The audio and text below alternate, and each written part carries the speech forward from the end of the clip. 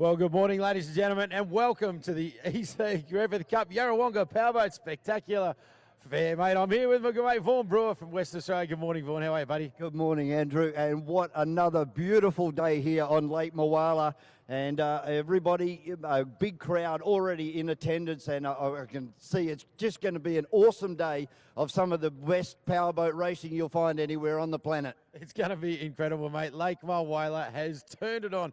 We're here on the border of Victoria and New South Wales, Yarrawonga Mulwala, supported obviously the Yarrawonga Powerboat Spectacular and Fair, and it's certainly going to be. Yesterday was all about qualifying and people getting their eye in, but today, Vaughan, it gets pretty serious, mate. It certainly does, with all of our heat races today and that 20-minute race for the Formula One GPs. Awesome. There are some big trophies on offer today, and of course, there's a whole lot of people here for one particular reason, and that is the E.C Griffith Cup. That's going to be a very big thing later on in the day.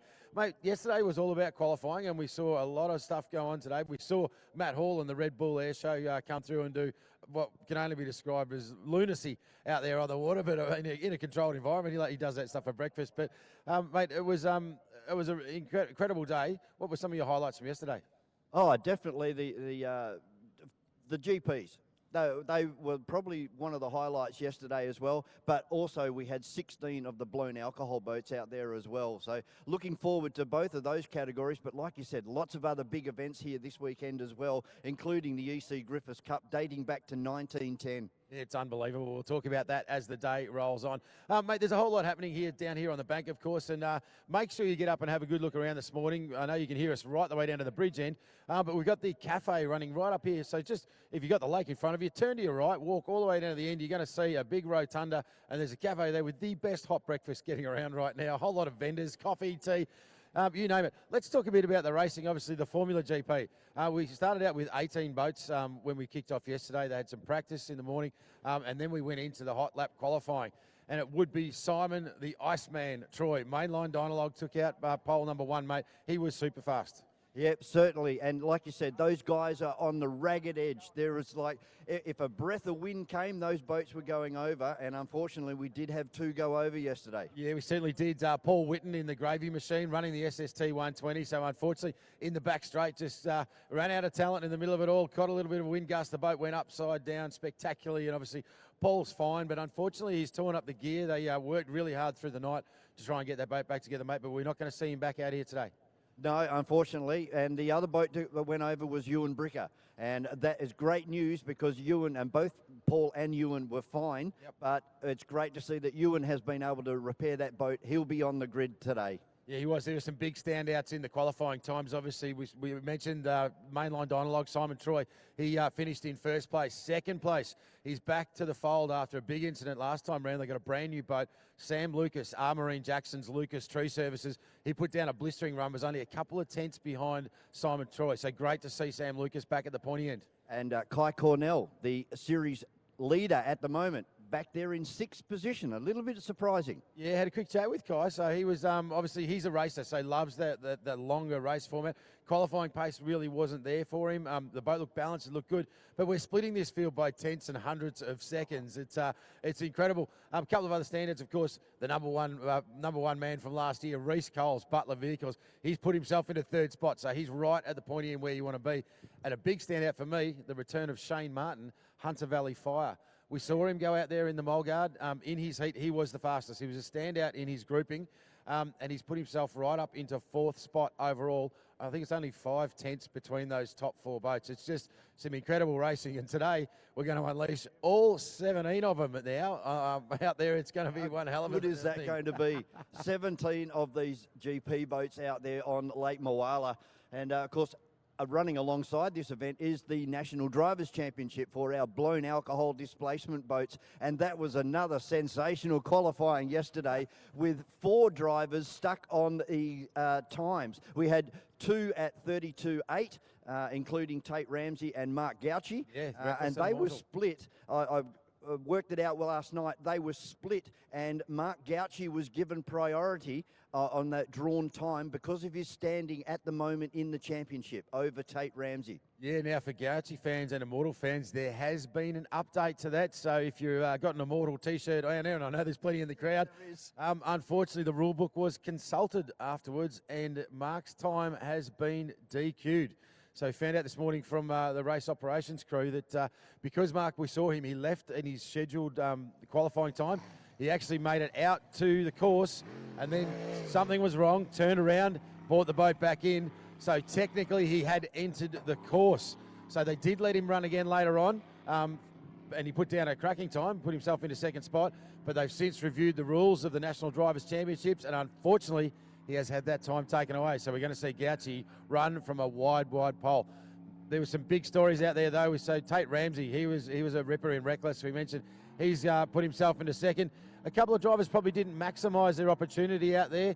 It's a tough, as I said, this one lap fly when you're out there on your own. It really can play on your mind a little bit. But the man that took it out, how happy was he? He was very happy after drag racing Matt Hall in the Red Bull Racing aircraft yesterday. Connor Patterson just stepped it up and actually blew them away by 2/10 of a second. 2/10 of a second, yeah. And in blown alcohol racing, that is a considerable distance, as we can see Brett Nidry just coming past us at the moment. He was one of the guys that have been up having a very late night. They've replaced the supercharger overnight on that boat. And unfortunately for Ryan Constable, we've lost Odin. Unfortunately, ventilated the bottom of the motor in his qualifying run yesterday. So unfortunately, we won't see Odin this weekend. Yeah, it is a big field. I can't think how many boats there are. I think there's 23 or something blown boats here, a huge field.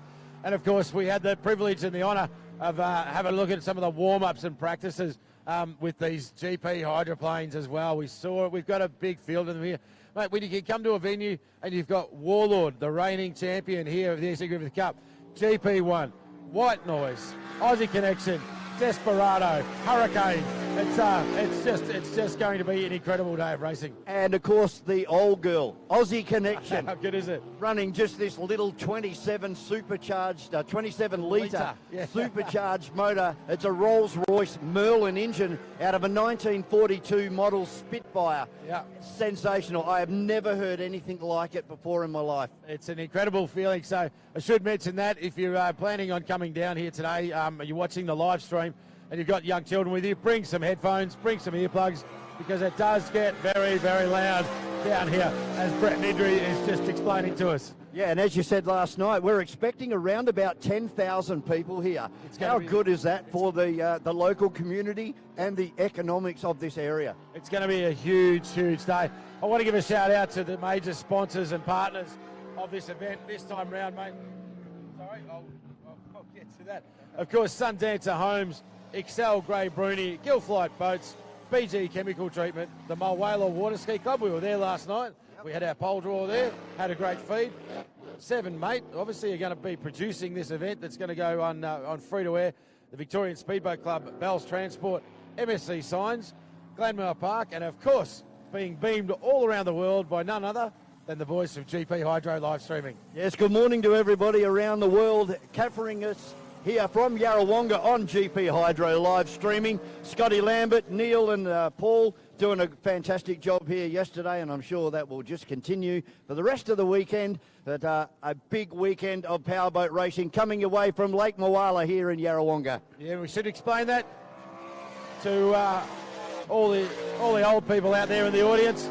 If you've got young friends and family around, just tell them to get onto Facebook, GP Hydro live streaming, and you can literally watch this event live anywhere in the world.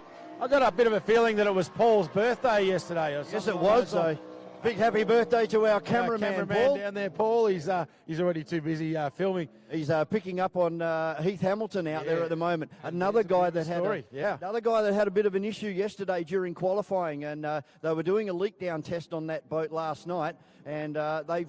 Obviously, it looks like it's going okay as it bunny hops out of the water, but that's great to see. Chasing Cash and Heath Hamilton back out on the water. Yeah, I think it turns out they had some V-drive issues, so they actually engine-wise, but they just went through absolutely everything. The crew working really hard, but great to see him out there. He's one of my dark horses in this big field today. There's no doubt about it. But it's great to see the onboard computers and the electronics on these boats. It shut the boat down. As soon as it started looking like it was going to over-rev, computer kicks in, cuts the boat out, and hopefully saves the motor. And it looks like they have saved the motor. So well done to Heath Hamilton and Chasing Cash.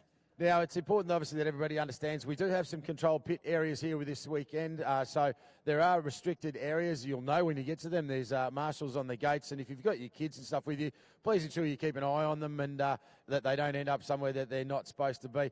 The thing about this sport is it's right there. It's right in front of you. When we see 10, 12, 15, 18 of these Formula GP boats that are around 10 o'clock this morning out there, this is going to get very, very loud, mate. Yep. This whole weekend is about to turn very, very real.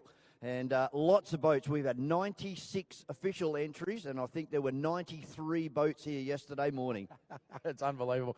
We're going to start out the program this morning with our Formula Futures, and when they get out in the water, we're going to take you through what that means. It is the young guns and the sport of the future. It's a great time to get up, have a wander, and grab yourself a coffee and some breakfast. So I said, come on down. If you're looking at the lake, turn to your right, walk all the way down to the pit gates, and just on your right-hand side of the rotunda, the team of the Victorian Speedway Club canteen there waiting to fill you with the best bacon and egg rolls and all sorts of treats that you've ever had in your life. So get onto them. There's lots of vendors here. There also is a bar at this end of town as well. I just realised that myself. We might sneak off. Opens at 11 o'clock, so just down near the pit area. If you're local, where the water park is, just down there, there's a bar down here as well. So I was led to be, got pretty busy down the other end and people were queuing for quite some time. So please make sure that if you're going to have a drink, and you're doing that very responsibly, of course, Vaughan, like we would. Definitely. You get up and down here, and from 11 o'clock, and the bar will be open. So look at the crowd already starting to build, and we haven't even had the first of our junior boats out on the water yet. So it's going to be a big day. It's going to be a big day, all right. Now, racing's scheduled to start at 9 a.m. this morning, but we had to roll through some of our safety bits and pieces. There were a couple of people that hurt some gear yesterday, and so they've been given the opportunity to go out and run some things in. We saw Chasing Cash, and now on the water is always pumping, Dennis Pasala. Yep, Dennis Pasala, of course, the man, the naming rights sponsor behind the National Drivers' Championship this year with Midway Concrete. And thanks very much to Dennis for all of his support and bringing this fantastic championship into Lake Moala this weekend. As part of a 4-round series, we're at round number 2 here this weekend, and then we trek over to Adelaide in a few weeks' time, and then we round it out in September down in Windsor. It's an unbelievable initiative for these blown boats that brings them all together. And consistency is king. You've got to be fast, you've got to be at the front, but you have to finish races. A DNF costs you very, very dearly. But fingers crossed that we see all of our starters get through this weekend. We've got some big trophies on offer. We might take a short little break, and we're going to get some racing on the way very, very shortly. Welcome to the Yarrawonga Powerboat Festival and Fair for 2024.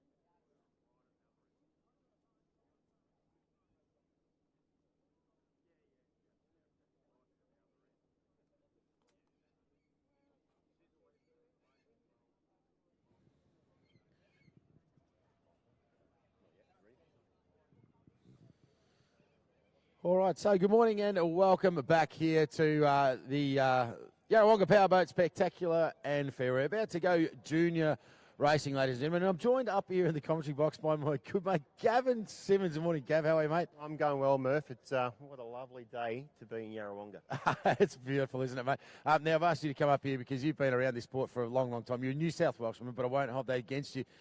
Mate, we're about to go junior racing, or this is the J3 category on, under the APBA. You've been around this sport for a long, long time. You're ex-president of the AFP GP for many years, life member, all that sort of stuff.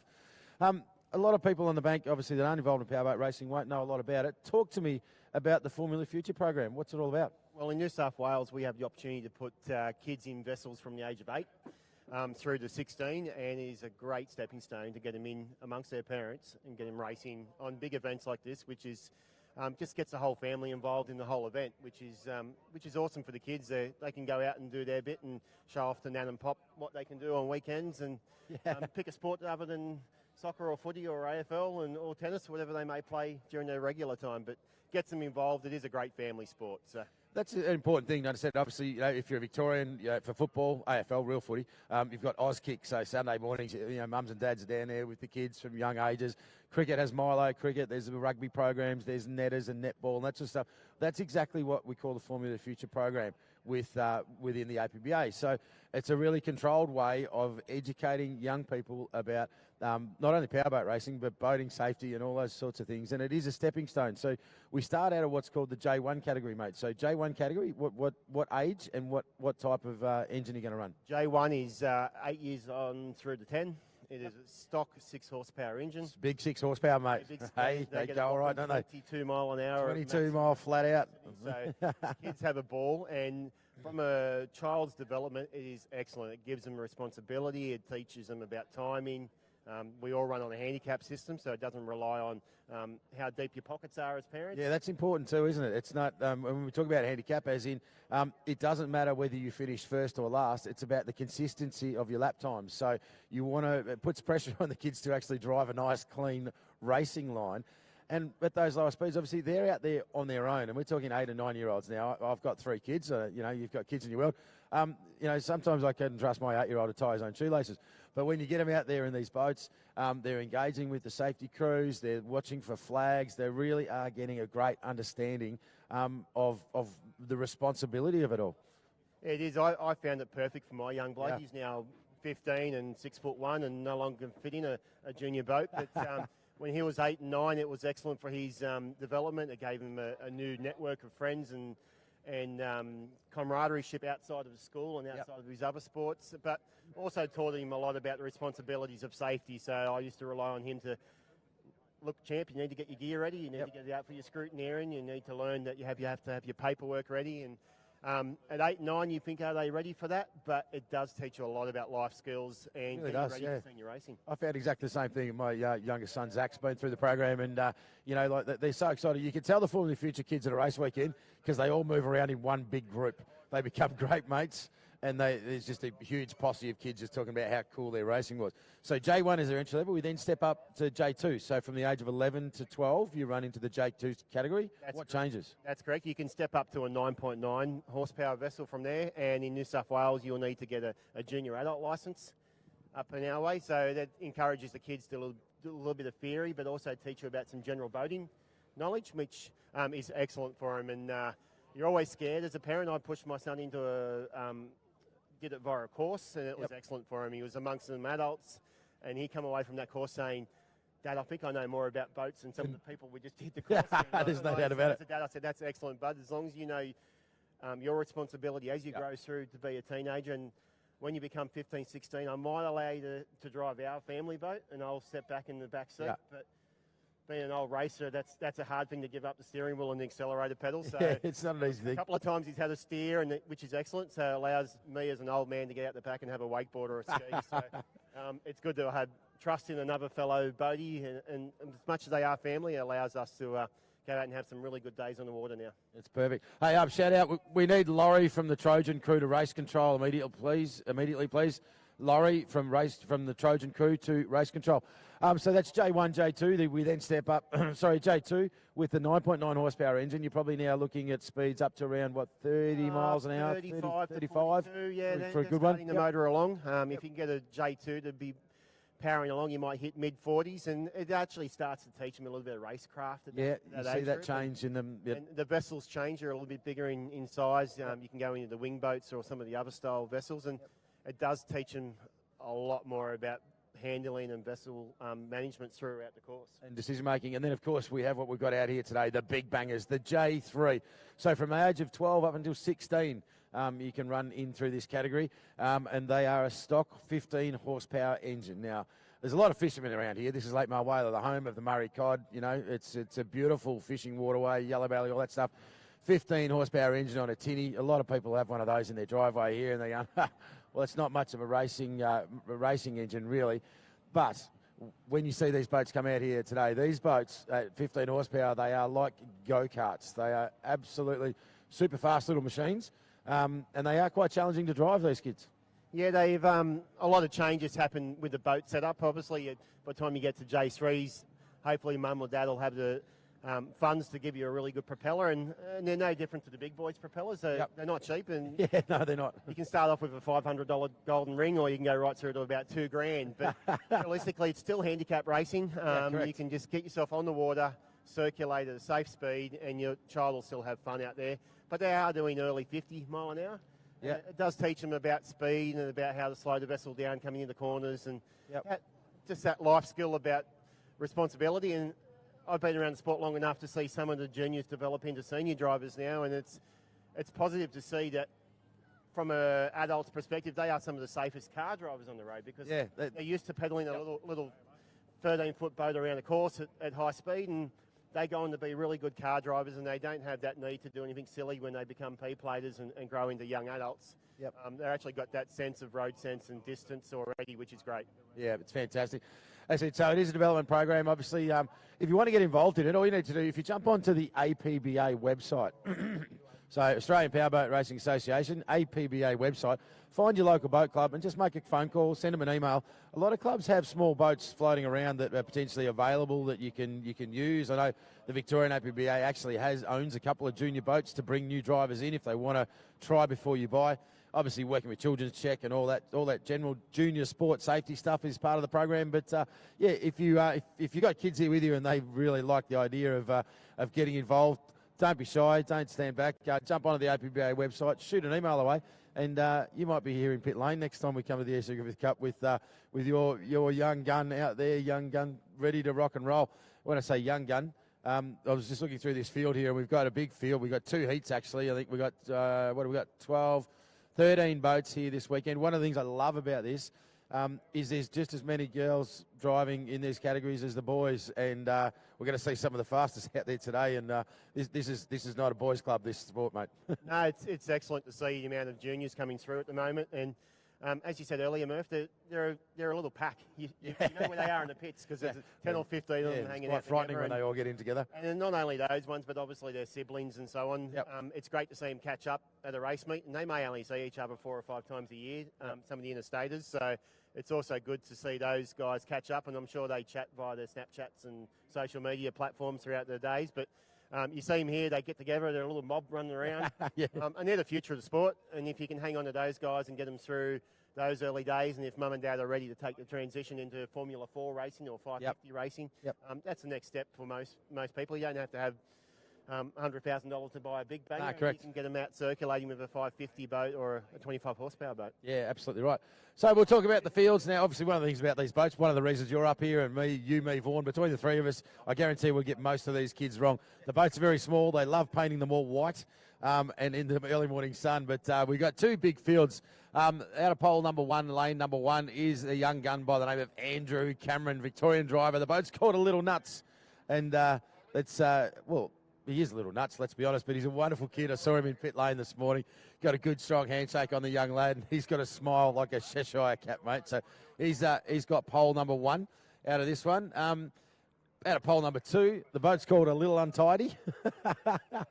And the young gun behind the wheel is Levi Witten. So he's actually the nephew of Paul Witten, that went for a swim out there yesterday. So Levi's going to say, yeah, Uncle Paul, I'm going to show you how it's done. I'll keep it the right way up. I'll keep it the right way up. Jack Williamson's going to be out there pedaling the Spitfire machine. So he's going to run out of pole number 3 in the Spitfire. So good to see Jack here on the beautiful Lake Mile Whaler with us this weekend. At pole 4, Jacob Clark in the Extreme, mate. So unbelievable to have him here. Now, I actually haven't seen, I've got a feeling he's got a new boat, and I haven't seen that one yet. So I'm going to have to try and catch up with him and get a bit of a lowdown on his new pride and joy. Pole number 5, JD Land in Perseverance. Now, this has got a big P beside the name there, JD Land, and that's because they are provisional. Yeah. That's another part of the rules that it's important to understand, that as you come into this sport, when you're a new driver, and we've got 2 provisional drivers in this one, is that you're asked to race to the outside of the group, irrespective of how your pole draw goes or how you qualify.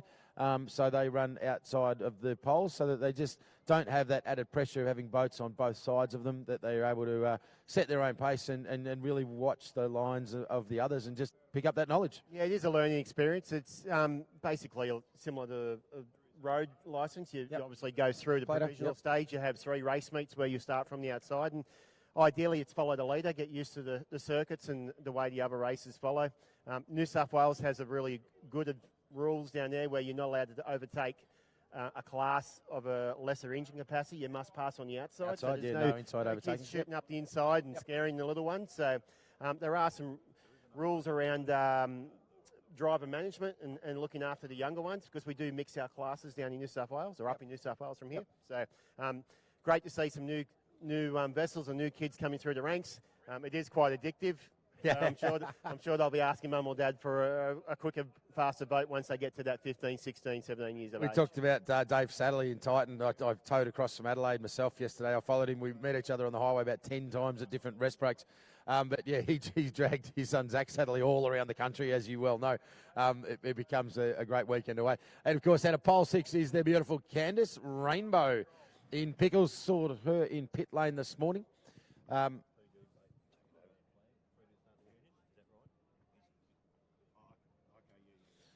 So, yeah, Candice Rainbow, the Pickles machine, she's 12. She's 12, mate. She's just started. She's provisional. She's in a little green boat out there. She goes to Bacchus Marsh College. She started playing footy as well, so she's got into boating and footy. Plays at full forward. I said to her this morning, what's the most goals you kicked in a game? None. Bit of work to do as full forward down there at Bacchus Marsh. Big shout to Auntie Crystal, Uncle Brett, Nan and Pop Rainbow. So we will get around all of these kids and get their stories over the course of the weekend, but shouldn't be too far away from Heat 1. Now, the start procedure here with this one, mate. Take us through the start. What you'll see now is Rescue 1, the AFBGP rescue boat, which is in the centre of the course there. They will fly the flags nice and high. Ideally, the kids will leave the milling area, which is where the boat ramp is, to our far right as you look at the water. The boats will go down the back. They'll get enough engine temperature and so on to up to speed, and then I'll obviously wait down the bottom in the milling area there, which is down the bridge end. Greg Adams, the skipper of Rescue 1, will fly 2 flags nice and high, which will be the big green flag and white flag. They will line up. Ideally, they'll come down at a safe speed all the way through. Once Greg's happy with their rate, he'll put the green flag down to say he's happy. White flag drops, they go racing. So and it's an important thing. So it's an honesty system, essentially. These are small boats. We can't have a start boat out there. Puts out too big a wash. As I look to our right, and they've released the hounds. Here they go, out for their first look at this beautiful big Mulwala track. So it will be Andrew Cameron in a little nuts. He's going to sit out of pole 1. So it'll be his responsibility to bring the field together. So you'll get them up on the plane and travel slowly till they're all in a nice line up beside him. And as they head up to the starter, you'll see the flag drop, and we will go racing. Now, it's important to remember, we mentioned this is handicap racing. So we'll obviously call the checkered flag winner across the line, but their times become critical, because after this first race, all racing you do all weekend, the closer you get to the time, the more points you get. If you go faster than the time, you lose points. If you go slower than your time, you lose points. So it's really about consistency, and you don't need the fastest boat to win. So Andy Cameron, the blue and yellow machine, is going to run out of 1, out of 2. Just trying to pick that up now. A little untidy is Levi Witten. Now, that's the white boat at the rear of field. He's going to make his way up into there. 3 will be Spitfire. Jack Williamson. Jacob Clark in Extreme, Perseverance, JD Land, and Candice Rainbow in the green machine of Pickles. So as they come around the corner now, you'll see Rescue 1 out in the middle. They'll get their 2 flags ready. Now, Andrew Cameron. Ideally, yes, he's doing a perfect job in pole 1, slowing up, waiting for the to come around. Rescue 1 will be happy at the moment. They look pretty good out there. It's surprising how well the Formula Futures actually do their starts. I wish the senior drivers could do this. It'd be like absolute herding cats if these were adults. Management perspective, they are the first to briefing and the best listeners out of all of them. So they are perfect. So you'll see 2 flags up in a second. Oh, we've got a boat stopped on the outside. We've got a hand in the air. That's Candice Rainbow. So Pickles has stalled on the slowdown lap. Oh, that's heartbreaking for the young gun. You can see them all look at each other. So the front flag's down. White flag's down. Away go racing. They hit the big throttles of the 15 horsepower. Tell you what, there's a big jump out of pole number 4. That's Jacob Clark in the Extreme. They built this boat by hand. I've seen him before. It's super fast. Yes, that's a boat out of Taree, I believe, and they've done a lot of development over the years, and there's a nice quick boat and does handle very well through the corners. Now, he's got to hold his pole, so through lane, the turn number 1, so you cannot come across. If you're in pole forward, he does a nice job of that. Leads the field out, but a really good run on the inside, straight into the sun. Andy Cameron's up there as well. Levi Whitten is okay. Jack Williamson, Jacob Clark, and JD Land, and the beautiful Candice Rainbow, the 12-year-old superstar AFL player, is unfortunately set adrift with a stalled engine off the start. Head of the field, have a look at the battle now. We've got, I tell you what, there's a big push back now. That's Andy Cameron, a little nuts. He's made some ground in that downwind run there on Spitfire. That is actually a very quick boat, that one. That's the ex-Cook boat. Yeah, that's right. Family racing boat. That's been around New South Wales for quite a few years and very consistent in the way it runs and obviously very safe for the drivers to be in. Yeah, you got to watch it through here because they hit their start wash as they come through. You see these super fast little boats. Really, we call them wing boats because they basically fly. Here's those lumps from the start, and you actually see the boat to the outside. Spitfire is doing a much better job in the chop there and losing a bit of ground there. Andrew Cameron. There goes Levi Whitten, the VOC Superstar Victorian Outboard Club racer, doing a beautiful job. That's Spitfire, Jack Williamson. I beg your pardon, that's Extreme, Jacob Clark.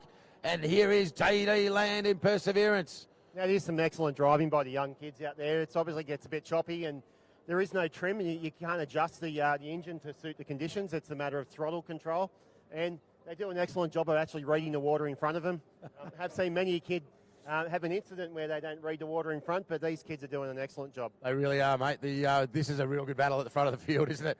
On the upwind run, so it's interesting. Into the headwind, the Spitfire machine of Jack Williamson has the numbers. But on the downwind run, it's Andy Cameron now. He's got the inside pole run, so shorter distance. We should see, I'm not sure how many laps. This might be a 4-lapper.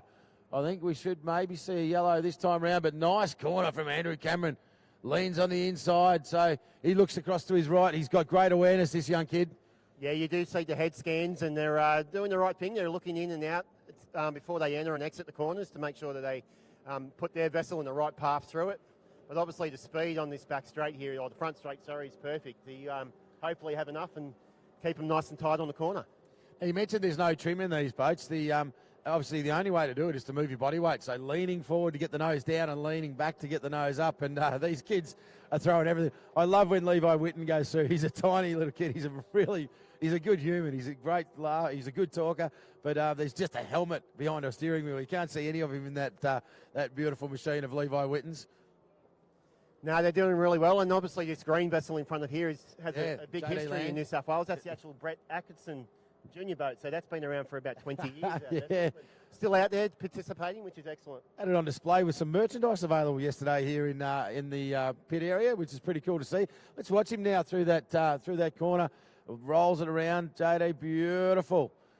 Very, very nice cornering. But the battle at the head of the field this time, I think there's a bit of a move coming. So a little bit further afield. Checkered flag lap. He saved it to the end. Call him home. I think this is the man in Spitfire, Jack Williamson, ladies and gentlemen.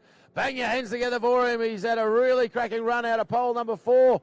Got a good start, and the boat's sitting beautifully. Second place, Andy Cameron in her little nuts. Really good racing from that crew. As we said earlier, Murph, it's not about how fast you go, it's consistency over the weekend. So there was not a fault. There goes Levi Whitten. Salutes the tower, the checkered flag for Levi. And the ex-TBR racing machine is now Jacob Clark in Extreme. I hope I've got that one right. I'm sure I have.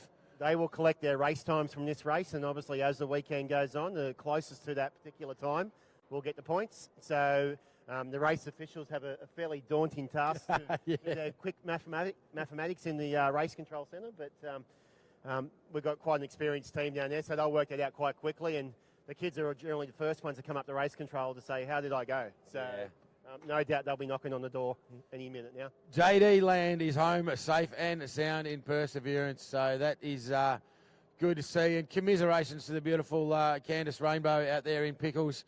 I was privileged enough to watch her at her first ever event, and she was so nervous. This is got the boat upgraded now. She's got the new boat. She's running the little boat, and it's unfortunately that engine as she came off the pace has let her down.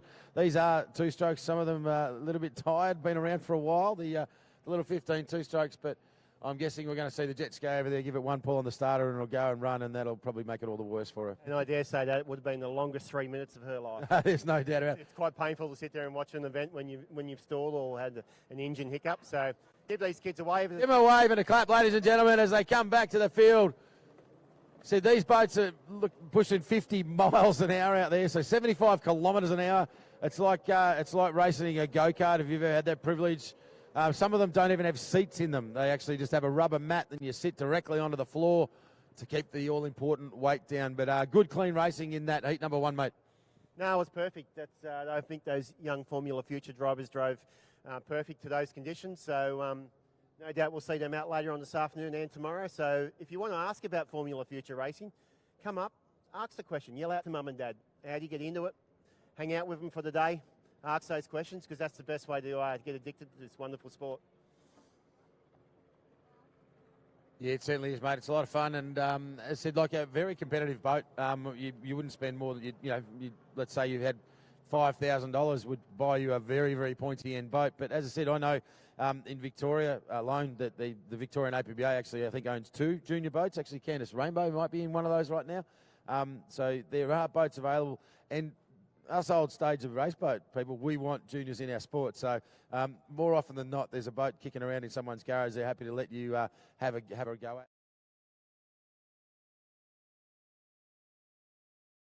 So you need to be 12 in Victoria to actually be able to race, because you're not allowed to race, not allowed to drive a boat at all under that age in Victoria. But New South Wales and other states from the age of 8 and up. So the Formula Future program is alive and well.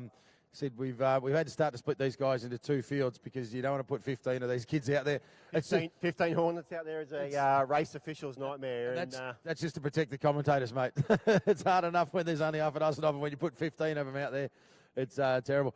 I actually remember a few years ago when my son was racing, there was 4 white wing boats from the same mould, and the only difference was the stickers on them. And it was like, this is not a good idea. It's hard to pick up the numbers from race control here, but I think we resorted to coloured stickers on the engine cowls. Yeah, we did. One was pink, one was put some green, socks over. Yeah, that made it yellow. much simpler. Because there's nothing like looking at a 12-year-old in the face and say, you got it wrong, Murph. I'm very, very sorry. It was me that won that race.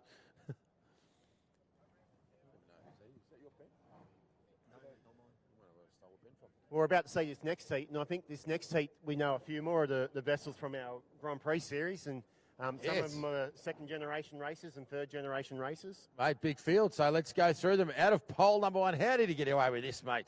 His dad must have done the pole draw, I reckon. It's Mr. Harry Handsome Meads in Bud Light Junior. He's about, I think he's 13, maybe 14. He's 16 foot tall, and pedals the wheels off the Bud Light Junior machine, you've got to agree. A very well-presented team too, the Bud Light racing team, and not quite sure how they got the Bud Light approval on the Formula Future boat. It seems it is an American brand of alcohol, but no, it's not definitely. They grow tomatoes and they bud. No, I don't know. I made that up. It should be Bud Milk or it could be soft drink. Out of pole number 2, this kid's fast, and it'll be interesting to see how that battle goes. They're great mates, the guys in 1 and 2, and of course I'm talking about Josh Taranto in prime, the man from the from the Glenmaggie District Boat Club. Yeah, Josh is an up-and-coming second-generation racer now. Mick used to run some open cockpit boats in his days and so on, but great to see a new family member come along in the ranks and join the the entourage of races. And we're away on the back straight. Yeah, they're going out to their siding lap, mate. Out of 3 is the beautiful Ella Gilligan in She's Epic, the white boat with the pink flash riding. I love it when they do something like that. Thank you, Team Epic. It's easy to pick her up, and she will be very fast as well. Hey, Fletcher Donnelly's out there, little hole shot. So one of the New South Wales kids come down to play. Yeah, no, it's great to see them do the kilometres down the highway. It's obviously an event that you'd love to be at, and the family's made the effort to be here. Righto, we've got coming out of pole number 5 is Chase Hamilton. The boat's called Flat Out, obviously one of the Hamilton family. So, yeah, full siding lap, full flying lap, I think was the brief. It's just our Group 1 didn't do it, so he's going all right. And then they'll get back to the milling area. So, yeah, Chase Hamilton, obviously he worked out what was wrong with Dad's boat, got it sorted out, and good to see him in the seat right now. Riley Bride, another one of our female pedallers out there, is out there in Fat Chance. Fat Chance, yes, that boat has a lovely history up in New South Wales. Brad Beasley and the Beasley family built that boat and has won multiple New South Wales championships and Australian championships, that little boat. So great to see it still being out there pedalled around. Yeah, and she drives the wheels off it, mate, and particularly loves it in the rough. She's a really good rough water competitor. And on the outside, wide pole for this man, Mr. Jack Hockley in Crackerjack. That's the boat with the flames, the airbrush flames on the outside. Caught up with his old man, actually, Mick. So Jack, 14 years of age, goes to Cavanagh High. He's 4 years he's been racing out of the Upper Hawkesbury Powerboat Club. Second in the J3 titles, I think it was maybe this year, but he's almost won. Recently, at St George. I think he came second in the Australian Championships. So a hell of a pedaler, loves a bit of footy, and definitely the boat to watch on the back straight. She's a nice light package, so I think these conditions will definitely suit him down the back straight. Yeah, this little wind chop, they're going to be too fast. So 2 flags flying high on the AJP rescue boat. So Meadsy needs to slow up a little bit. He's going early. There's a lot of boats behind him, and that can work against you, mate, because they're now at full noise approaching the start line. So depending on the starter, when they all get in a line, that flag drops. Right, so he's let him go. So great job, kids. Great job. Not a bad effort. So Hockley a little bit behind the 8 ball. But there's a bit of a fly in the middle out of pole number 3. Who have we got there? So that's, is that... I can't pick up who that is. No, that's pole 4. So that's a little hole shot. That's Fletcher Donnelly getting a little bit airborne. So lots of trim in that boat in the front straight. Bud Light to the inside. Just outside him is Josh Taranto in prime. Ella Gilligan, hole shot. Flat Out, Fat Chance and Crackerjack.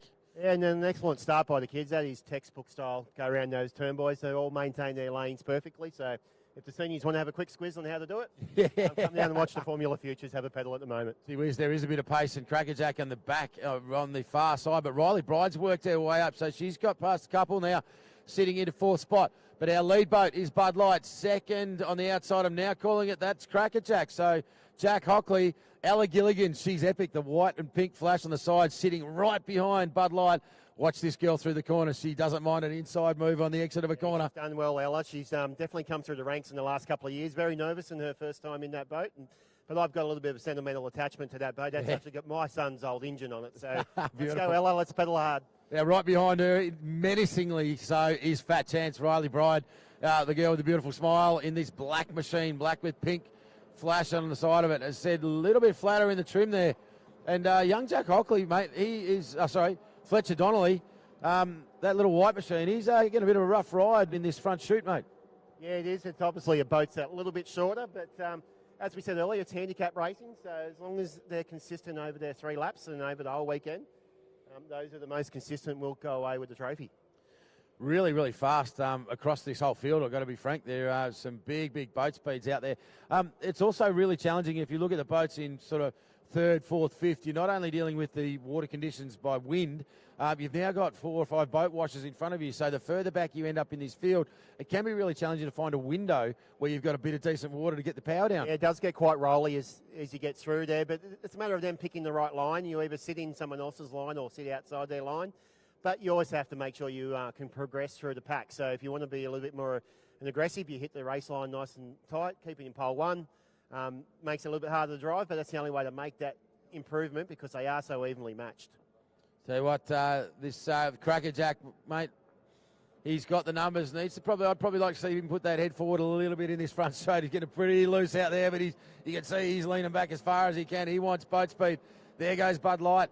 Harry Meads, Ella Gilligan going nowhere in the white and pink machine, and she's epic. Riley Bride, fat chance right up behind her, a little bit further back. And look at the battle between these two. That's the man from Lake Glen Maggie and being challenged now. A little bit of an inside move from the river racer, Fletcher Donnelly. Yeah, he's obviously picking a different race line, but they try different things, and that's the learning curve that you go through in Formula Future racing. It teaches you the racecraft facet of racing, so it's good to see him trying different things, and it's in a safe environment to do it too. They're at a safe speed where they won't really hurt themselves. I've got to tell you, Chase Hamilton as well. This is his first season into this category, and this is the boat sitting in fifth right now, the green machine out there. He's just loving it. He's so excited about going boat racing. His little brother, he can't stand the fact that he's not allowed to yet, but he will get his turn. And there is the beautiful Pickles machine getting towed back past us, so commiserations. Checkered flag now for Windsor boat, and obviously I said that was going to be quick on the back straight, but he was quick all the way around today, so clean set of hills. Oh, have a look at the time here. Harry Meads in Bud Light, looking left, looking right. He knows Ella's there. Put your hands together. Fist bump. Ella Gilligan into third spot. Riley Bride with a very nice drive into fourth. Here comes Chase Hamilton in flat out, getting the job done, and Fletcher Donnelly, the flying man from up north. Oh, a big fly across the line. He only knows one pace, Fletcher, and that's flat out. Flat to the floor, and away they go. Little hole shot. It's a cool little boat, actually. As said, and it is a little bit of a difference as well. Obviously, there's no real river racing here in Victoria. The only place you consider close to that would be Melton. So a lot of lake racing. So the boats tend to be a little bit bigger, a little bit longer down here because we do have to race in conditions that are a bit choppier. That little boat of Fletcher's, I would hate to see him on a river course. He'd probably be able to turn that around in about 10-cent piece. Yep. No, that's the classic textbook racing. Well done to those kids out there today. That's nice and safe. They obviously gave each other racing space, and great to see him. And the camaraderie ship out there amongst them too. They'll be coming back and they'll be buzzing back here, and you won't be able to zip them up for half an hour. That's exactly right. Who needs Red Bull? Actually, we've got to talk about Red Bull. We need Red Bull. Red Bull's coming later with their air show, so that's a very cool thing. But not an error made in either of those heats. Just there's no hooks, no spins. The handicap times are going to be red hot, and we will find out Sunday night at the end of, I think, 4 or 5 or maybe even 6 races these kids have got this weekend. Give them a round of applause. That's group number 2 of the Formula Future, ladies and gentlemen. Give them a big wave. Take your hat off as they buzz back past this big crowd here at the Yarrawonga Mulwala Fair. Gavin Simmons, thank you so much. Excellent. Your help up here in the commentary box with the juniors, mate, and we hope you're hopefully having a little bit of a relaxing day. I'm sure. I know you'll be flat out all day. No, I love it, mate. I missed the last event for a family wedding, and good to be back amongst the fraternity. No doubt our Grand Prix boys will put on a show. I think we've got 17 vessels in our first heat. So as an ex-officer today and custodian of our club, it's always a bit of a hold-your-breath moment. Isn't it? The boys have been good. Yesterday's 2 incidents were basically driver errors, but there's enough respect in our pits now, and they all love each other down there. I'm pretty sure there's no Christmas cards swapped every year, but no. There's that camaraderie ship down there, which is what the sport's all about. Yeah, no, mate, can't wait for that. That's going to be very, very big. 17 boats hitting the water all at once a little bit later on this morning, mate. Thank you very much for your time up here. Mr. Gavin Simmons, ladies and gentlemen, a lifetimer, Hall of Famers or something along those lines. A life member of the Australian Formula Powerboat Club. Has done a whole lot of work through New South Wales, and one hell of a nice guy, working hard with our juniors in developing the sport. Welcome back to the commentary box to my good mate Vaughan Brewer, mate. What did you reckon of the Formula Futures, pal? Mate, if that is the future of our sport, it's looking really good. It's in good hands, isn't it? It's really good. They were so well behaved, their formation lineups, and just, as you guys alluded to, if the seniors could come down and just check out what these kids are doing, maybe put a few notes in their book. Yeah, mate, I really do love it, and it's said there's a lot of pressure on them. The reality is that they've got to start themselves. They've got to get out there watching the flags, and they're just such great kids. My son, it's weekends away, father and son, the boat, and just mentorship. It's in a great, safe environment, and they get to race cool stuff. They get to go to school on Monday. What did you do on the weekend? I went and raced a boat. Not many kids could go to school and say that, but that's true. You're saying about the APBA and a big push on to ensure the future of our sport, and that's a great initiative by the APBA to have loan boats available. So if you would like to come and try, get in contact with your local boat club, and I'm sure they'll be able to organise something for you, because without these juniors, we don't have a sport in the future. Mate, we're about to start making a little bit more noise, ladies and gentlemen, so we are about to go into race number 2 on our program, which is, of course, the 6-litre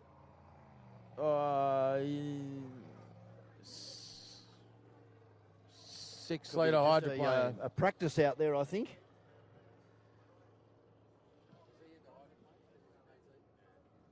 Our 6-litre hydroplanes will be out there. So the mechanic is going to run out of pole number 1. Michael Clinch, Desperado, that yellow flying machine from the Victorian Speedway Club. Liam Holland, previous E.C Griffith Cup winner.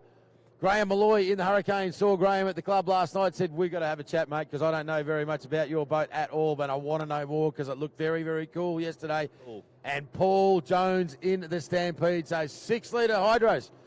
Now you see we've got 3 hydroplanes that have come off the crane as we roll through now. Big shouting away from Liam Holland. There goes Hurricane, boat number 68.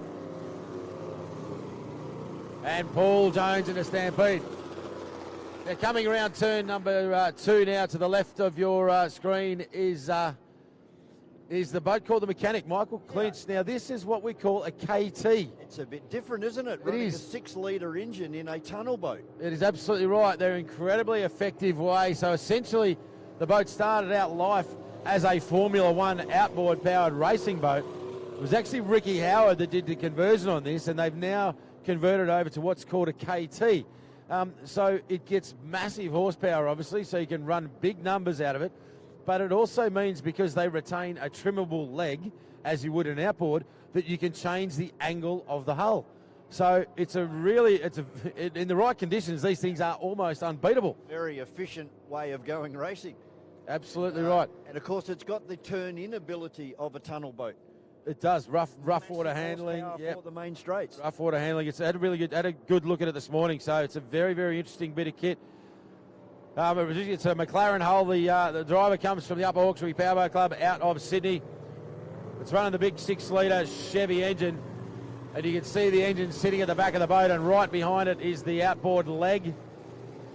I'll tell you what. Trimmable. So they're now heading down to pick up our start boat. Barney Patterson, the man behind Barn Dog, has got the task of picking them up. So this is a start boat sequence, ladies and gents, so that they will all line up in their pole positions. They'll get taken around the back of the lake by Barney Patterson and the crew on board the start. Our official starter on the boat, I think, is Mr. Chris Dynan, the Commodore of the Melton Powerboat Club. And they'll get them into a line. They'll bring them up to speed. They will then drop the flag. So you've got to be pretty careful. You want to be right up on the back of the start boat, but not in front of it. They were looking for a good, clean lineup, and when that white flag goes down on the start boat, we will go racing, ladies and gentlemen. I tell you what, I love the smell of methanol in the morning. Yeah, it's the smell of victory. There is no doubt about that, ladies and gents. I really hope you're having a great time here with us at this incredible event. This is we're going to shake some trees and wake up the neighbours, mate. If you're having a Saturday morning lie-in and you didn't know that the boating was on, you're about to be welcomed to it. So if you do have young children, it is about to get a little bit noisy, so just a little bit of ear protection, or just alert the kids that it's about to get very noisy here at Lake Moala. Now, I haven't seen this McLaren of the Mechanic, so Michael Clinch, I haven't seen this on the water myself personally, but he's got pole number 1 in a KT, so this thing will turn. It will be fast, but again, he's up against some of the best in the business. Liam Holland in Desperado, the yellow machine, out of pole number 2. This guy loves a big event. He's looking good. He loves a big event, can drive, nice guy. But, mate, Hurricane and Paul Jones in Stampede out wide. Sometimes with these hydros, 6-litre hydros, an out wide run through turn number 1, your exit speed in the corner, you can maintain a higher mid-range speed. And, mate, this is going to be on. Now, Barney's bringing them all the way through the course, so they're going to have to... Look at Stampede right out wide, just about back into the pit area down there. And he needs to do that. Out onto the main straight. We wait for the white flag to drop on the pace boat. These are the 6-litre hydros here at Lake Moala, and away we go. Yeah, let's go, and the drop. The KT goes hard on the inside. So Michael Clinch and the Mechanic get a very nice up. Stampede out wide is fast. But Desperado, I reckon Hurricane Graham Malloy's, he's the first into the corner, so Hurricane, but Desperado, look at him through turn pole number 2. He's done a cracking job of the exit there, but the KT right up there in the wash, mate. It's Hurricane out 3 wide. We are racing. Yeah, Hurricane up into second at the moment. The Mechanic in third, but it is all the yellow Hydro out the front at the moment. Desperado, Liam Holland, a ex-E.C Griffith champion, a previous champion in the E.C Griffiths, as he floats the boat over the main line to take out lap number 1. Sponsor to sponsor, dancing hard is Desperado, so he's got that boat very light and loose in the front end. You can see it dancing down away on the inside run, running the shorter line. The beautiful KT, the Mechanic, is doing a very, very nice job. The acceleration is nice, maybe a little bit down on top end now, but starts to lean on it.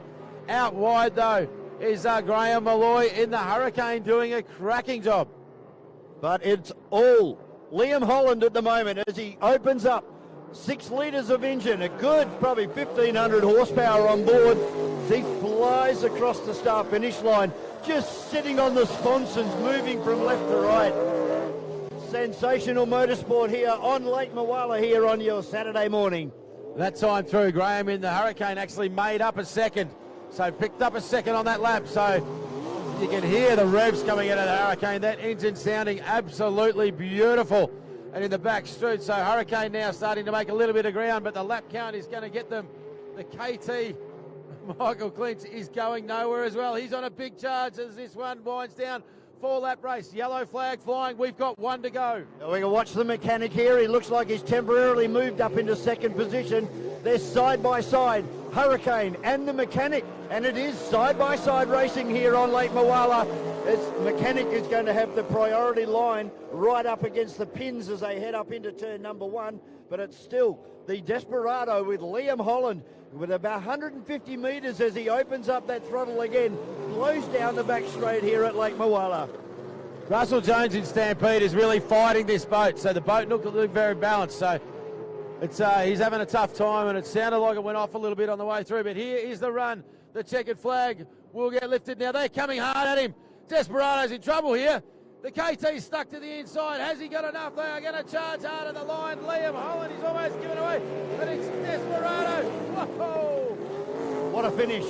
Mechanic takes out second, and that leaves Hurricane with Graham Malloy in third place. And we just wait now for Stampede. I tell you what, mate. Wow. That was the first of our adult races for the weekend. What a ripper way. Now, Desperado has shut down at the end of that straight. Paul Jones gets Stampede home, but as I mentioned, now Desperado has popped and crackled and shut down into the straight. Obviously, backed off. Very lucky to have made it through that race, but definitely slowed up coming out of turn number 2 for the last time. And that allowed the Mechanic and Hurricane to get a really good run at him. As we said, the Mechanic, the KT boat, takes out second place from Graham Malloy in Hurricane, and rounding out the field was Paul Jones in Stampede. Yeah, mate, I tell you what, Michael Clinch, he just kept the pressure on and on and on.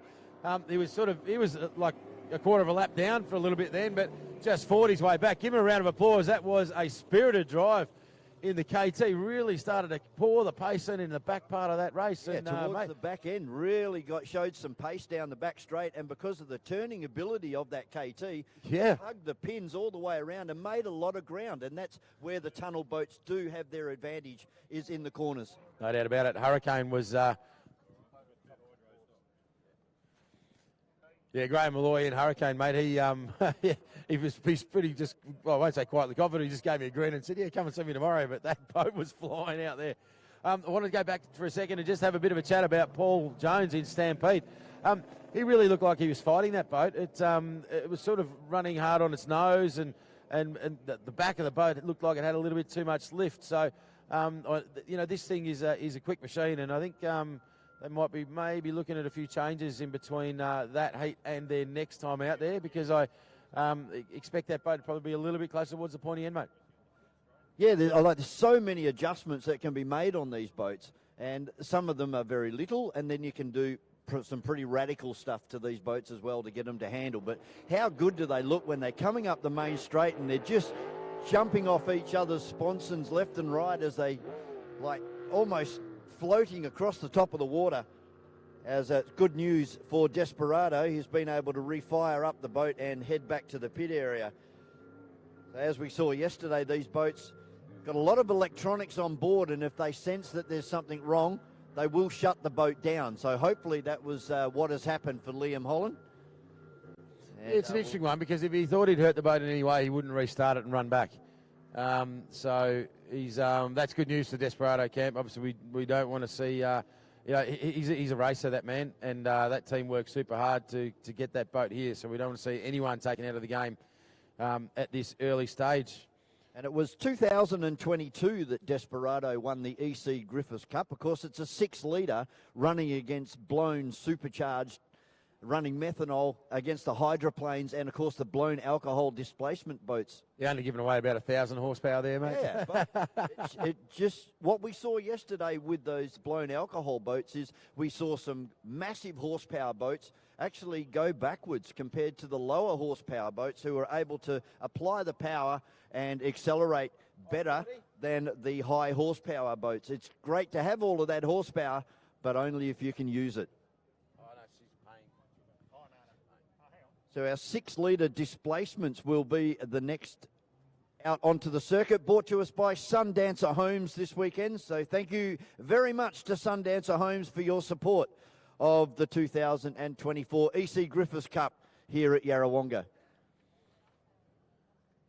Yes, I don't have any grids up for the 6-litre displacements, but we saw them qualify yesterday. Or no, this would have been a pole draw last night, but we'll wait to get those up on screen. Got some pretty fast runners out there with Rastus, and of course Tough Enough with James Clark behind the wheel.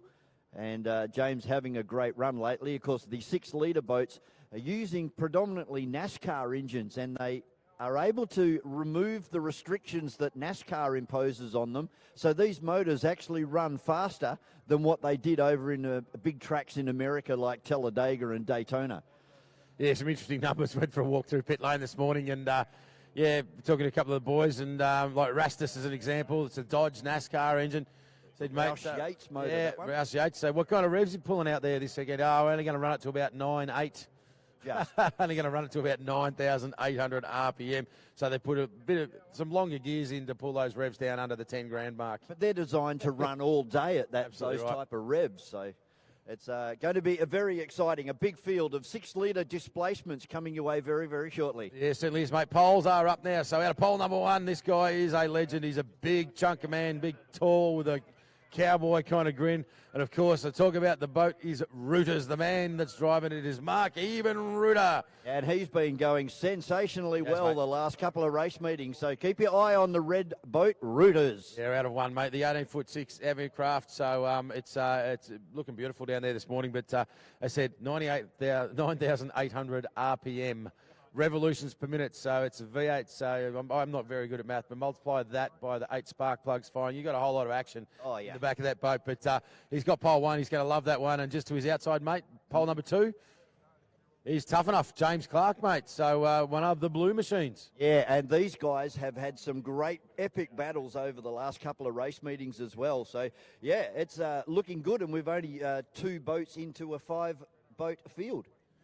4 boats. 4 boats out there. So the next one is Melody 11, Brian Kilpatrick. I mentioned yesterday that this boat is unlike any other boat that you've ever seen in your life, and I went and saw Brian this morning. I saw him race at Dargle. We caught up at Winter last year, and it literally is a boat that they have built themselves and developed over years. And when I say years, I genuinely mean years. I was just looking for some info, but the Melody machine is it's incredibly competitive, and it's you need to get a chance to have a look at it if you haven't yet. But 71 years of age, mate, is the man behind the wheel. So down there, Brian. How's that? He started racing in 1959, and he's been racing continuously. Yeah. For the Upper Hawkesbury Powerboat Club out of St George. 1959, they kicked off, mate. Unbelievable. So, before that, the Dad George. So this is a racing dynasty, the Kilpatrick family. So a dynasty. 5-litre Chev engine on board the Melody machine. It's cool, school, old school technology, and it works, mate. So be interesting to watch him run out of 3, and out of 4 is Rastus with Steve Rarity. Yeah, and this is a beautiful engineered boat as well. So much highly polished metal on board that boat, and yeah, looking forward to a good run for Steve Rarity in Rastus here. So they are our 4 starters, and what have we got going? Oh, that's the hydroplane just heading back to the pit area. That tow back.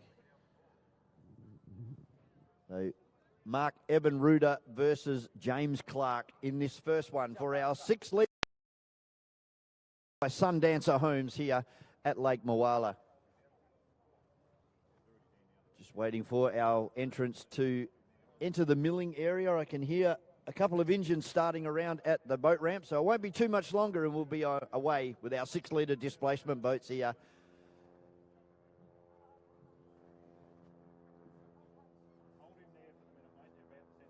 Some great shots on our GP Hydro live stream of our second pit area to the west of the course, over near the bridge. And that's where our hydroplanes enter the circuit. So we do have some noise now from the boat ramp, 4 boats exiting. So everybody accounted for. We're about to go racing here for our 6-litre displacements on your Super Saturday here at Lake Moala. I hope you're all enjoying the sunshine out there. Don't forget to slip, slop, slap. That sun does have some bite in it.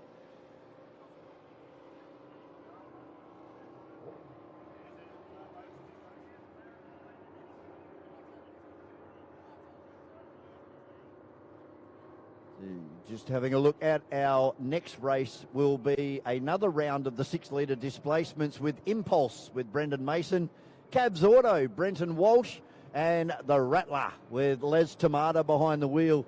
So 7 boats here to contest the 6-litre displacements, brought to you by Sundancer Homes. It's going to be red hot. The 6-litre is always super tight, super close, and they race gunnel to gunnel, these blokes. Some of the most competitive racing that you're going to see anywhere is 6-litre. Notoriously reliable as well. I put the commentator's curse on everybody, but let's have a look at them as they come through. It looks like they are going to do 1 full lap as a sighting lap. Yeah, just get a look at the course. Obviously, the angle of the sun and all that sort of stuff has changed. So the red machine out there is Mark Ebenruder in the Rooters. The blue machine, Tough Enough. The orange and black deck is a Melody 11. And the blue machine sitting out the rear is Rastus with Steve Rarity. Well, I don't know too much about the Melody boat, but the other 3 drivers I do know of. I do know that they drive hard and they are very, very close. I've seen James Clark battle with Mark Ebenruder up there at Berry back in January, and these guys, as Andrew said, gunnel to gunnel as they head down into the corners. They don't give each other very much room at all. But some fantastic racing ready to come your way as they form up behind our pace boat. Not too much longer to go, and we're going to let our 6-litre displacements head off for race number 1. I'll tell you what, out of pole number 1, I reckon Mark Ebenruder, if he can get a good clean drop out of the start, he's going to be very, very hard to beat. But the man outside him, James Clark, and Tough Enough, is if he can put that boat, even only needs to be 1 boat length in front of him into turn number 1. That's going to set the arc of the corner and put pressure on Mark Ebenruder. Our start boat, Barney Patterson, they're looking to drop the flag at around 85 mile an hour. So these boats will be up 130, 120, 130, 140 mile an hour. So there's a lot in that early acceleration. You're going to see them leap and dance. It'll come down to who can get the power down fastest. Can be the key to the race. Absolutely is that right. Getaway. Same thing out wide. Steve Rarity and Rastus. This boat is like a shot out of a cannon. If he can get a really good drop and get into turn number 1 as pole boat 4 and set the arc of the corner, he can put a lot of pressure on the boats to his inside. Certainly would, and that's James Clark and Mark Ebenruder as they line up. Looks like a very even start here. We'll wait for our white flag to drop. And away we go. Oh, Rastus jumping out of the water here in pole 4. But it looks like James Clark and Mark Ebenruder. Ebenruder first into turn number 1. James Clark in P2 at the moment. Then we go back to Melody having a great race with Rastus as they open up the throttles. It's Ebenruder from Clark, then Rastus and Melody. Ebenruder into turn number 2 now. He's got a good clean drop. Needed to do it out of pole number 1 because these grids will reverse. But he's looking very, very nice in the front. But there's an inside move now. So Clark has moved to the inside of his wash, looking for a tighter line in Tough Enough. Right out of pole number 2. Rastus now making ground and leaving Melody in his wash. So he's on the hunt for the charge at the head of the pack into turn number 1 the second time. Yeah, Rastus doing a great job in third, and then Melody, only 3 or 4 boat lengths behind, rounds out the field in turn number 4. But it is all Mark Ebenruder in rooters. Nothing that James Clark can do about him at the moment, but don't write him off. I've seen Tough Enough come from that far back before and take a win. You know, Ebenruder running a really tight line there. He saw the Rastus machine go to the inside. Sorry, Tough Enough go to the inside, but here's a big charge. Yellow flag. Tough Enough making ground. He's got numbers down the straight. He now leads Ebenruder into turn number 1 for the second time. To the outside is Tough Enough. To the inside is Mark Ebenruder. This is absolutely on at the head of the fields. Do not blink. To the outside, the South Australia now. The blue machine has pulled away from Mark Ebenruder. Where has his pace come from? Just kept his powder dry until that last round. As James Clark in Tough Enough. But Ebenruder starting to fight back now. We got checkered flag up, drag race for the line. It'll going to be James Clark in Tough Enough from Mark Ebenruder. Then we go back to Rastus and Steve Rafferty, and Melody rounds out our 4.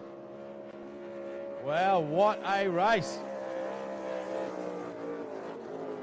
Well, James Clark just keeping his powder dry there until 1 lap to go, and that's what happened. I've seen that happen previously before. He just seems to keep up with the leader and then applies the power and drives away, and took a fantastic victory for race number 1 in our 6-litre displacements, brought to you by Sundancer Homes.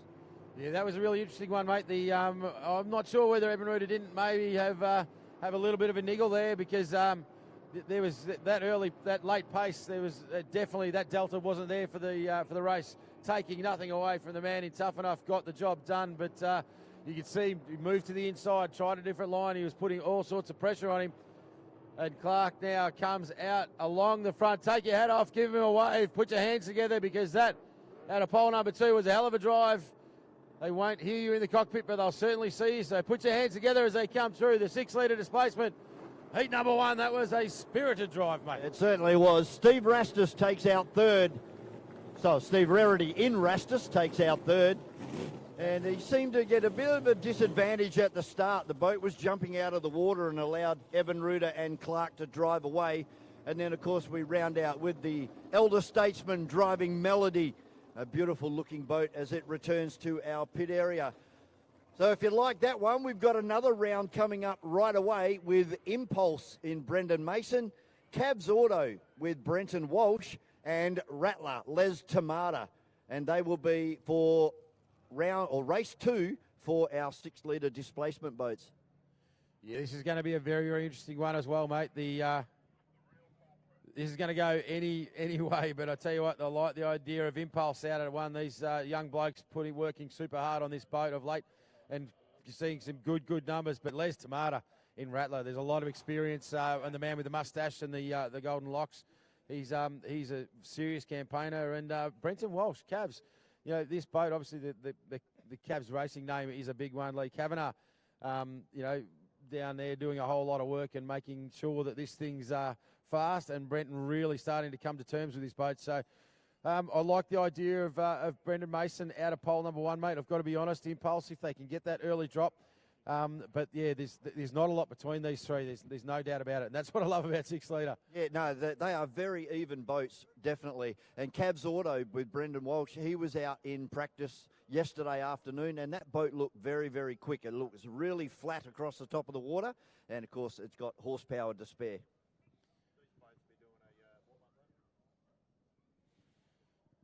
Won't be too far away. We're going to release them out. They'll go out and get their sighting lap in, get a full round of the track.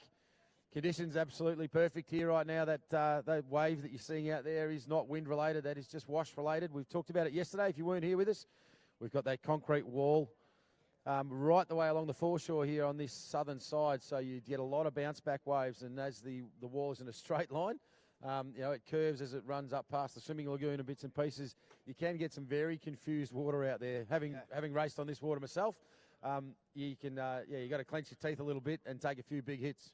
Just where our rescue crews are out there at the start-finish line, that's where it gets a little bit awkward, and we see some boats developing some very bad manners as they come across the start-finish line. That's where, as Andrew just explained, the water hits this concrete wall and heads back out to the north side of Lake Moala. And a confused sea is waves coming in two different directions, and it is very confusing and very hard to read. Yeah, you can see that there's no rhythm in them whatsoever, just little peaks and troughs everywhere. Hey, Dale Retallick from Tatura, we know you're here with us because if you check your pocket, you've lost some quite important stuff, and we've got it up here at Race Control. So Dale Retallick from Tatura. Now, Retallick, that's a hell of a racing name if you're into your ski boat racing stuff, and I'm not sure if there's any relation whatsoever. But Dale, you've dropped something out of your pocket, mate. If you come and see us at Race Control, we'll make sure you get that back. Otherwise, I wouldn't drive your car without that driver's license, mate. Just going back to the current weather conditions at the moment, there's hardly a breath of breeze. We've normally been getting an easterly the last 2 days that I've been in Yarrawonga, and then later on this afternoon it moves around to the northwest, almost westerly. But hopefully today, if it stays like this, we're in for a great day. Yeah, still conditions obviously inland as the inland basin, northern New South or southern New South Wales and central western Victoria heats up. It does create a little bit of a weather pattern and an afternoon wind shift. But yeah, right now this is about as good as it's going to get. Three of the best boats getting around in this Trojan 6-litre series. Three of the nicest guys behind the wheel. Brendan Mason out of 1 in the Impulse. Brenton Walsh, Cavs Auto running out of 2, and rampaging Les Tamata out of Rattler.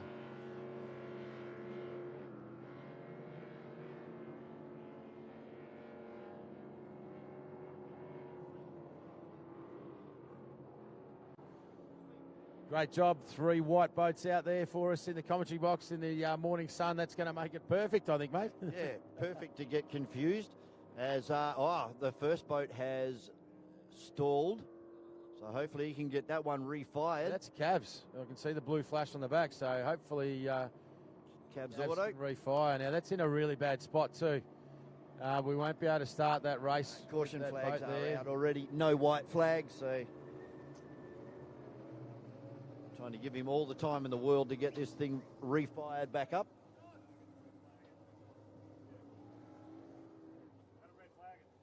Yeah, so Lee Kavanagh, the owner of the Cavs boat, on the can saying, yeah, it's stopped. So A red flag has been shown by race control.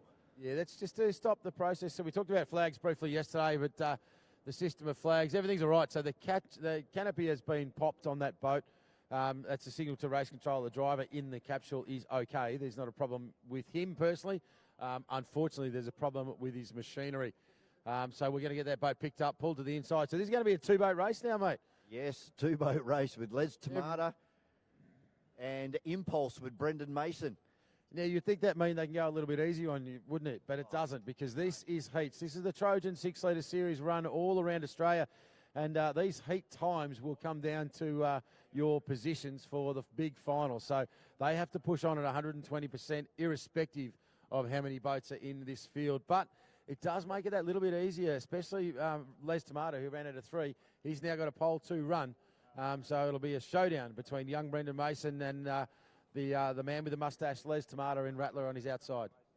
And as you say, it's a duel to get to the checkered flag. And as far as powerboat racing goes, it couldn't get much closer. You've got one boat on pole 1 and one boat on pole 2.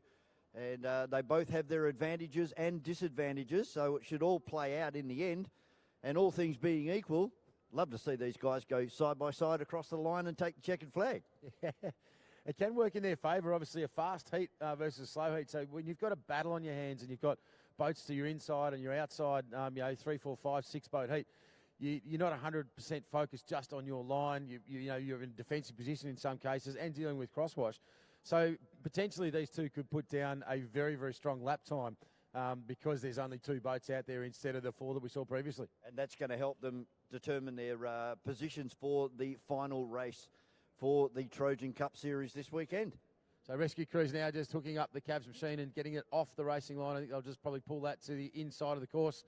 And the safety crew's working super hard up here. Unfortunately, our dive crews had to do a bit of work yesterday. We had a couple of boats upside down in the Formula GP. We'll have none of that today. Thank you very much. Yeah, that'll be great. It's going to be faultless. And what a fantastic job our rescue crews do.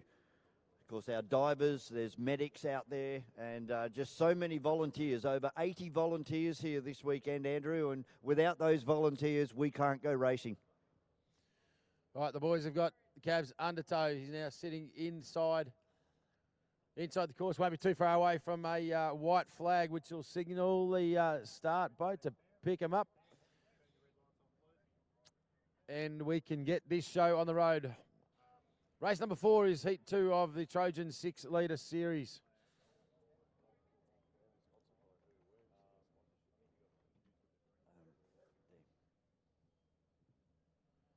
Brought to you this weekend by Sundancer Homes, and thank you for their support, along with a host of other sponsors that have come to support us here this weekend at the Yarrawonga Festival of Powerboats. We got MSC Signs, TRN Transportables, Babcon Plant Hire, EPS, Habit Creations, Miller Merrigan, BG Oil Additives, Complete Travel, Yarrawonga Marine, the Moala Water Ski Club, and what a fantastic place that is. You've got to get over there tonight for a few Cokes or lemonades, and Complete Travel and XL Grey Bruni. Thank you very much for being race sponsors here this weekend. So we have a side-by-side duel with Les Tamata out there in Rattler and Brendan Mason in Impulse. As they are starting to form up now, going very, very wide to avoid the wash coming back onto the race line. Andrew, I don't know whether you've done it, but have you ever driven the pole boat? No, they don't let me. Too slow, apparently, is the problem. Barney Patterson, actually, the man behind the wheel, he's been ski racing for 40 years, towing juniors, seniors, won absolutely everything. He's actually just retired. So as far as his ski racing career, he towed the New Zealand juniors in the Trans-Tasman a couple of short weeks ago up there at Lake Charm. He's one of the nicest guys that you're ever going to meet, and he's volunteered his time here this weekend. All right, enough about Barney. Out of pole number 1, Brendan Mason in Impulse. Pole number 2, Les Tamata in Rattler. The lineup looks good. Flags down, we go racing. Right, away we go. And Rattler, unfortunately, bit of a jump out of the water. Got side by side and just about washed the decks. But it's around the outside. It's Les Tamata at the moment by 2 boat lengths as they open up the throttles and blast down the side straight here at Lake Moala. It is Les Tamata in Rattler, but Impulse catching up. And there's a challenge coming now. Tamata, he's got a couple of boat lengths, so he can put the pressure on, and it goes wrong. As I was just about to say, he's put the pressure on, so the boat's standing up on its inside chine, but he's back on it again. He's got a lot of courage, is Brendan Mason.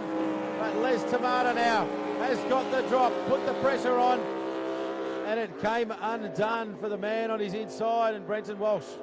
Yeah, it looks like he's recovered from that little whoopsie. Trying to keep the boat more level. Oh, and again it jumps out of the water and just about hooks itself left. But it's all Les Tamata at the moment. 100 metres in front, down into turn number 2. Possibly pick up the yellow flag this time through, and it's Les Tamata in Rattler. He's doing a beautiful job now. He's got clean water in front of him as Tamata. Big pressure. He led him into turn number 1. He set the course of the tone, led him into turn number 2. And a beautiful corner from Tamata in Rattler now. He knows this is his to lose. Got to stay focused, keep the power on. His lap time is important. But Impulse doing a great job, and he's clawing some time back now. Yeah, now that the boat started to settle, Brendan Mason's been able to stick the boot in, and he is definitely making ground on Les Tamata here, but it's going to be all too late. It's going to go to Les Tamata in Rattler from Brendan Mason in Impulse.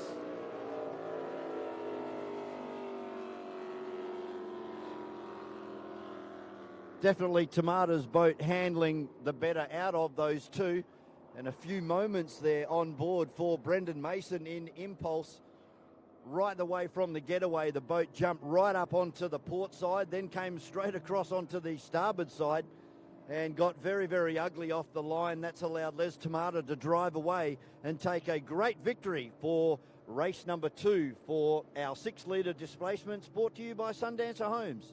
Yeah, it was great pressure from Les. As I said, we got the early drop, so coming out of that wider pole, and I've talked about that before, being in that position myself. If you've got a boat that's a boat and a half in front of you, they're about to set the pace for the tone, the tone for the corner. Les set a pretty aggressive line, a legal line. You've got to leave a lane for the boat. It was a legal line into turn number 1, but it meant that it was his line and not Brendan's line. So well done. Put your hands together for him as Les Tomato, the big mustached man, comes in with a very, very strong race number 1 in the Trojan Series. Commiserations to the driver of Impulse, because he was coming back hard, but it just went wrong. Hit the cav plate.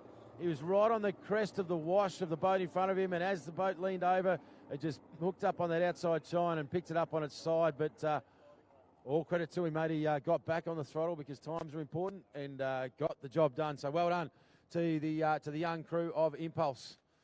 Yeah, we'll see whether they can come back and improve on their behavioural problems with that boat. I'm sure the guys will get their head around that boat, and we'll see that boat faster and a lot more stable later on this afternoon. Coming up next should be our Oz Light boats for complete travel, and these are another exciting category running for the Australian Championship. It certainly is, mate, the Oz Lights. So when we talk about Oz Lights, 1.6 litre hydroplane is the category. So 1.6 litre Toyota power plant as a standard engine. Your modifications are limited in what you are allowed to do to these engines. So it really does come down to the setup of the boat, the style of the boat, and the courage of the driver. Now, our pole drawer, I tell you what, the guy that's probably won this series more than anyone, and it's been pivotal in the growth of the series, so hats tip to him. Well, he's got a pretty busy dance card this weekend. Of course, is Mr. Grant Harrison in Melton Toyota 100. So, Harrow drawing pole number 1. The rest of the field won't be overly excited about that one, I can assure you. He's a tough man to beat on the best of days, but he's pulled pole number 1. Out of pole 2, hey, this young kid, Oscar Stevenson in HBR 2, mate.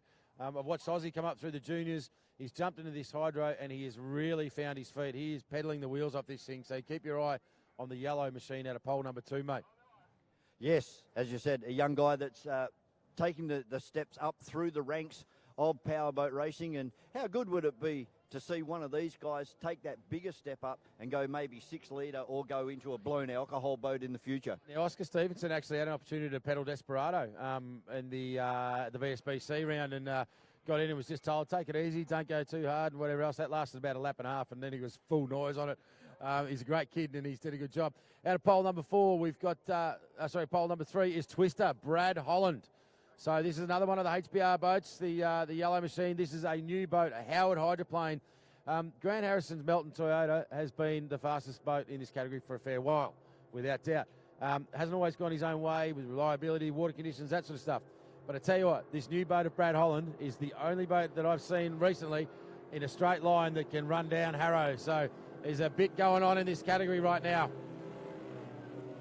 Crowd favourite runs out of pole number 4. It's the S15 of Ryan Dewey Nichols. Yeah, had a good chat to Dewey last night there, and he's also sent us the points, the current points for the Australian Series, and it is that Melton Toyota. There's one coming out of here now. All right, so pole number 7 is Paul Norris, the local hero. Times are tough. The orange boat with a checkered flag on it. You can almost see Frogger Norris's house from where we sit here. We're doing great to see him get a good result. They're a hard-working hydroplane racing family, and Paul Norris is on board on his home track. Times are tough. Out of pole number 7 is PC Cunningham. Paul Cunningham in the second of the Melton Toyota boats, the Melton Toyota 86 machine. He's drawn a wide pole out of pole number 6. PC's got a lot of experience and a very, very quick driver. Pole 7 is the orange and black machine of Predator, Andrew Donoghue. Comes from Mount Gambier in South Australia. Saw him last week. And, mate, Andy Donoghue is doing a real good job in this Predator machine. And on the outside is Miss Wendy Gillen in the black menacing Miss Hydromania. Yeah, just at the back of the field at the moment. But what a great category this is, and a great feeder category. Unfortunately for us on the West Coast over in Perth, we don't have this series or any of these boats. So it's great to come over here to the East Coast and watch some sensational racing. Just going back to Dewey and the S15, having a good chat to Dewey last night. This boat is 50 years old. Yes, it's a traditional, what we call the shovel nose hydro. So it's a very traditional boat. It doesn't have a capsule in it. You'll see him sitting proud at the top of it with like one of those little wobbly head dolls that you put on the bonnet when it gets rough. But Dewey drives the absolute wheels of it. His mum, Coralie, dad, his brother, they all put in and get this on the water. And Dewey is, as I said, he's just a great bloke for the sport. He has a thing called the Dewey's Angels. He's got a lot of friends in ski racing, and Corinne Donald and a few of the girls get down there and definitely improve the vibe of the pits, I can assure you. But, what blows me away... Big shout out to Corinne. I know she's here somewhere. What blows me away, Andrew, is he's got S15 stickers, and they show up in some very unlikely places. Inside people's cockpits, on trailers, boats, cars. They're everywhere. Yep, he's always got a texter in his pocket, and he'll sign you if you need him to. All right, this is going to be an interesting one, mate. I tell you what, Grant Harrison out of pole number 1, Melton Toyota, is going to be very, very hard to beat. He's currently sitting first in the Australian Championship Series with 2,000 points. Oscar Stevenson second with 1,300. Brad Hollins 1169. Brian Dewey Nichols at 1,000 points. Paul Cunningham, Andrew Donahue, Wendy Gillen. The field a little bit spread out, so start boat needs to ease up a little bit on this arc. You're going to get a wide run now. Dewey Nichols being dropped off the back. Wendy Gillen's a long way out. This is going to be a no start. Yeah, no start. No start. Oh, now they're away. Flag. Well, they've had a start, so here we go. This is a bit of a shambolic start for this crew, but I tell you what, Grant Harrison's got the most of it, and he's going to make his way through turn number 1 to his outside. Oscar Stevens is there, out behind him in the spray. This is Holland. Looks like Dewey Nichols stopped. So we've got a red flag, unfortunately, ladies and gents. Yeah, it looks like Dewey Nichols has come to a stop down there in turn number 1, and Wendy Gillen had a really bad start. Yeah, so red flag, behind.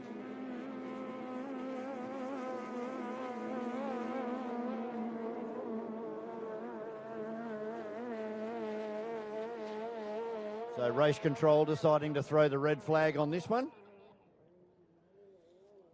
So an interesting thing, as I said, obviously red flag being shown now. It would not surprise me at all if a couple of those drivers after this one don't get called up to the tower for not reacting to the red flag quickly enough. But that start was no good. Let's be honest. The field was far too spread, so the advantage to the inside. It's a bit of a tough thing on this course with the start boat. Obviously, the field having to wrap around, so start boat probably needs to slow up a little bit on the entry to bring them through together. But it's much easier to say that when you're up here. It's a little bit different up here. But I think we'll go for a restart on those 1.6 litre hydros. We just got to get Dewey Nichols off the course. Obviously sitting in the middle of the apex of turn number 1. So all of these boats, Andrew, running the AE86 engine. It's a Toyota 1600cc twin cam engine. Very reliable and easy to get parts for. Yeah, you'd find it in most Toyota Corollas getting around out there, mate. In fact, the 1.6 litre. And that's the original idea of the category, to make it really cost effective. And they're still very quick boats, these things. So, you know, you're talking 85, 90 miles an hour. They're pretty fast machines. Actually, probably more than that. Sorry, I've undercooked that a little bit. They're pulling some big numbers out of these things. But well, it must be over 105. Oh, no. I was going to say they might have been over 105 because they're all running capsules, but I just think that's the design of these little hydroplanes. Yeah, certainly is. But as we can see, the boat S15 of Dewey Nichols being hooked up and towed off the course. Of course, Dewey's sitting out there in the fresh air. He's getting pounded around by the air and getting the spray, and the other guys have probably got a slight advantage. I would say that because Dewey's boat's 50 years old, I'd say it would be fairly heavy compared to these composite boats.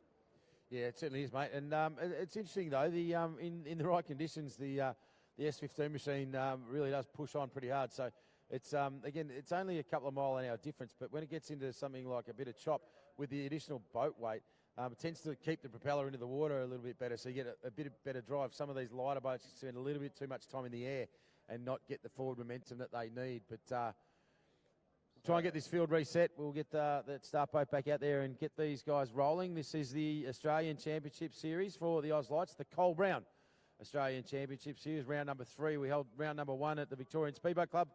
Round 2 was the Vic Outboard Club there at Lake Charm in March, and they will finish up at the St George Spectacular in July. MSC Signage, Melbourne Signage Concepts is one of their partners for their series, as is All the Talk Photography and Boris the Boxer Productions. Mate, coming over from the West Coast for this weekend, really impressed with the Harrison Motorsport team. Fantastic. They're running 3 or 4 boats here this weekend, including in the Oz Lights. They're running 2 boats, the Melton Toyota 100 and the Melton Toyota 86, with Grant Harrison driving the 100 and Paul Cunningham in the 86. And of course they have the GP1 Hydro, which we'll see later on this afternoon. We're going to take a short break here at Lake Moala while our rescue crews just clean up S15 of Dewey Nichols. We'll be back racing here very, very shortly.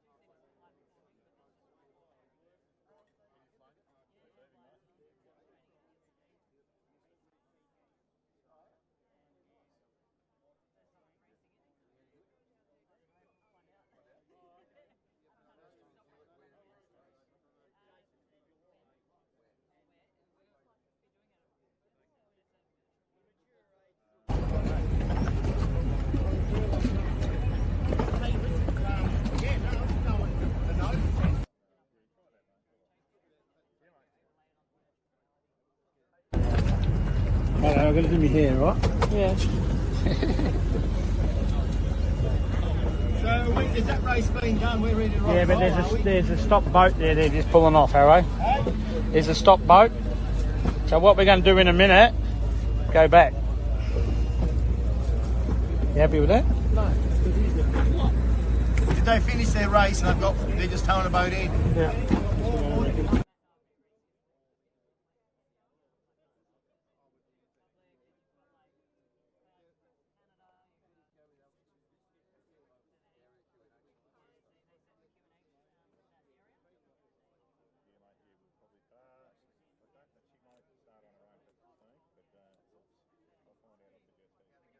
Can you find out whether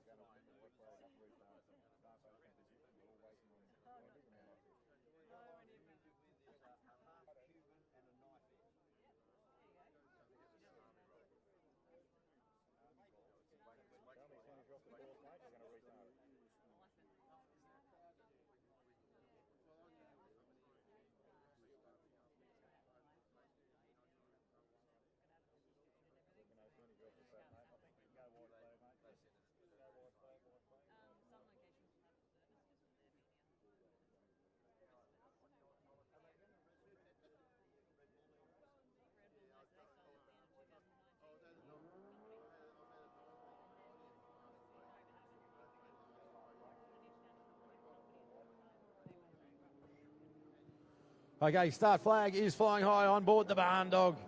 Let's see if we can get this show back on the road, because very shortly Matt Hall and the magnificent Emma will be joining us up here in the commentary box to take us through the Matt Hall Air Show, mate. Let's see how this one rolls around this time. Need to get these boats back up alongside the starter. The obviously Dewey Nichols withdrawing from that one. Trying to pick up, there's another boat out there. That might be Wendy Geelan. Yeah, she didn't have was a off very the good pace. start. Couldn't really keep up with the start boat, so it looks like we got Wendy Geelan floating out in the centre of the track as well. But so we took a couple of boats out of that field, but this is still going to be a red-hot race. Harrow out of 1, Oscar Stevenson. Melton Toy out of 1, I should say. HBR 2, Oscar Stevenson. Twister, Brad Holland. Dewey Nichols out. Times are tough. Paul Norris. Toyota 86, Paul Cunningham. A Predator, Andrew Donahue. And I think Wendy Geelan. There's 2 slower boats on the inside of the racetrack. They're heading out to pick up the start boat. So they're... That's good. That's good news. Looks like Toyota 86 and... yeah, so that's Melton Toyota. So that was their 2 lead boats. Melton Toyota and Oscar Stevenson in HBR2. So they'll head out now to pick up Barn Dog. Reset for the poles.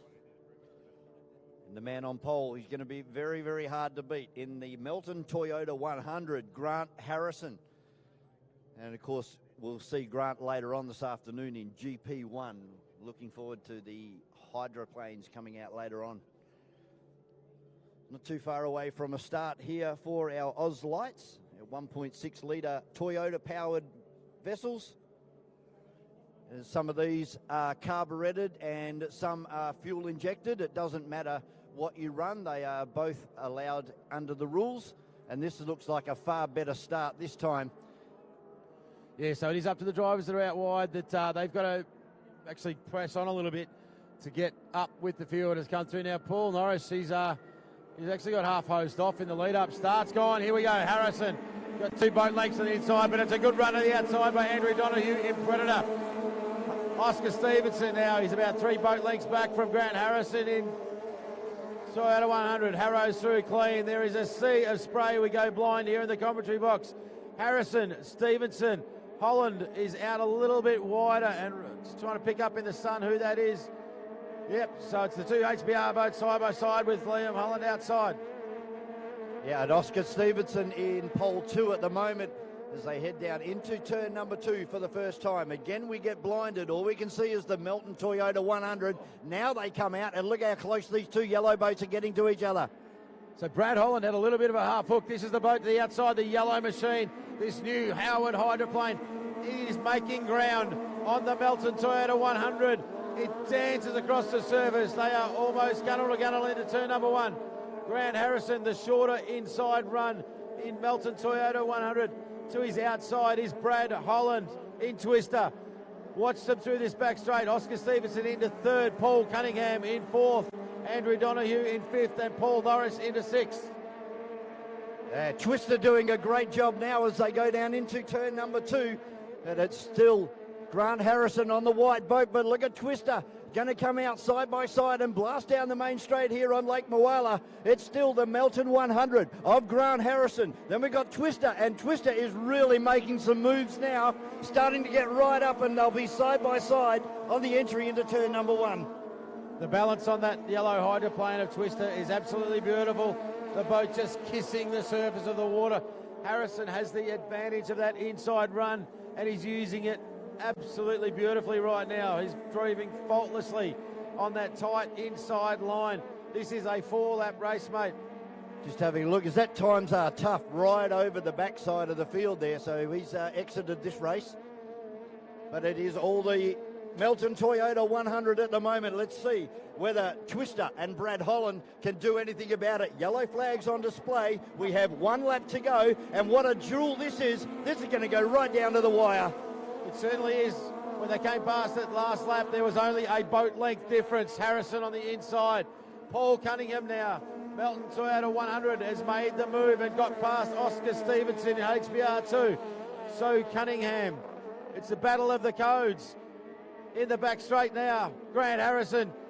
He's got Brad Holland right up alongside him, but Harrow seems to have had the better of the exit on that straight into the corner for the last time. Twister trying to do what he can to get in touch with the Melton Toyota 100. So again, side by side on the exit. I think it's going to be the Melton Toy 100. Oh, and it's Twister coming on strong towards the end, but just not enough. The winner goes to the GP of Melton Toyota 100 with Grant Harrison over Twister and Brad Holland. And another good drag race here for third. Toyota 86 with Paul Cunningham with a very solid drive from a wide pole. And Oscar Stevenson getting blown out the back door a little bit there in HBR2. How was that, mate? So good. Those first 2 boats, just unfortunate that PC started to drop away, and Oscar Stevenson was definitely going backwards during that one. Here's Predator just coming to greet the checkered flag, but hopefully all of these boats that pulled out will get repaired and we'll see them back. I can't wait for round number 2. Right, Andrew Donoghue off the pace a little bit there. That engine sounding a little bit of a flat note, so he might have not dropped the cylinder there, but he's off the point a little bit. But I tell you what, there was only a boat or a boat and a half in that win from Harrison, and the inside pole run accounts for well more than that. So had to reverse those pole, I probably would have given that one to the young gun in Brad Holland. But what a run! So the Toyota 86s, their national series is alive and well. Harrow, Stevenson, and Holland, the top 3 in that right now, and that was a cracking race. As I said, looking forward to round number 2 for our Oz Lights coming up a little bit later on. Just having a look down our program coming up very, very shortly. We're going to be buzzed. Our tower up here will be buzzed by Matt Hall for the Red Bull Racing Team. And then we go unlimited displacement racing here at Lake Moala. And if these guys don't turn you on, you haven't got a switch. Some of the best blown alcohol displacement racing you'll find anywhere in the world.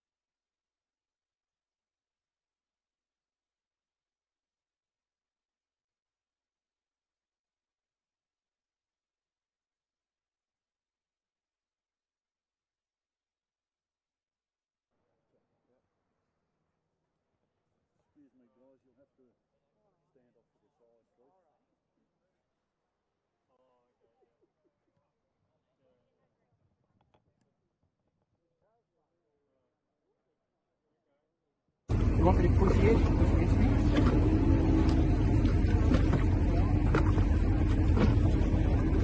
See how I got there, right? Sarah, you guys did do the air bottle, didn't you? The air bottle's on. Yep. I won't have one here.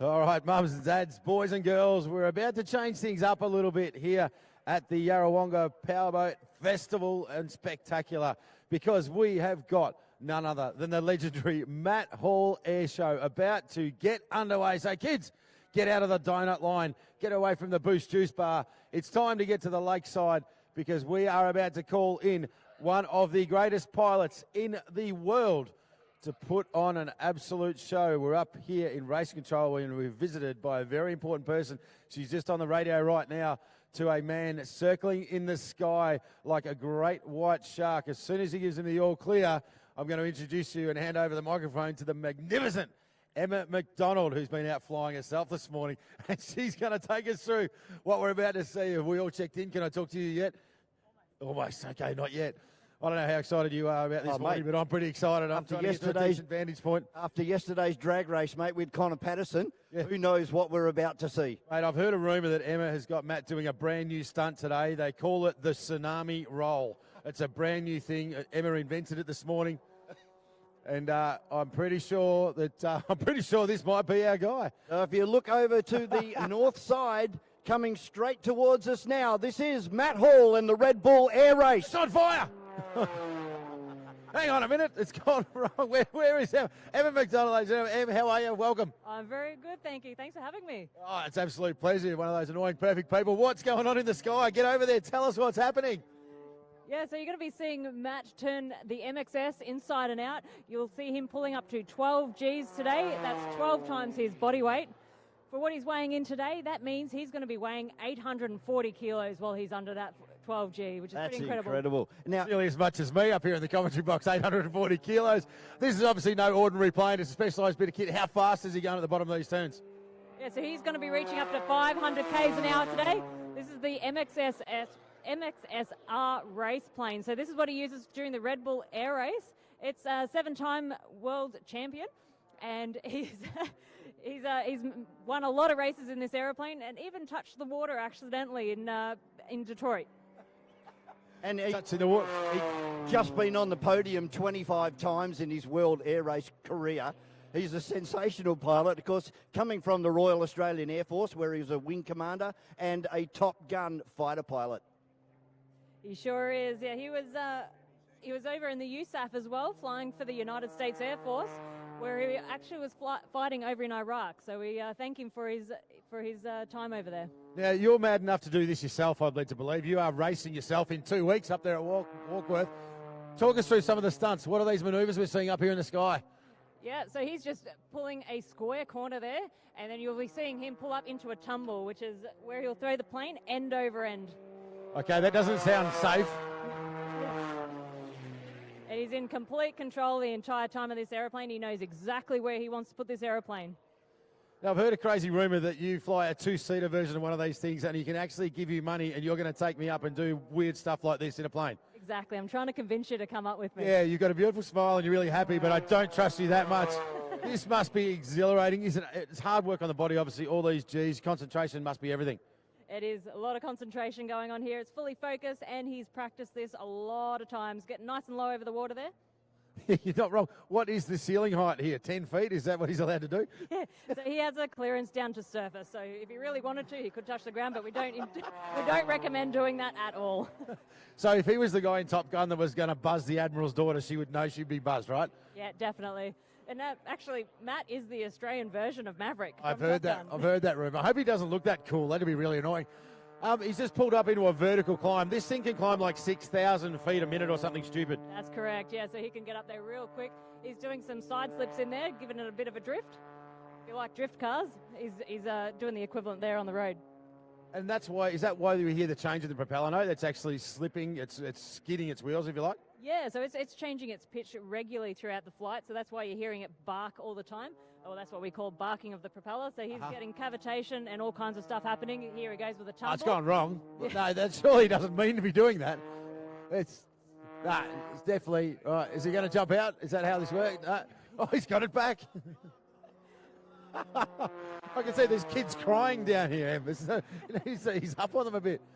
It must be an incredible feeling. As I said, you are one of these pilots. This is what you do for fun as well, and competition. It must be an incredible sensation. It is certainly an incredible sensation. It's absolute freedom up there. So you've got full three-dimensional vision of what's happening up there. It's fantastic. Especially on days like today where it's nice and cool. The aeroplanes are performing absolutely amazing during the cold weather. There goes another tumble. That one was a knife-edge tumble. You would have seen him skidding on his wingtip and then into the tumble, which is pretty impressive. I'm definitely never getting in an aeroplane with you. It doesn't matter how much you're trying to convince me. The way they come out of these dives, just, what do we call that? You got a 4-point roll, so that's his rolling sequence with a 4-point roll, 2-point roll, and then a negative push out there. So it was a -5 push you would have seen just then. Right, so he's actually going the opposite way, so getting pushed into his belts instead of being pulled down into his seat. So that was pulled out of his seat, and then the positives pushed down into his seat. Right. Yeah, sorry. Well, that's why Em's here, to be honest. Well, you must have some questions. Emma, how does the smoke system work on the aircraft? Yeah, so we're atomizing smoke oil, and actually Ag and Vet here from Yarrawonga's supported us here today with the smoke oil, so thank you very much to Ag and Vet Yarrawonga. What we're doing here with the smoke is it's a white oil that's pumped into the exhaust and atomizes into the smoke. So it's not actually burning, it's just atomizing into the smoke, just changing its state. Okay, so it's an agricultural product that's put into the exhaust, it gets hot, produces smoke. Exactly, yep. He's just sitting it up there on the plane's tail at the moment, now into another free fall. Yeah, he's sitting there in a nice flat spin. And of course, Matt wearing a pressure suit up there. No, he's not. So he's completely unassisted with all his G-force. In the fighter jets that he flew, they did have a G-suit, which he would be able to squeeze against to help them with the G. But in this aeroplane, there's no room for that, so they don't actually have a G-suit, so he's completely unassisted. So at what manoeuvre would Matt be pulling 12 Gs? Right now. So this is a figure 8 that he's doing, and he's under that 12 G now. He's back off, and then he's back on again. So how much does Matt weigh? It's around about 800 something kilos. 840 kilos at that point in time through that figure 8. Unbelievable. And of course that would have an effect on your vision as well. It does. If you're not squeezing against that G and doing the correct strain maneuver for it, you get that blackout situation, which we do not want to go anywhere near, but Matt is fully trained with all of that, so he never ever gets to that point. Yeah, sensational. And as we said, he's received a medal from the United States Air Force for heroism under fire in Iraq and flying an F-15 strike attack aircraft. Yeah, very special stuff that he was doing over there for us. There he goes. He's pulling up into the hover. Have you ever seen an aeroplane hover like a helicopter? No, but I think I'm about to. You sure as are. the plane actually just stalls up there. So he's now controlling the aircraft movement there with the power, so he had to actually pull the power back to stop it from climbing. So he's just, basically, if you put your hand up in the air, he's just moving across the Just sky. moving across. So all you can see there is he's actually just drifting with the wind. So he's completely stopped in space and just hovering the airplane there. And as he gets higher, we find that the atmosphere gets thinner. Does that have an effect on the aircraft as well? It does, but not at the heights that he's going up to there. So when we're at a higher elevation, say we're at Armidale, for example, then we're at like a 5,000 feet elevation when he's up there flying. So then that does have a little bit of effect on this aeroplane, not too much. The other airplanes certainly. So we talked about the lower ceiling being the water level. What is the height ceiling for a display like this? For the display like this, he's getting to about 3,500 feet in the very top of these displays. Very cool. It's a high-speed pass for Matt Hall in the Red Bull Racing aircraft.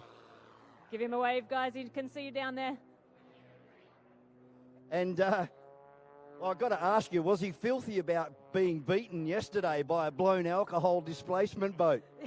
Yeah, that's why he had to come past and do a high-speed pass just to prove how fast he could go.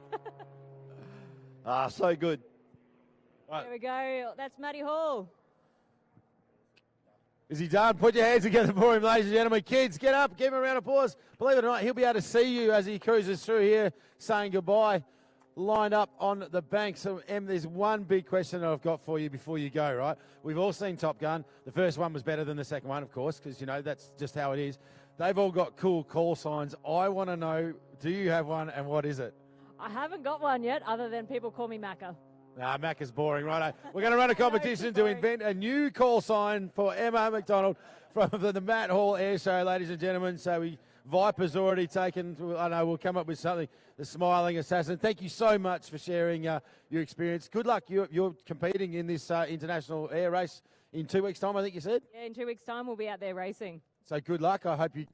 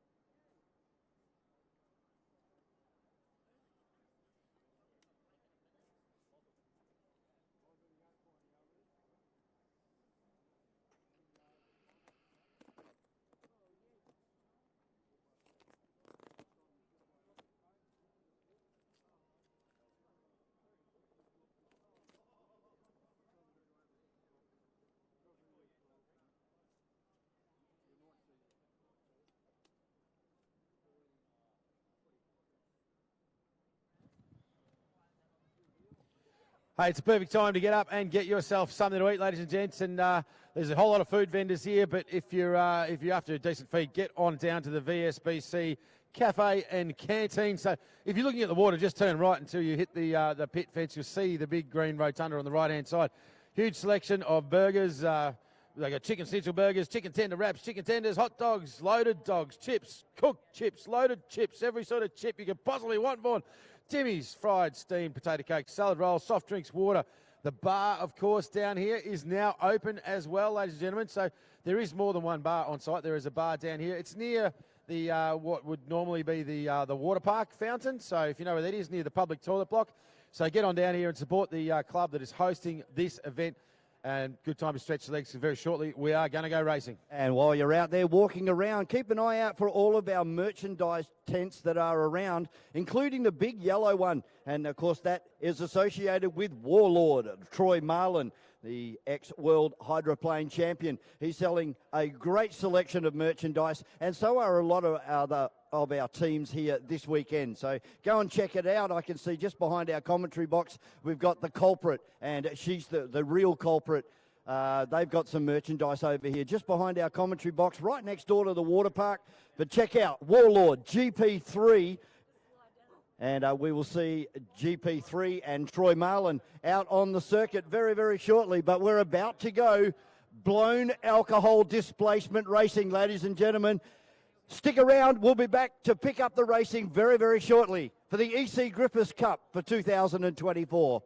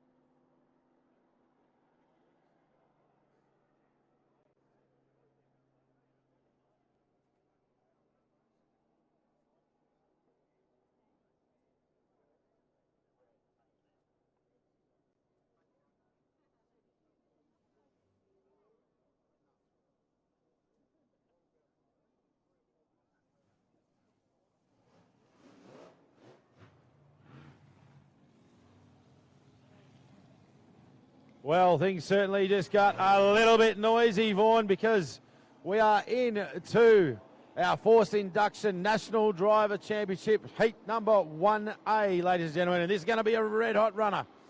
It certainly is. We'd turn it up with Connor Patterson, the guy that drag raced Matt Hall yesterday, and the front runner as far as the 2024 National Drivers Championship. He heads the point at the moment from Abago and Craig Storner, the green boat out there. Then we have the real culprit, the orange boat, driven by Nathan Barry. Tough Enough from South Australia with Dave Clark behind the wheel, and Explicit with Chris Hearn.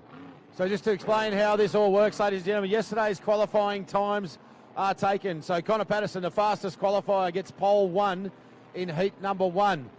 The second fastest qualifier was Tate Ramsey in Reckless. He will take pole number 1 in heat number 2. The third fastest, pole 1 in heat number 3. So Abago Craig Storner, who's running out of pole number 2, is actually our fourth fastest qualifier, and so on, so on. So it does spread the field out a little bit. But there's going to be a couple of upsets in this one, Vaughan. Yeah, for sure. But look at the water conditions at the moment, Andrew. They are just about perfect for blown boat racing. But I wanted to talk a little bit about Chris Hearn running out of Explicit. So he's actually running out of pole 5, and because we saw him shut down in his qualifying lap, so really didn't get a time on the board that reflects the pace of his boat. So he's going to be one to watch out of a wide pole draw. So maybe be able to get out wide and fast through turn number 1. And he's going to be one to watch because he's going to put a lot of pressure on the people who's inside. We know that little Barra Turbo, this is the red boat that's going to run from the outside pole. It accelerates incredibly cleanly and quick, and if it can get to this turn number 1 in front of the field, it's going to put a lot of pressure on the rest of the field. Well, coming from pole 5, that boat will be just about up on turbo boost, so he should be able to get a good start and down into turn number 1. Hopefully just be able to drive right around the field and then open up that big turbocharger on board. Explicit, of course, running a 6-cylinder Ford Barra engine that you'd find in a Ford Falcon. It's incredible, mate. A great piece of engineering. Mums and dads, if you're here for the first time, you've got young children with you and babies. This will get very loud when all of these boats unload in a straight line. So make sure you've got your kids next to you if they haven't got any hearing protection, and get them to put their hands over their ears as they come through for this start. Barney Patterson in the barn dog, a lot of pressure. Chris Dinan, the man with the flag. We're looking for a nice, clean start. Mate, it's going to be hard to go past Connor Patterson out of pole number 1 for this one. Yeah, the yellow boat, Turn It Up. Now you got Craig Storner right alongside of him in the green boat as well. But as we were saying, there's that man on the outside, Chris Hearn in Explicit. Dave Clark out there in the blue boat. Tough Enough from Adelaide.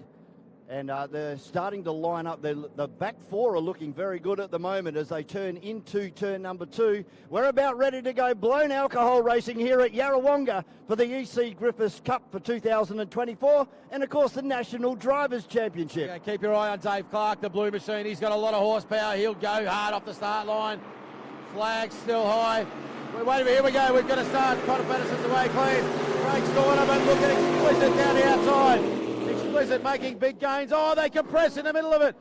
Dave Clark has to come out of the power, so there's going to be issues after this one. But they're clean around the front. Connor Patterson with a good line, but Craig Storner right alongside him, mate. As they head down the back straight, Connor Patterson opens up that 2,000 horsepower on board. Craig Storner doing a great job for second at the moment. Then we go back to Chris Hearn, and Explicit has come to a stop down the back straight, really slowed. Out the front, Connor Patterson gets the power down nicely. Storner looking very balanced in Amago. Nathan Barry in the real culprit, pressing on. He's found his way up into 3rd spot. Dave Clark coming off the pace a little bit in the blue machine. He's got a problem out there in Tough Enough. And Chris Hearn has got a lot of work to do, mate. Yeah, the boats seem to decelerate down the back straight there, but it's all Connor Patterson at the moment, doing it well from Craig Storner in Have a Go. As he tilts the boat into turn number 2, tries to keep it level. He's a little bit on and off the gas, takes a big gunner whack there, and now applies the pressure and flies down the main straight. Yellow flag, 1 lap to go. This is all Turn It Up right now. Connor Patterson, the yellow machine out the front, is flying. He's racing the clock right now, wants to get the fastest heat time he can. Craig Storner, have a go with a beautiful drive in 2nd spot. Nathan Barry now coming under pressure from Hearn and Explicit in turn number 1. Chris Hearn trying to run around the side of Nathan Barry down there, and again, Explicit really just about comes to a stop. But as we pick up on our leader, jumping and diving, right out of the water there for Connor Patterson. He's going to take a win in heat number 1. And a cracking drive into 2nd place from Craig Storner in Amago. He's done a beautiful job of getting that boat up there, so well done to Craig Storner out of pole number 2. And it's going to be Nathan Barry, a real culprit. Great to see him back on the podium positions in that qualifier, but the battle for the last spot. Yeah, I don't know whether that's fuel surge problem on board for Explicit. Seems to be okay in a straight line, but really decelerates going through the corners. So a bit of work to do for Chris Hearn and the team at Explicit. But how good was Connor Patterson? Just took the lead from lap number 1 and just gapped Craig Storner in a matter of no time at all. Connor Patterson looking menacingly strong here this weekend. That's a real hell of a run. But I tell you what, Dave Clark, Tough Enough, and Herney in Explicit, that was not their best performance. So they've got gremlins. There is no doubt about that. Those boats are capable of bigger numbers than we saw there. But credit to Nathan Barry, mate. He was under a huge amount of pressure. I guarantee you there is going to be discussion in the judges' tower after that turn number 1. We saw Herney getting to that corner a little bit earlier, and it looked to me like there wasn't a lot of room there. So Dave Clark having a lift off. Put your hands together for Connor Patterson, ladies and gentlemen. It's amazing how quickly they tighten up going down there into turn number 1. But talking to Nathan Barry this morning, they're purposely running that motor a bit fat, which means they're giving a lot of fuel into that motor just to be a little bit cautious for this weekend. Mate, big fist pump on the dash of Craig and have a go, mate. He's happy with that one. And it's a fast time as well. Is. Yeah, that was a really solid heat. Nathan Barry, the orange, real culprit. Look at the goods. It's great to see these drivers coming back past the crowd on the way back to pit lane. Make sure you give them a wave, because this is real throwdown, high pressure. These boats are like 150 miles an hour into these corners. Huge amounts of horsepower. 2,000 horsepower out of some of these things. They are a monster. And hang on to it. It takes a special breed of human that pedals one of these things around this. Certainly does. And as you've just seen, side by side into turn number 1 at 150 miles an hour, there's no room for an error down there at all. But as Andrew alluded to, the officials probably going to have a look at that one. I don't know whether you can pick it up, but we do have drones out there, and the drones look down on the corners, so they are our judge of fact as to if a boat has crossed over from one line to another. But that was race number 1. We've got another 2 heats coming up for you very, very shortly. The next one, I'm really looking forward to seeing this guy go. Reckless, Tate Ramsey from She's the Culprit with Dean Barry. Then we've got Chevy Chase with Damon Thurgar, Destiny, Blake Ramsey, and Chasing Cash, Heath Hamilton. An incredibly deep field of forced induction boats here this weekend for the National Drivers' Championship. Again, there's a couple of big mix-ups in this one, mate. Chasing Cash shut down. He was looking super strong, and he's going to run out of a wide pole, a little bit like the last one, so don't be surprised to see Heath Hamilton get a really good jump. Destiny, Blake Ramsey was on for a cracking time, and the rear wing folded on the back of that boat, so he had to come out of it completely. So those 2 drivers not putting down a time. Damon Thurgar, Chevy Chase, love this boat, love this bloke. Exciting. He has the heart of a lion, mate. He drives the wheels off this thing, the big V-bottom Chevy Chase. Truckload of horsepower, and I said they've really started to make some changes to the dynamics of this hull, and the performance is coming to it. I don't mean performance, I mean the handling is coming back towards this boat, but the man out in front, he was only 2/10 slower than Connor Patterson, his qualifying time in Tate Ramsey, so he deserves to be there. Dean Barry, mate, what a tough customer. She's the culprit. How about a pole number 2 alongside you, so Tate Ramsey needs to get a good clean getaway, because otherwise he'll have a Barry all over him into turn number 1. There's some pretty heavy hitters in all of our heat races, because yesterday's qualifying, that had its own set of stories, and of course that sets the field for today's heat racing. It's really thrown the cat amongst the pigeons. What we saw as far as the point score was the guys that were sitting down in 5, 6 and 7, they've actually moved up the board, and our leaders and a few others, well, except for Connor Patterson, he's staying at the top at the moment, but other guys actually moved down the ladder. So this is going to be a great game of cat and mouse all weekend here for round 2 of the National Drivers' Championship. Proudly sponsored this weekend by MSC Signs, Scotty Patterson and the crew, Melbourne Signage Company. Here's the thunder and the rumble. Average of about 1,800 horsepower. Let's call it 2,000. 5 boats in the field. We've got 10,000 horsepower about to be unleashed on this Lake Mulwala circuit. 10,000 horsepower, if you equate that to drag racing terms, that's one top fueler. Yeah, but I'd like to see how fast it was out here, mate. It wouldn't look very special sitting at the bottom of Lake Mulwala, that's for sure. I'd like to see it turn. I don't even reckon you'd get a top fuel driver that wants to strap into one of these machines and try and give it a kick in the guts down this front straight away, mate. But here's your field as they come out to greet this big crowd here at the Yarrawonga Festival of Powerboat Racing. The Powerboat Spectacular and Fair. Blake Ramsey. So all my eyes are going to be on Chevy Chase. We've seen that boat develop some bad manners, but as Andrew said, it's starting to improve. The guys are doing a lot of changes to that boat, and it's starting to get a little bit more as far as its handling. It's not jumping out of the water anymore, but watch for the chine walks where it goes from left to right on the top of the water as it skids across the water down into turn number 1. All right, we'll give you a look at these boats as they come past on their siding lap. It's a nice looking boat out in Blue front. Machine out in front is Dean Barry. She's the culprit with a big wing on the back of it. Boat number 294. The White Machine of Destiny with the blue flash down the side. Blake Ramsey. The gold and silver of Chevy Chase. The all blue Reckless of Tate Ramsey. And the black fireball of Jason Cash, Mr. Heath Hamilton. This is just so wide open, Andrew. You can't really pick a winner. Tate Ramsey's going to be hard to beat, but have a look at who else is out there. Yes, I'm going to ask you for the Vaughan Brewer Kiss of Death right now. What's your money on, mate, for this one? Tate Ramsey and Reckless off pole. Yep, well, I'm going to go with you on that one. I reckon Tate out of pole is going to be very, very hard to beat. It comes down to that initial drop, who gets the best getaway. But keep your eyes peeled on Chasing Cash. Outside pole, loves pressure, loves to drive. So, mate, this is anyone's run. He's only out there chasing Cash, Heath Hamilton. He's only out there because the engine shut down yesterday during qualifying. So that gave him a real disadvantage. But we have seen people win races from pole 5. It can be done. So the judges in the tower, our corner referees, they'll be working overtime on this one. 10,000 horsepower at the drop of that white flag.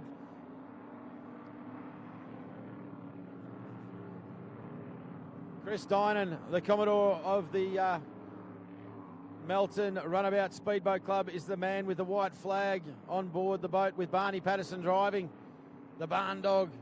A lot of pressure on this start, mate. So often you get to drop a flag and release 10,000 horsepower and a whole lot of anxiety and nerves on this unsuspecting crowd here on the banks of Lake Marwala. Heath Hamilton, he knows the drill of lake racing. Have a look at him.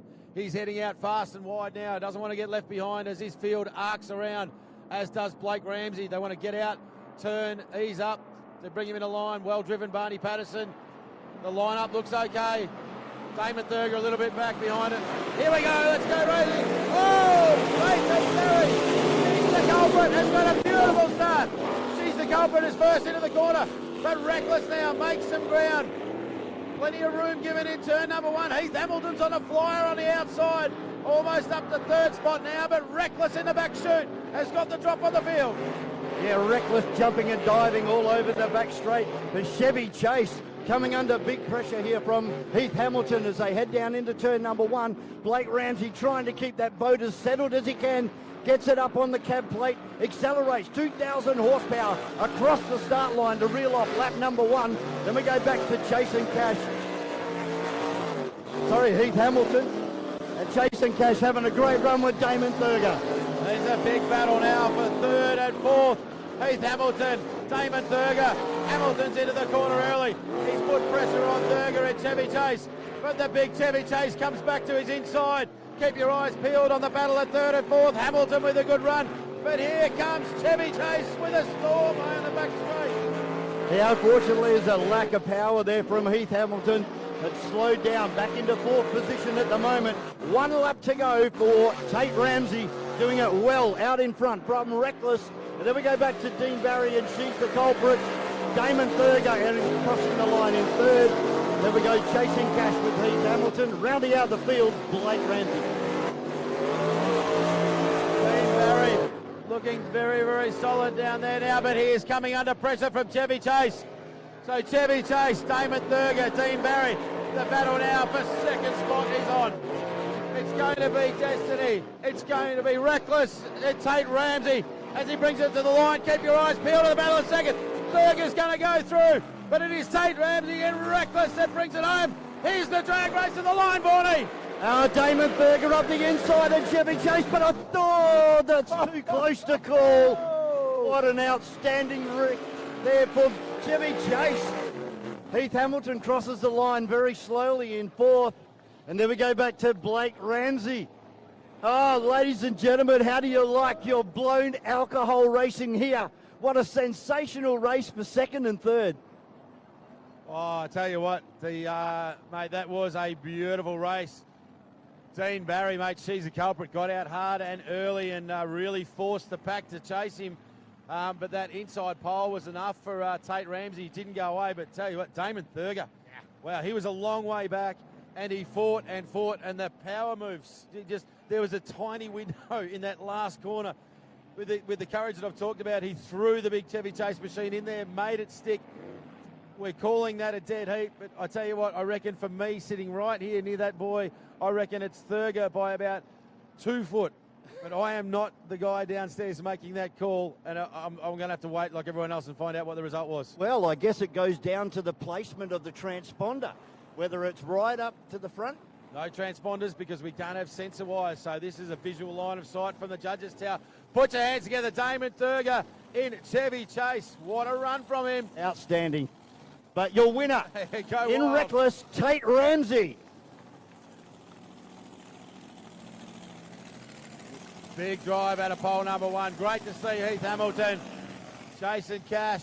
Oh, a lot of vapour coming off the top of Heath Hamilton's boat. Yeah, just idling back in, so... Breathing a bit.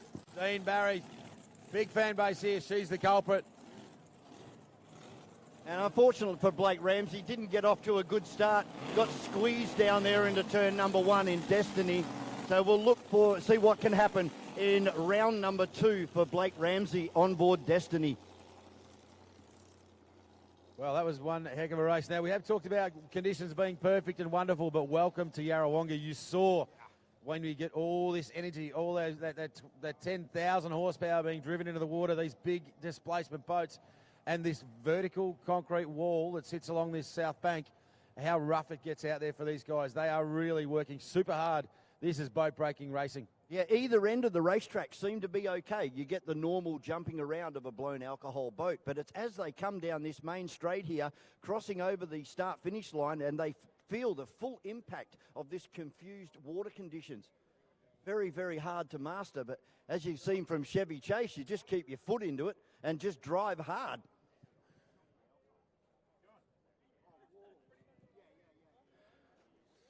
Okay, so being asked by the AFPGP, so the Formula Powerboat Committee, just to give a shout out to our spectators on the bank down here in front of the commentary box.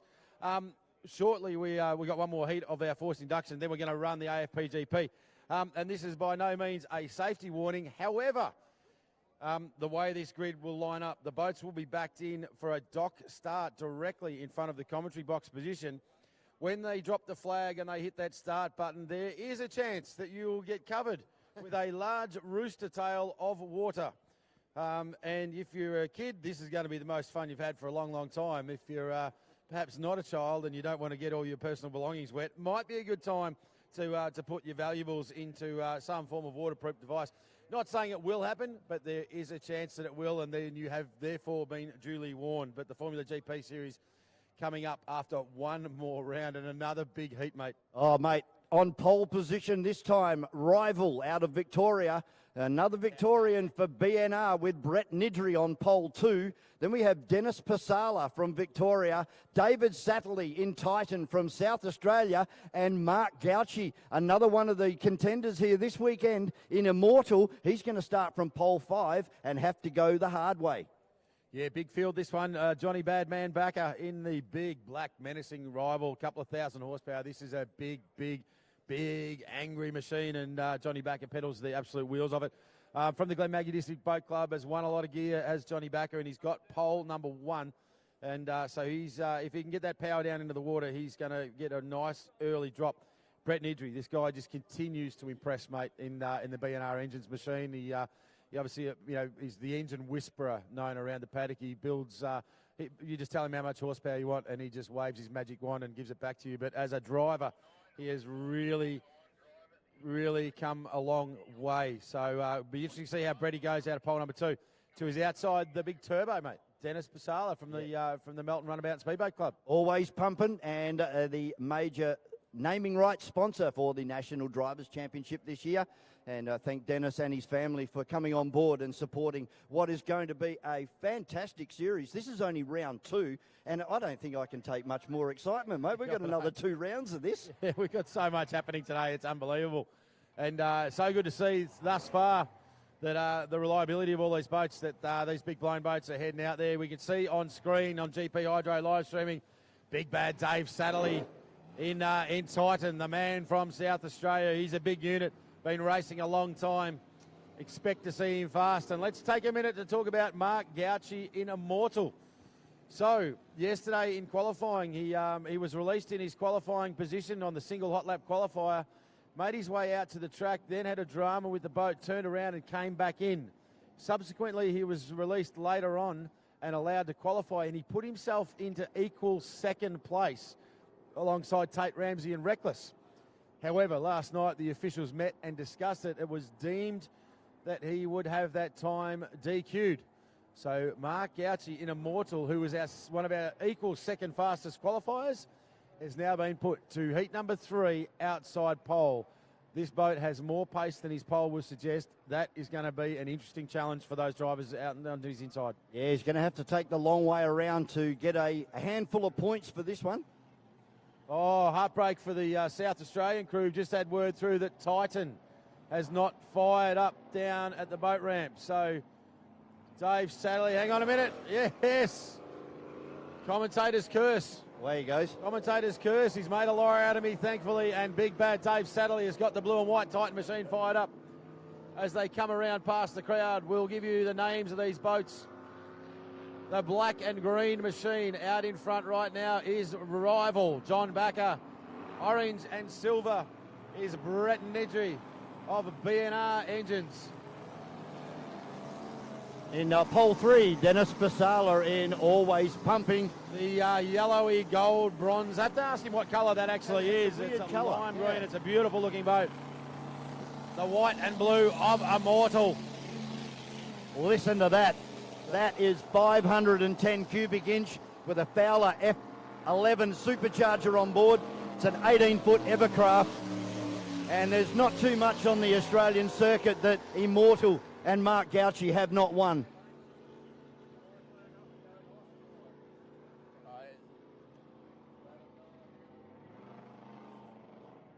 A bit of confusion out here by our drivers at the moment. Well, I've got to say, this is their first heat, so John Backer, in my book, has done the right thing. They were supposed to do a full sighting lap. And again, this is commentary box. This is not the officials, but I think they were all supposed to do a full sighting lap. And John's the only one that did. So, well, that is going to be interesting to see how this plays out after this event. they're trying to slow the field down, so John's got plenty of time to get there.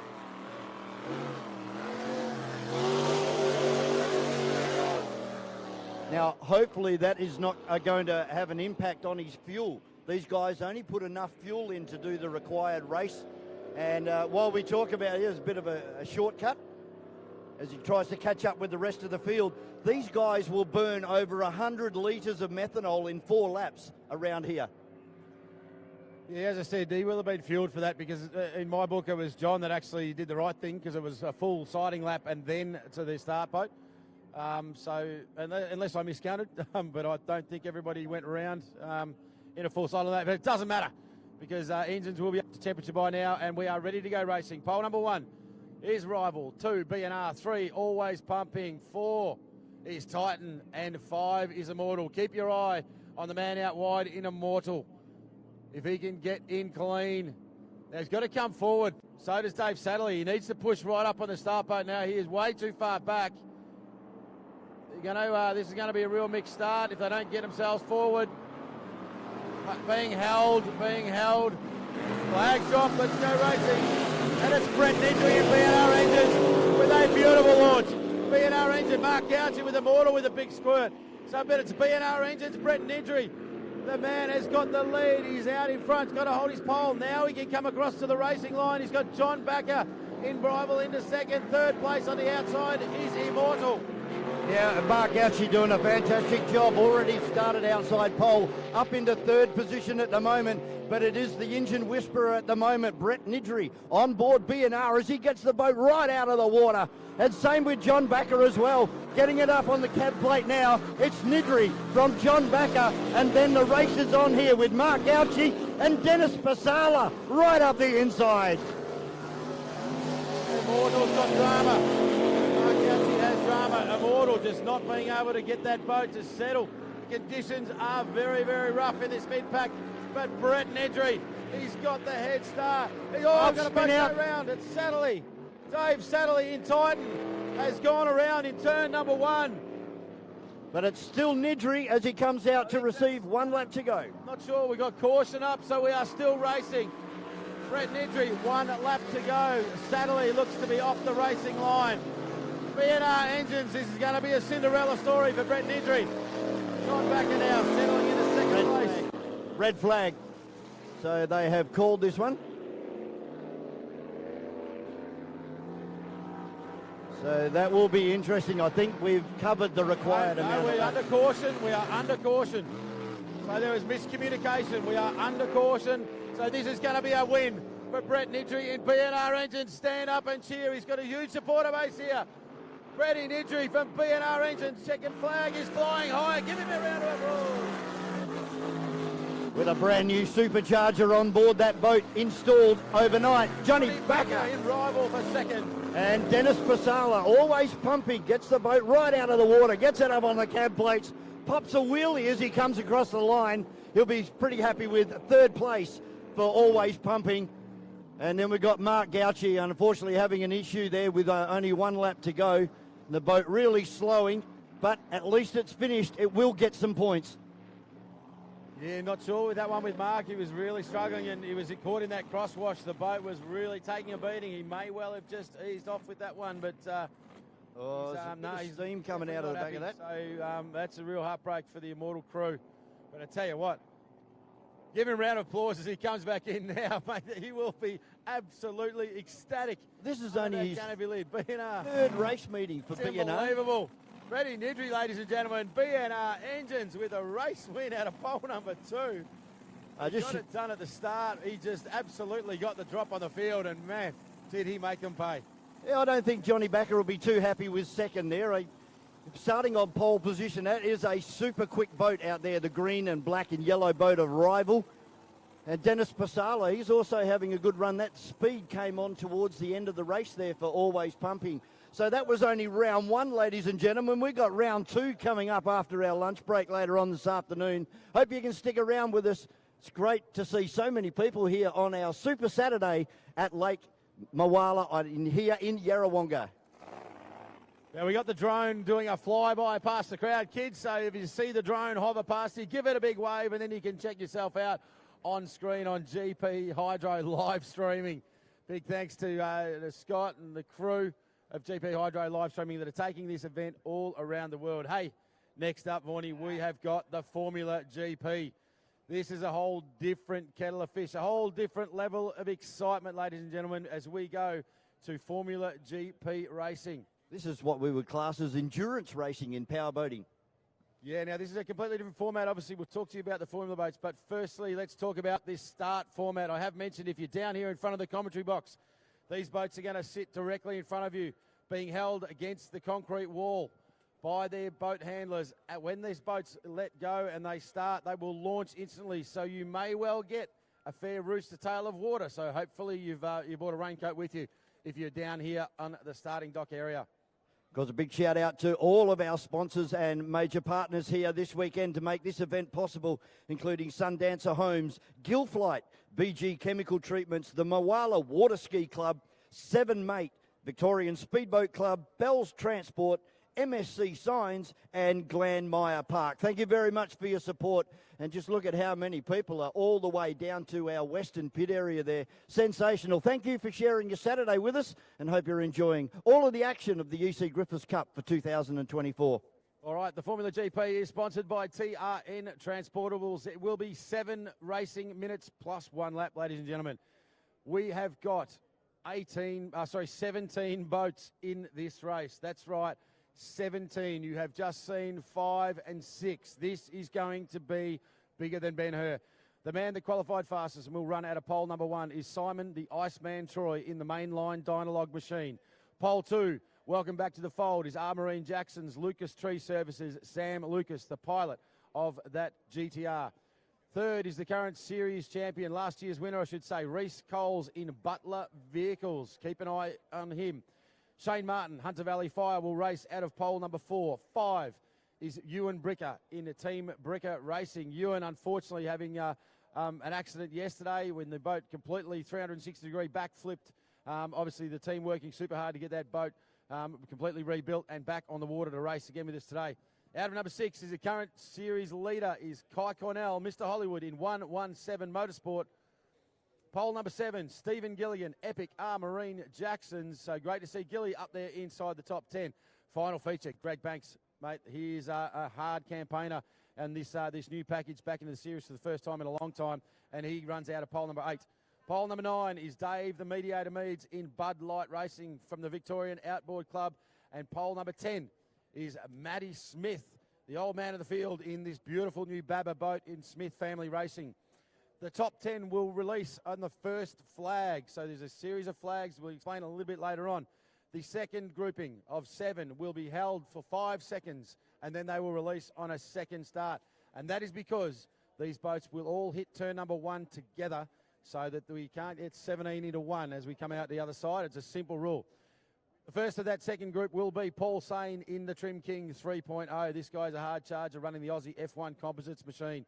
Joel Smith, the second of the Smith family racing machines, will run out of 12. Nick Coles, the New Zealand superstar, and Lucas Oils has come all the way from New Zealand to campaign this series this year, runs out of pole number 13. Hadley Deegan from Deegan Marine Racing in Ulverston, Tasmania, has made the trip across the ditch as well, Vaughan. He's going to run from 14. Will Parker, welcome back. He's got the beautiful Mulgard ready to go in Wasp Racing. Austin McDonald, the South Australian from Copper Coast Marine, is running out of pole 16. And pole number 17, I believe, will be Caleb Frost in Caleb Frost Racing, the brand new 200 Mercury Apex. Well, I'm not even prepared to stick my neck out on this one. They were so close yesterday during qualifying with tenths of a second separating, I think, our top 4 or 5 runners. This is going to be unbelievable, mate.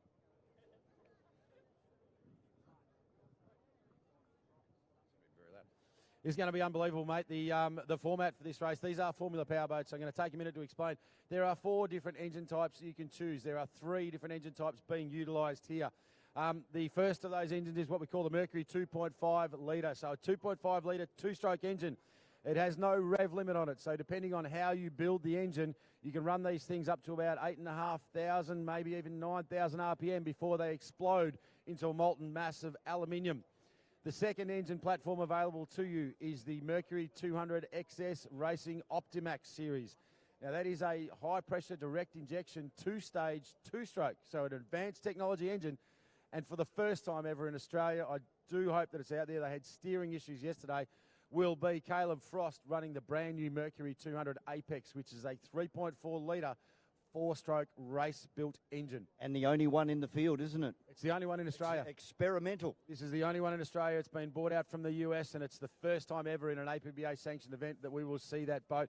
No expectations from Caleb and his father, Wes. This is literally a shakedown run for this brand-new platform.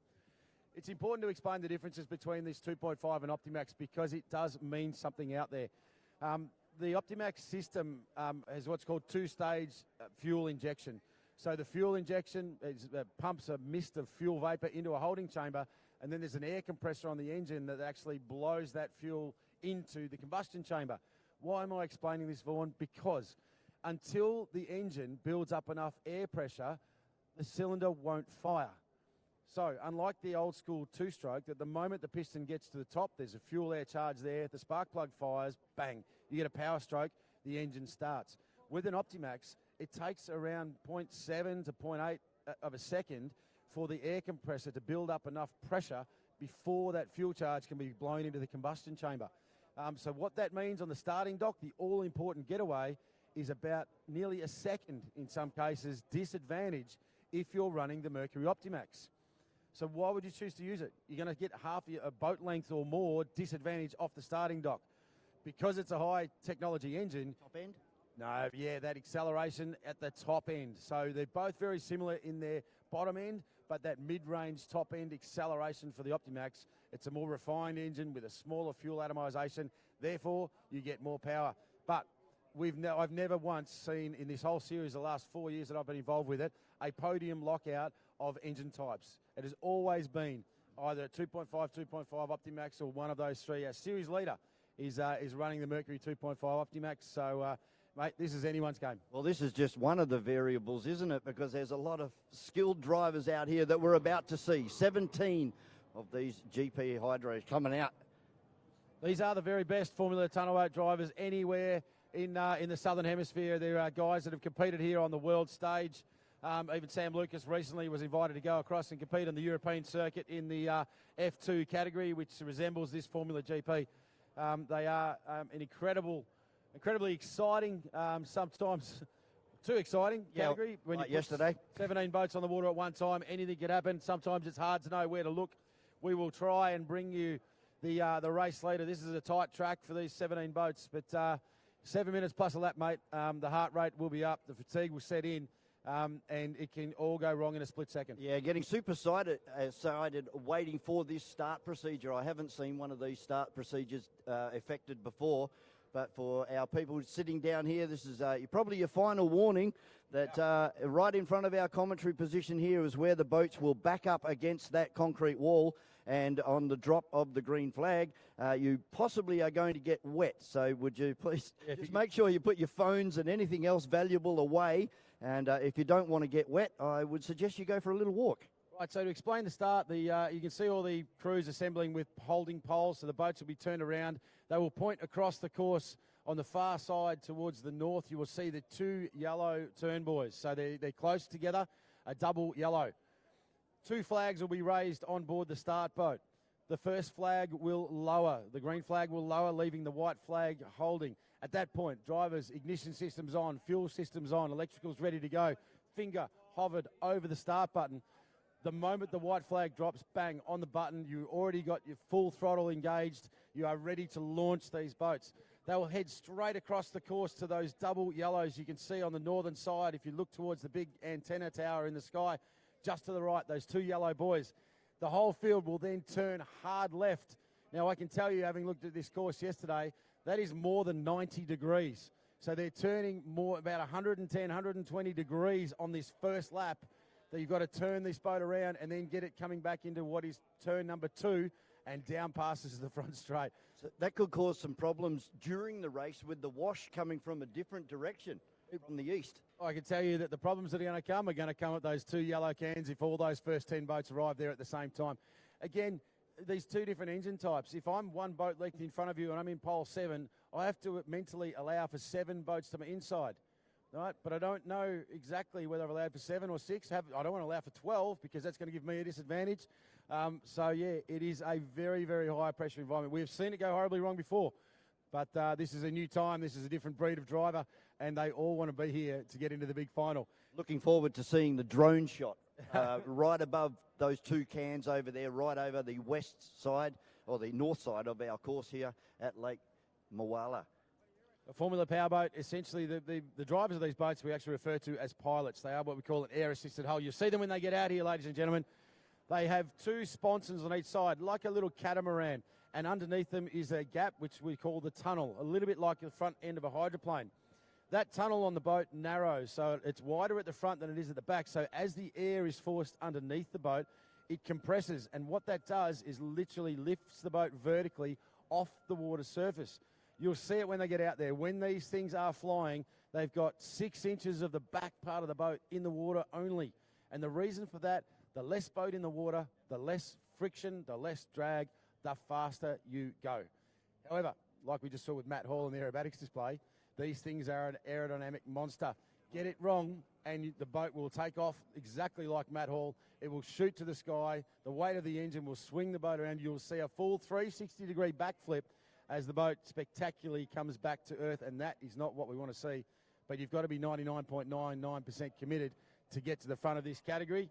We saw it twice yesterday. Teetering on the verge. Teetering on the verge. Fast as loose, Jimmy Bobby, for these guys. But they are incredibly exciting to watch. They're very, very challenging to drive.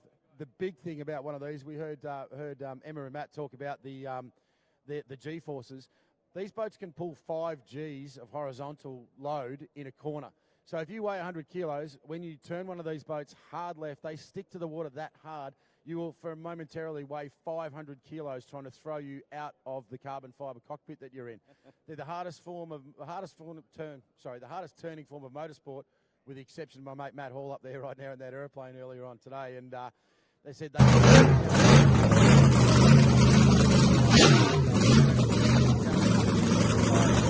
packed. And if you have a look or go and have a chat with these guys in the pits, these guys are ripped. They obviously spend a lot of time on their fitness, as you would have to if you're weighing 500 kilos every time you turn a corner. Yeah, it's a hostile environment. Mate, I tell you, when you're sitting inside these capsules, your vision is somewhat restricted. Drivers are in a safety cell, so I need to explain that as well. They sit in a full carbon fibre safety cell, which has a rating of around 7,000 Newton metres of force, so it can withstand a huge impact. They wear a 5-point harness as you would in a Formula One race car. They wear a Hans device, a full helmet, and because we race on water, they also have onboard air systems. So the drivers wear a mask, like you'd see maybe in a fighter pilot, so that if they do end up, seeing Elvis and making a poor choice and they end up upside down, they have up to 10 minutes of breathing air on the boat, so that they get plenty of time to get themselves out of the boat. Out on the water, we have dive, rescue, response crews as well. We're not going to need them today. We used them enough yesterday. We've given them a day off today. We're not expecting anything along those lines, but inherently very, very safe. But it's just an action-packed kind of category, mate. The boats are lining up. We've got 17 boats to get in the water, so it's going to take us a little while. I can see half the field out there now, and mate, the expectation and anticipation is starting to build. Well, one of the safety features that was featured yesterday twice, unfortunately, was that airbag that is behind the canopy. And that explodes with a gas charge once it senses that the boat is underwater. And it floats the boat, and you'll see the 2 front sponsons sticking straight up vertically out of the water, and that allows the canopy to come out of the water, and obviously you're starting to breathe fresh air again rather than seawater or river water. Yeah, part of the requirement to drive, and it's the same with the blown displacement boats, to drive a boat with a capsule fitted, and under the APBA or Australian Powerboat Association rules, is that you are forced to do what's called a cell orientation. Every year you have to remain current, and it means they're held all across Australia, that you show up, you've got your gear, that you put into a cell at a swimming pool, and then you're immersed, turned upside down with divers in the water, and you have to demonstrate that you are comfortable in using your equipment and you can extricate yourself from that cell. So it's a pretty cool thing. I've done it myself. It's a bit of fun to do, but it's just part of the safety protocols of the sport that we know and love. Mate, there's a big crowd down here. This is a big show on the bank. There's a whole lot of crews looking at me saying, let's get this show on the road, Murph. Mate, let's just have a chat about 117 Motorsport, our current leader in this championship, Kyle Cornell. He'll be starting out at P6, I think. And, not the result that I was expecting from the current leader in this championship. One of the things with this series, as I said, it is a series over 5 rounds, and points are accumulated over every race across the weekend. Kai Cornell is Mr. Consistent. He's always at the very pointy end of the field. He very, very rarely makes a mistake, and that is why he's got himself to the top of the points board. So I spoke to him about qualifying. They were reasonably happy, potentially a little bit left in it, but wasn't overly disappointed with that. So not a bad position. This is a big weekend. This first race all in is unusual. Normally, out of hot lap qualifying, we split the field in half. They run one race, then they run a reverse grid. We only bring them back together at the end of the weekend. This time round, we're going to put on a show. They're all out there together. Then we're going to split them up for some reverse grids, and then we'll go back all in to the final. I can see a man down there that I reckon is one of the best blokes getting around. I can't believe you're not here in a boat, mate. Yeah. Of course, I'm talking about the one of the legends out of Adelaide, J-Bomb Smith, who took home the very prestigious Archer Reed Memorial at Lake Charm there a little while. Good to see you here, mate. He's got a pole in his hand, so someone's got him working. I'm just trying to pick up who it is. But, of course, the Impulse race team. He's working with Austin McDonald from South Australia. That makes sense. And I'm not sure if you heard me yesterday, but that shirt that you gave me, we auctioned off for charity. We've raised well over $10,000, and it was a big part of that. I intend to wear that at the next Victorian Outboard Club meeting, mate. So, mate, just casting our eye. Trophies. over towards the boat ramp there, and we can see boat number 2 of Ewan Bricker. You wouldn't believe that that was one of the boats that went upside down yesterday. No, you wouldn't. The Stars and Stripes factory DAC-built machine. It's come out of Europe. Gavin Bricker, the team owner of TBR Racing, and young Ewan Bricker, he's about 22, maybe 23 years old now, running out of Langwarrin in Victoria.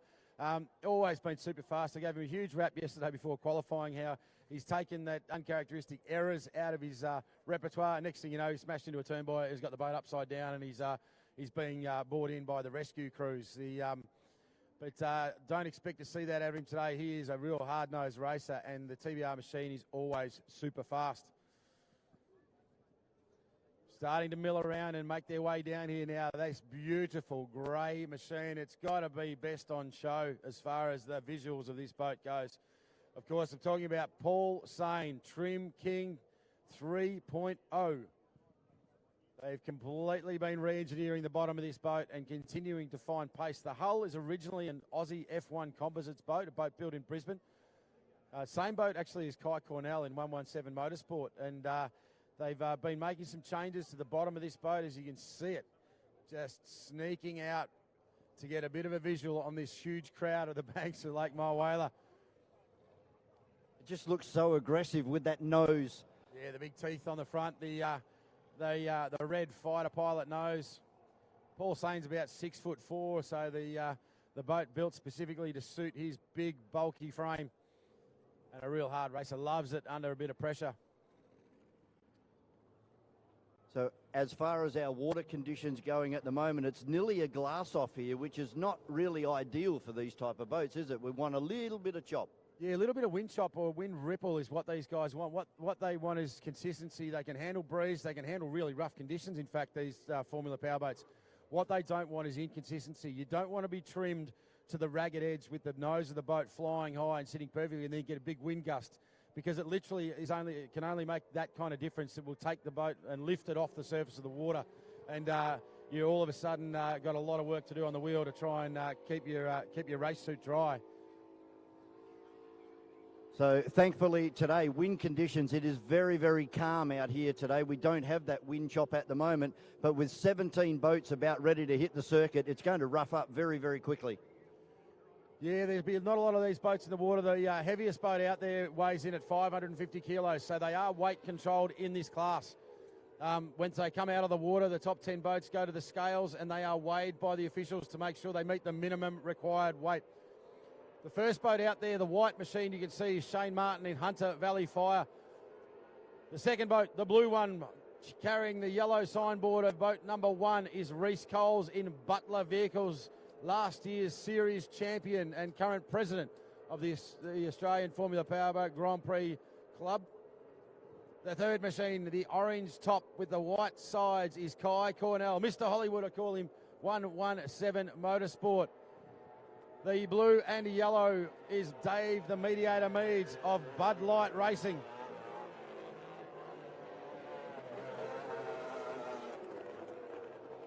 Certainly a spectacular form of motorsport. As they fly across the top of the water, as you said, they're referred to as pilots. And there are some stages as they come out of turn number 2 there, which will be turn number 3, we can actually see right underneath the boats. Simon Troy, mainline Dynalog, the white boat with the red canopy. He's the fastest qualifier, pole number 1. Boat number 24, the silver with the blue and red canopy, is Stephen Gilligan, Epic Racing. The red and white machine of Sam Lucas, Armarine Jackson's Lucas Tree Services.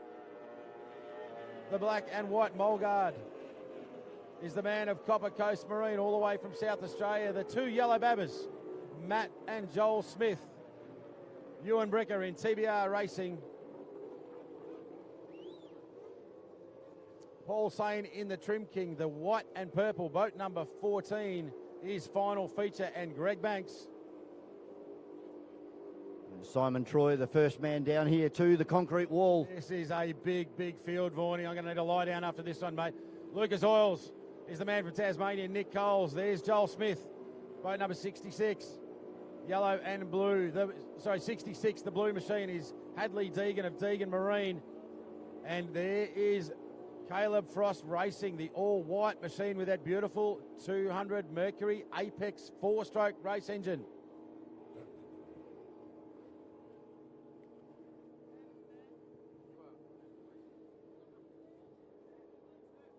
Simon Troy, the man to beat, off pole position in that beautiful mainline boat.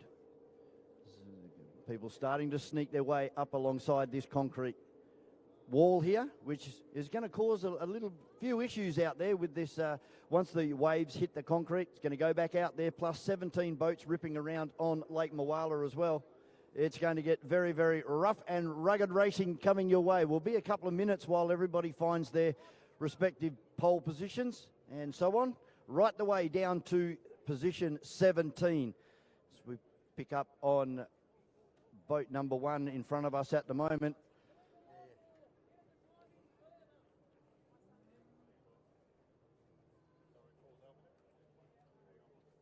Okay, so you're going to see them line up now, and if you're sitting directly behind one of these boats, as I mentioned before, yeah, good idea with the Repco umbrella down there. The height of the bank may protect you, but these boats will go from 0 RPM to around 6,500 almost instantly. The propeller will slip. It will throw a rooster of spray right up until it starts to get some bite, and they will go. They will hit maximum speed about halfway across this course. Maximum speed for a course this length on these boats is going to be around 120 miles an hour, so getting upwards of 200 k's an hour as they rip around this track. It's another one of our fast runners in Shane Martin for Hunter Valley Fire Racing. He was on fire early yesterday, got his qualifying time done very, very quickly. Yeah, pardon the pun, but Hunter Valley Fire on fire here this weekend. Hey, when we get rolling, the action is going to be fast and furious, so just for the crowd out here joining us on the bank, the turn to the far right-hand side will be referred to as turn number 1. The double yellows across the back is turn number 2, and the bridge end is turn number 3. So if you hear us talking about the action at turn number 1, we're talking about the right-hand side. Turn number 2 is out the back, that big hard left-hander, and turn number 3 will be the bridge end 3-boy turn. How good does this look, with all of the crew lined up here along the concrete wall and just a big procession of these GP boats.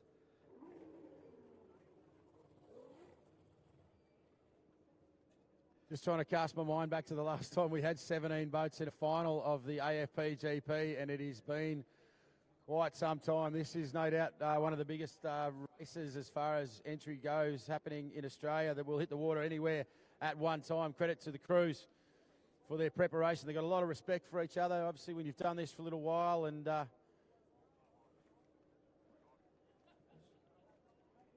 be interesting to see if we get wet up here in the commentary box. Yeah. I'm not putting it past them. And we've got Kai Cornell, the current leader in this championship, in boat number 117 for 117 Motorsports. You can see if you're down here on the starting grid, and if you're here joining us in the crowd, you won't be able to see. We're just to the eastern side of the swimming lagoon. The boats that are being lined up in pole have roughly 1.5 metres in between them. So between side to side, 1.5 metres is approximately the distance. Now, the drivers are expected to maintain that gap as they head across at upwards of 100 miles an hour, and then turn more than 90 degrees left and get out of turn number 1 and find their way through to turn number 2. Is torque steer an issue off the line like this, Andrew, where the boat wants to go to the right?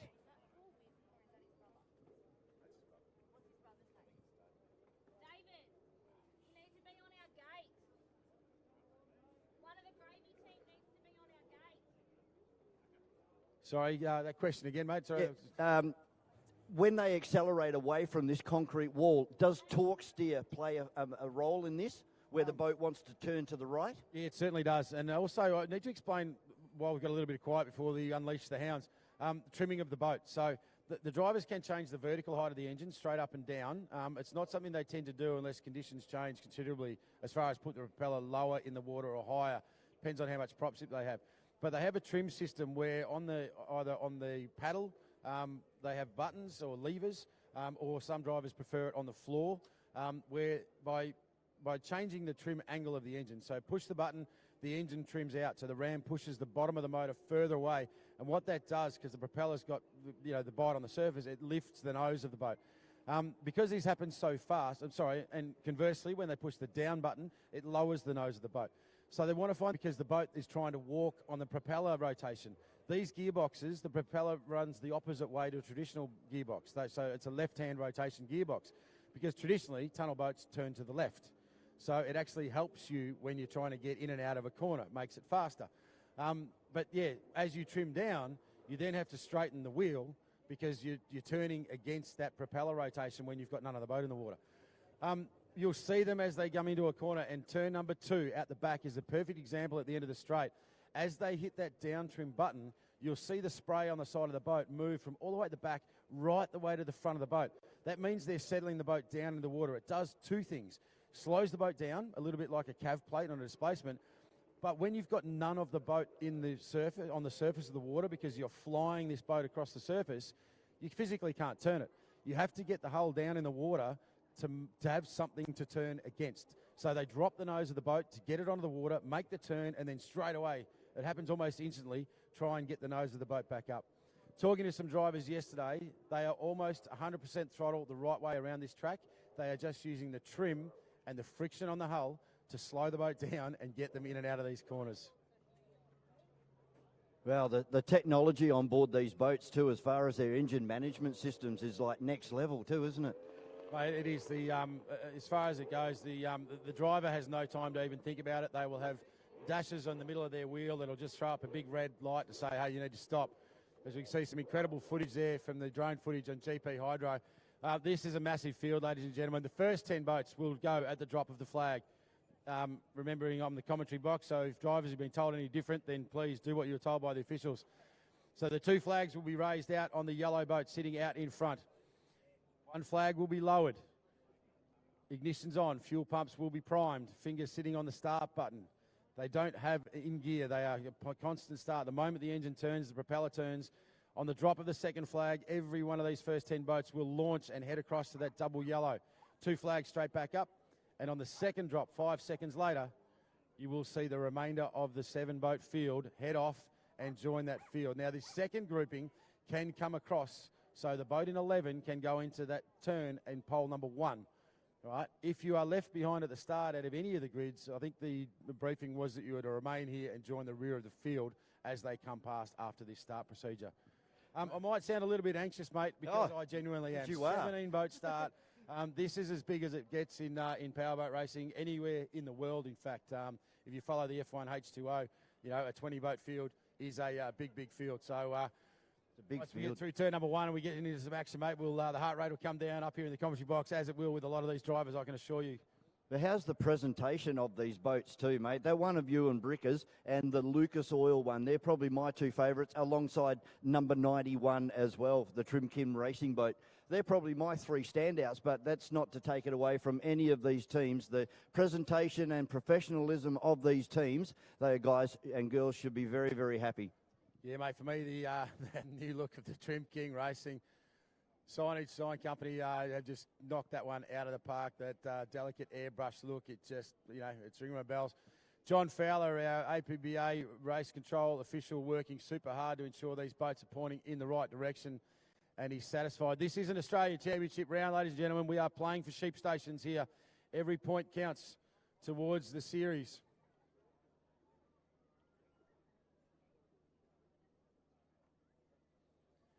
And you can see from our position up here in the commentary box, even a little bit like, I suppose, any form of Formula One or motorsport, when you line up in the grid, the drone footage on GP Hydro give me a great example of the angles on some of these boats. So ideally, they're all pointing in the same direction, but there are some boats that are a little bit more aggressively pointed towards the cans, and some a little bit less. But remembering, when they jump, these boats are going to move. They're going to move at least half a metre left or right, and it really is going to be anyone's game. The 2.5 litre boats, 2.5 litre engines should get the drop. So the guy out of pole number 1, Simon Troy, has a 2.5 litre. He should get away clean. Right alongside him is Sam Lucas in the Marine Jackson's Lucas Tree Services machine, running that Mercury Optimax.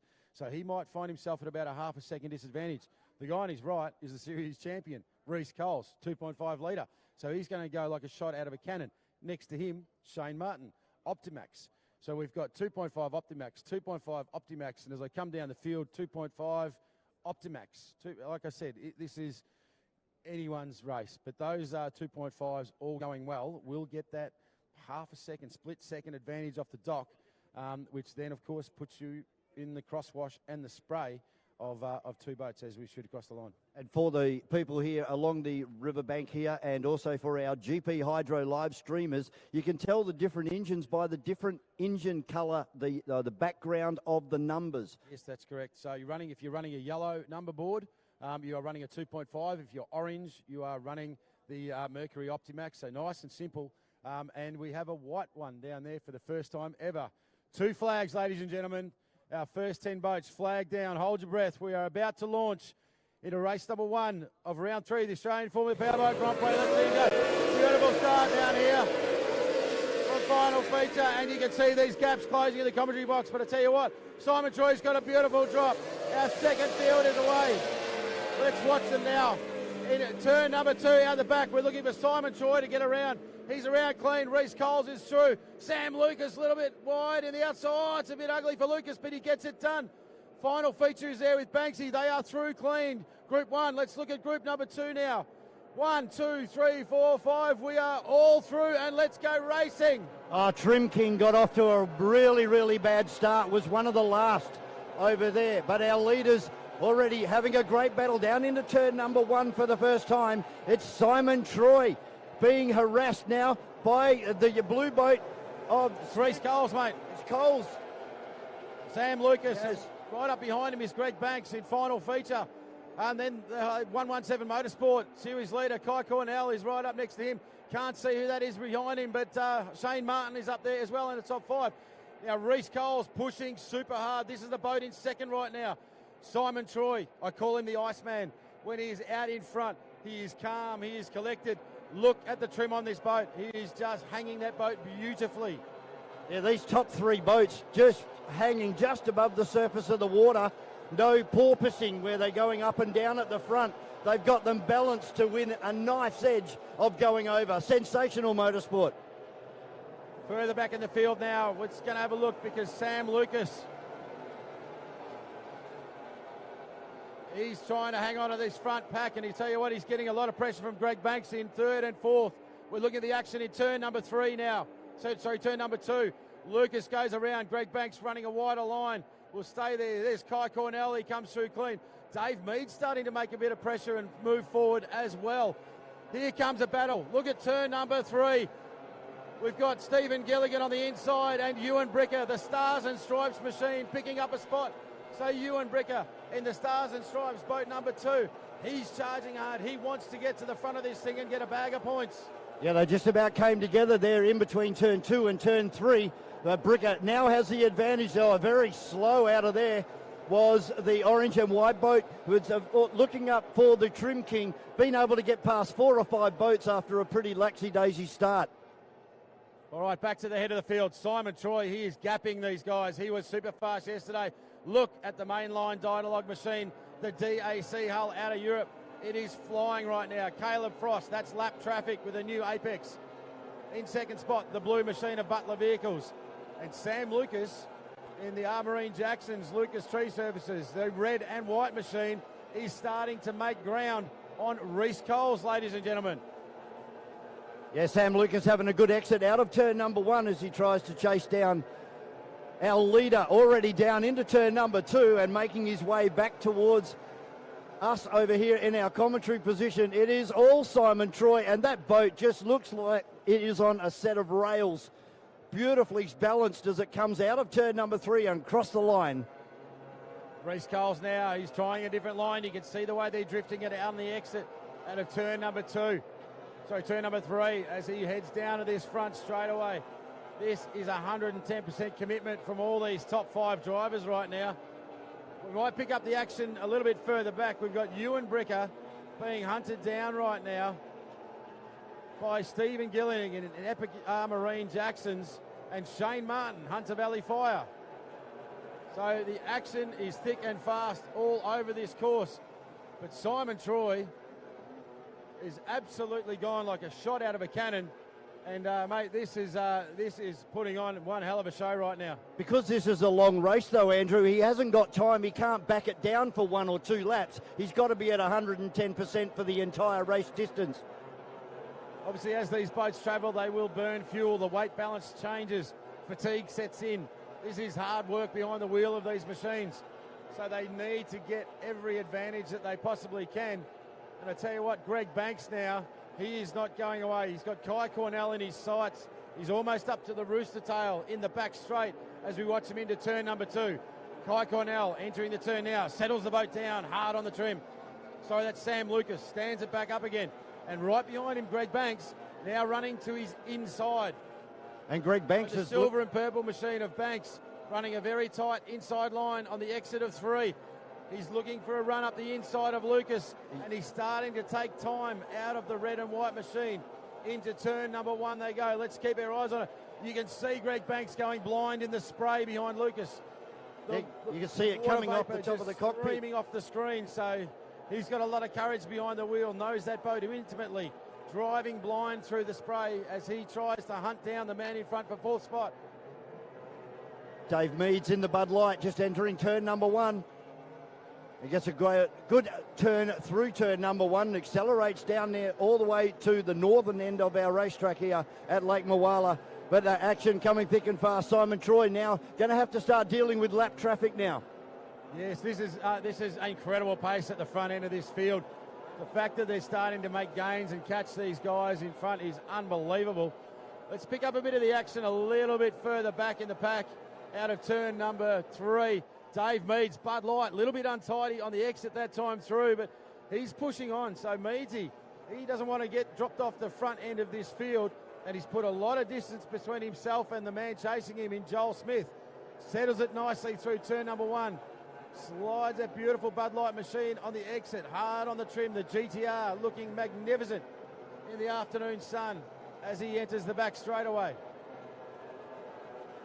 As they're going into the eastern section of the racetrack, that sun beaming down, that's going to be causing a few issues for the drivers temporarily as they're all starting to head down towards turn number 3. We'll pick up on Ewan Bricker. This is the boat that went upside down yesterday, but you wouldn't think so. The guys have worked feverishly to get that boat ready for today, currently running in around about 6th position. Paul Sain, the trim king, on the exit of turn number 3. As I said, he looked like he was fighting this boat a little bit yesterday. Still a little bit of a battle. It's nice in the straights, but on the exit of the corners, it's causing him a little bit of grief. But here's a fight on the front straightaway. Have a look at this. Hadley Deegan, the blue machine with the yellow and silver Smith family racing machine, Baba to his inside. They are going at it head to head. And right behind him is Simon Troy, a race leader. So Simon Troy now, he's got traffic in front of him, and they are 2 boats wide. Now, they are racing each other, so they do not have to yield.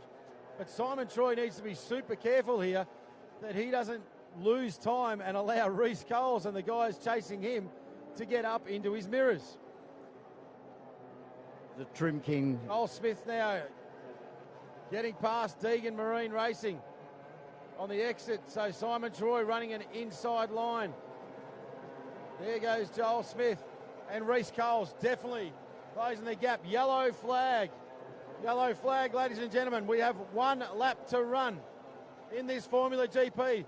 Simon Troy, have a look at Reece Coles. Let's pick up the action in the back straight. The white and red machine of Mainline Dynalog, because Reece Coles has seen the yellow and he has gone for it. Simon Troy has got lap traffic in front of him, and Reece Coles is starting to close down this gap. Sam Lucas now coming under pressure a little bit further back, but he's got 1 more corner to run. The white machine with the red canopy, Simon Troy in the Mainline Dynalog machine. He's exited the corner. Reece Coles is right up behind him. This should be a checkered flag, ladies and gentlemen. Put your hands together for Mainline Dynalog and Simon Troy. Reece Coles in Butler Vehicles in 2nd. 3rd place is Sam Lucas, Armarine Jackson's Lucas Tree Services. 4th place is Final Feature with Greg Banks. Kai Cornell into 5th spot. Ewan Bricker 6th spot. Stephen Gilligan, Epic Armarine Jackson into 7. Shane Martin comes in at 8. And it looks to me like Dave Meads will round out in 9. And it's going to be Matt Smith, I think it is, that's going to pick up our top 10. Wow, there you go. Mate, sensational way to start off heat number 1 for our Formula GP drivers. And, mate, like you said, that lived up to everything that you promised. such an exciting form of motorsport as the Formula GP. Wow, that was pretty hectic. Hadley Deegan, welcome home. Caleb Frost bringing that new 200 Apex home for its first ever race finish in an APBA sanctioned event here in Australia. The 3.4 litre Merc 4-stroke Apex Formula engine. But, mate, there was so much happening. It's going to take me a fair while to unpack that one. But yeah, we'll have to watch the replay of that one. But Ewan Bricker only improved one position from his starting position. He started out of 6, finishes in 5. Put your hands together for him. Your race winner, Simon Troy. He came out of pole number 1. He gave it everything. There's a big fist bump under the canopy. Main line Dynalog, the major sponsor, Pro Hub. There's Sammy Lucas. Great run from him. Welcome back to the big leagues to that man in the beautiful Armourine Jackson Lucas Tree Services GTR. The smiling assassin. Smiling assassin. The best teeth in the industry.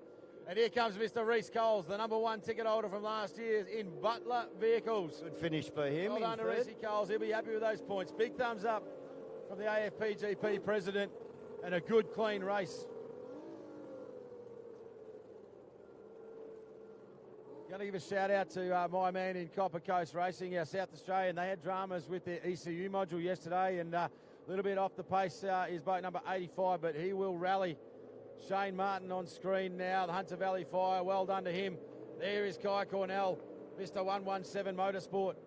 He'll be happy with that inside the top 5. I think I had Kai as Steve Gilligan in top 10, as is Meadsy and the boys. There's Paul Sane. Give him a wave, ladies and gentlemen. That's Rem King. He'll want to find himself further up the leaderboard than that one, but well done to the Formula GP. TNR Transportables for their sponsorship in enabling that to go ahead. Of course, the AFPGP roofing, Cook's Fencing, Total Energy, and 4 Tree Lawyers, as well as Total and, I've forgotten Total and Maintenance, Total and Events, but thank you very much for them. Give them a round of applause, kids. These guys will be very hot and bothered under the cockpit lids as they come back to the bank. For a few, it was a Hollywood story, mate. For a few, there'll be a little bit of soul searching to see what they can do when they come out for race number 2 a little bit later on this afternoon. Yeah, Formula GP making our way to the program a little bit later on this afternoon as well. So that's the way they finished in the Formula GP Race 1, brought to us by TRN Transportables. Coming up next, more tunnel boat racing with the F4's race number 1, also brought to us by TNR Transportables. I can see Andrew's already going for a lie down. We're going to take a short break here at Lake Moala. Hope you're enjoying the action here on GP Hydro live stream. And of course, for all of our people here, such a big crowd starting to develop now. They're on the paddle steamer. They're all the way down to the bridge and our second of our pit areas. Thanks very much for hanging out with us here on your Saturday. Hope you're enjoying the racing. We'll be taking a short break. We'll be back very soon with continuation of the E.C Griffith Cup for 2024.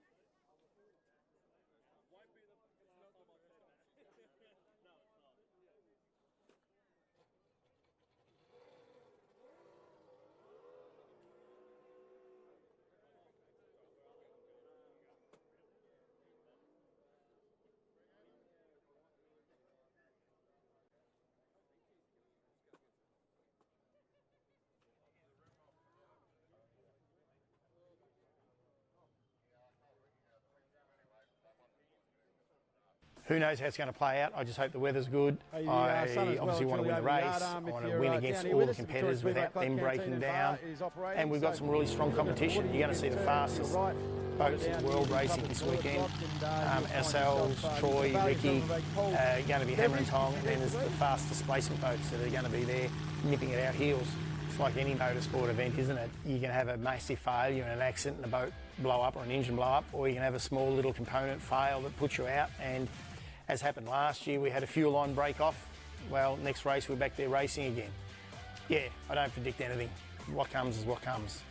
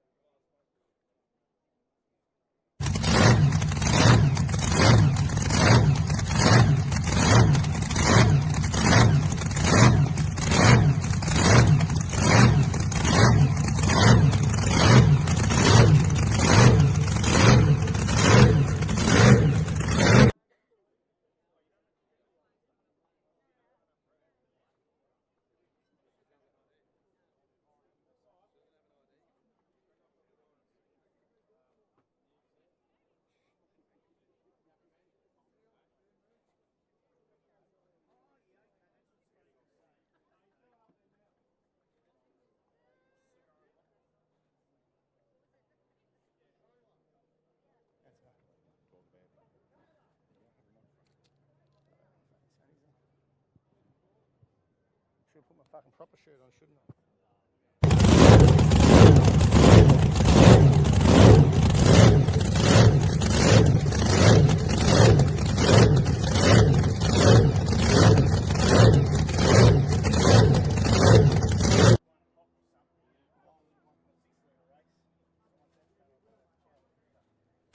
Hey, next time I'll put it through.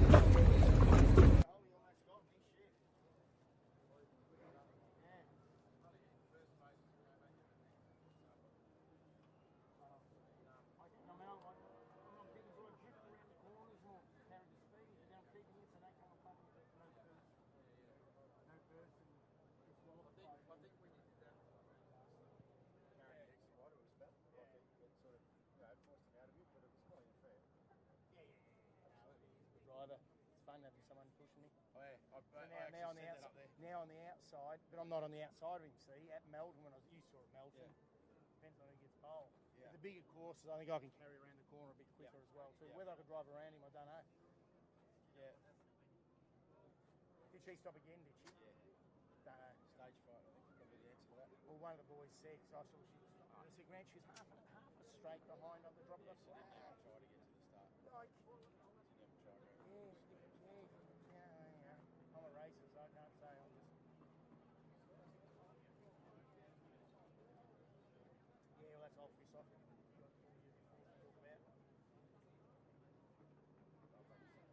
Hey, Neil. Can we do a quick bit with Harrow before this race? Yeah. So you're doing two. Oh no, this is two live stream and crowd. So you kick both bases at once, eh?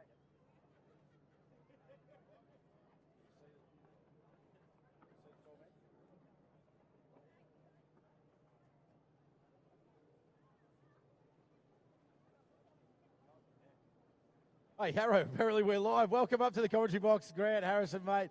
Hey, happy Yarrawonga Mawela Powerboat Festival. How are you? Yeah, fantastic, Murph. Mate, well, how could you not be good? It's boat race day, weather is good. Yarrawonga's brought the sun out, big crowd here, and yeah, we're about to go racing for some serious trophy this afternoon. It is, mate. It's a trophy that's obviously super close to your heart. We were going through it earlier this morning. You've chiselled your name into this E.C Griffith Cup how many times now?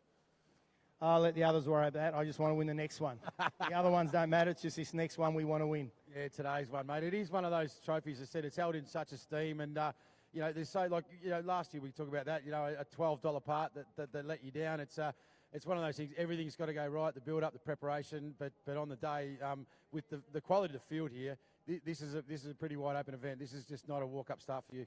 Oh, absolutely not a walk-up start. Absolutely. You know, we got to get through 4 laps in the heat.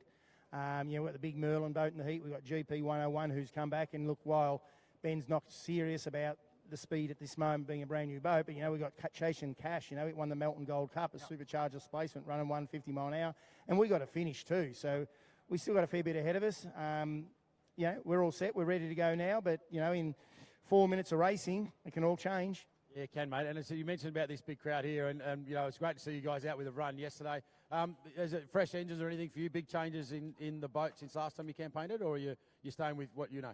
Nah, pretty much the same thing as what we know. We've freshened up both engines. Last year we lost a fuel line, which caused a stop in the final, run up the back with Troy. Blew a head gasket in one engine, but they're identical engines. Everything's back together just with fresh gear, and hopefully it'll get us through 8 laps with just one motor. Right, that's the big boat stuff, and we know it's a massive crowd pleaser. The 1.6 hydros, though, we watched you out there before. The racing is just so tight. Talk us through the course, talk us through the track. Yeah, good track, good track. I'd like wider corners. For the 1.6, it's fine, because we're only doing 100 mile an hour out there, so the 1.6 is fine. It's a fun class, it's a cheap class, it's an easy class to go boat racing. GPs and bad displacements, you know, that's a different deal. But, you know, even though it's smooth out there, it's bumpy. You know, these concrete walls bounce the waves back, and while you guys out there looking at it think it's fairly smooth, it is.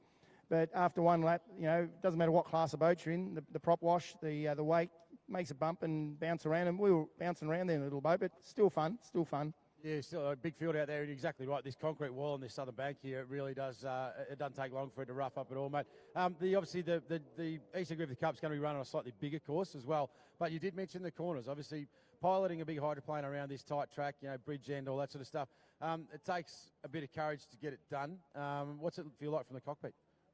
Yeah, it's probably a hard one to describe, Murph. A lot of people ask me that, and I was always worried running the 1.6 litre hydro at 100 mile an hour and then getting out of that and getting sort of 170 mile an hour Grand Prix hydro, how I'd go.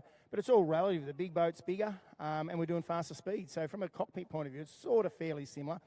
But certainly, you know, once we go past 150 mile an hour, the thing actually does become an aeroplane.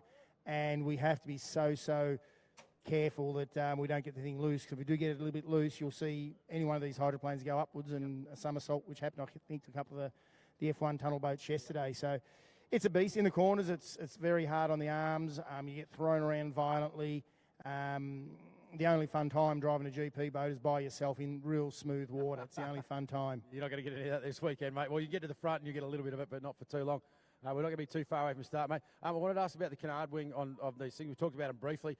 Different people choosing different things. Yours is a manual operator, something that you do manually, or you're using servo controls. How does that work for your machine? Yeah, we used to be manual. I came from a displacement background. I liked manual canards. We had that on GP 101. I could drive the boat with my foot, with my eyes closed theoretically, with heel and toe. GP1, we struggled with the foot canard, so a couple of years ago we relented and went to electric canard. So it's on a push of a button, which you don't feel. Yep. But into the wind, you can set the trim, and it'll help the boat sit, which is good. Downwind, you give yourself a bit of lift coming out of the corners, you give yourself a bit of lift coming into the corner, you set the sponson down. So I've become accustomed to electric, but it is slower, it's less stable and more risky. Yeah, it's an interesting thing. People don't think about that. They think it's just a pedal and steer. There's so much science involved in getting it. You do it better than most people anywhere in the world, mate. It's a privilege and an honour to have you here. Wish you all the best for this weekend, mate, and we'll see what happens a little bit later on. Thank you very much for coming to talk to us. Yeah, thanks, Murph, and to all the other teams, bring on the Griffith Cup. Let's have a crack. Let's be safe, and let's all have some fun, eh? Let's go fast. Yeah, let's do that. Grant Harrison, ladies and gentlemen, the pilot of GP1. I've missed the start. The Formula 4s, ladies and gents. Here we go. Out of hole number 1 is Carlin Bailey. He's got a good clean start just to his outside. They're driving directly away from me, I think, is Maxie Cook. So it is. Sorry, it's Ty Gilligan running out of 2 as they head across. Max Cook in maxed out F4. Then Lockie Bride back. Now, Lockie Bride's just pulled up on the run out there, so that is no good for the crew of Phantom. F4 category there, Vaughnie, mate. This is a international category of Formula Powerboat racing. The engines on these boats are 60 horsepower EFI Mercury racing built engine, and the kid out in front making it look too easy, because it's certainly not, is Carlin Bailey in the boat Queen Bee, boat number 321. Look at the trim angle on this boat. That is just sitting in the water beautifully. It's not porpoising up and down. We catch up on the second position. It's a little bit lower in the water, but ideally I think Queen Bee has got the ultimate setup at the moment as they go down into turn number 1. Yeah, this will be an interesting one to watch, because the 2 boats out in front, these are Formula 4, so weight controlled, width controlled, length controlled. but they are a different manufacturer. The boat out in front, Queen Bee, is a Kangaroo hull that was built overseas, brought to Australia originally by Tracy Pugsley. The second boat, which is the Epic racing machine, sponsored this weekend by Yarrawonga 4x4 of Tyler Gilligan, is a Molgard, so built in Sweden. They are a different style of boat, and they actually behave differently, hence those different trim angles. If you were to trim the Molgard that high, you potentially don't go as fast or you risk blowing over. So interesting differences between the two boats. But have a look at the battle a little bit further back now between Max Cook and Bud Light Racing of Jack Mead. So these guys are on to each other. And Bud Light looking for the outside run as he comes out of turn number 3 and down the main straight. It's still side by side. And again, these two boats look like they're trimmed pretty ultimately as well. This is going to put a lot of pressure on these two young drivers. Max out, driven by Max Cook, the birthday boy, here with us this weekend. I'm going to make him sing happy birthday up here a little bit later on. But to his outside is Jack Meads in the Bud Light racing machine, one of 3 Bud Light machines here this weekend in the Meads family racing team, and he's doing it beautifully right now. That battle looks though it's going to settle in. Now, the beauty of this class, the engines are stock standard, no modifications permitted. The ECUs are actually allocated to the teams by race control on race day. So you can't shadow mode, you can't change any RPM settings. So it really comes down to prop selection and driver and setup, and then of course driver ability. Look at Carlin doing a great job here. Carlin Bailey in Queen Bee. Is there an advantage over having a European boat versus a homegrown product? Well, it does depend, to be honest. Right now in these perfectly still conditions, that Kangaroo hull is grabbing a little bit more air, less wetted surface area, driving further forward and faster forward. Just want to keep your eye on this Bud Light machine because he doesn't want to get any more trim into that. I'm sure his dad on the bank here will be going, steady it down a little bit, son. It's easy to grow horns and end up upside down and rather embarrassed back at the boat ramp with a wet race suit. But nice clean cornering, putting a bit of pressure on Maxi Cook now. So a big move there from Jack Meads in Bud Light. Put the pressure on the outside, and of course then you've got that inside boat hesitation that I don't know exactly when he's going to turn, so it does take a tenth or two out of your corner speed. So Meadsy picks up a spot and moves into third. Yeah, Jack Meads has got a good advantage, probably 50 metres now as they head down into turn number 2 on the northern section of our Lake Moala. But out in front, this thing is incredibly quick, and they're so quiet, Andrew. Yeah, beautiful 4-stroke EFI technology. I think they rev to about 7,500 RPM. You wouldn't think it listening to these engines, but it's an international category. You can go and pick up an F4 anywhere in the world, and they're built to a standard. And you can go and compete, and Australian drivers have competed all across the world, both male and female, and it's just a learning category. When you've only got 60 horsepower to work with, you know, a lot of fishing boats up here at Yarrawonga are going over 60 on the back of their, 4.5 metre tinny. You really have to be super smooth, super efficient. You've got to get the maximum out of the hull the whole time, and that is why this is such a good learning system. You know, in motorsport, you've got, Toyota 86 categories and things like that where you've got the same equipment and limited horsepower. So it really comes down to driver ability and understanding how to set a boat up to go fast, and that's what this crew is doing right now. What I like about this category is with some of the other categories is it doesn't matter how deep your back pocket is. You're running to an international formula here, so everybody, it's going to put more emphasis on your driver and your racecraft. It certainly is, and like to give you an example, I think that Queen Bee machine is actually, was offered for sale recently. I'm not sure, it's around the $25,000 mark. You can pick up the boat currently leading that race. It's not a hugely expensive form of motorsport. They're very robust machines. Again, the drivers sit inside this carbon fibre cell, 5-point harness, Hans device, breathing apparatus on board. They're super safe, and they are super competitive. I can tell you one thing though, Vaughan, if the wind cut up right now and we had like little rollers and chop out there, that would close this field up and potentially be changes. I've watched that little Molgard out there in some really choppy, dirty water, and it tends to be a really good rough water boat.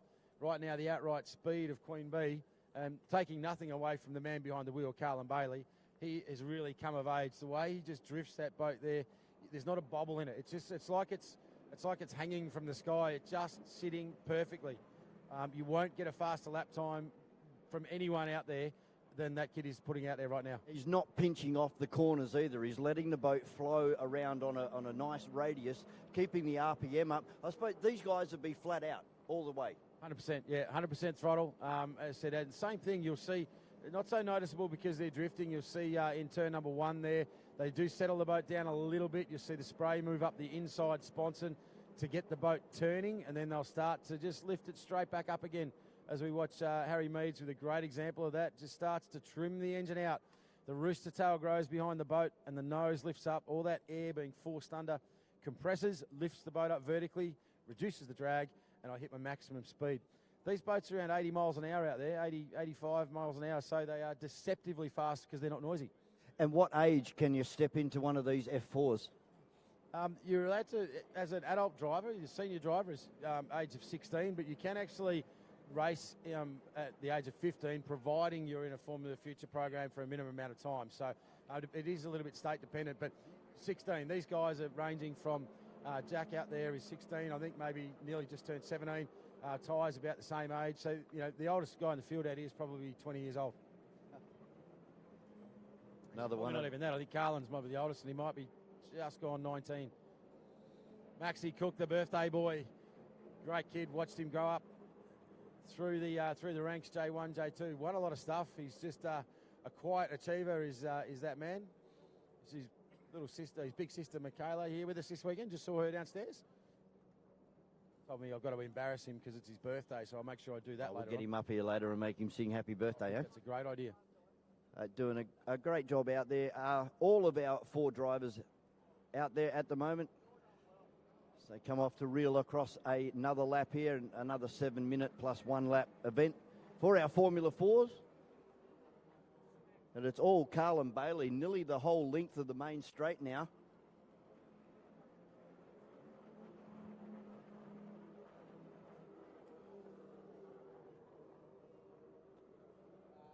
Maxie Cook out there. There comes a Bud Light, the F4 of Jack Meads.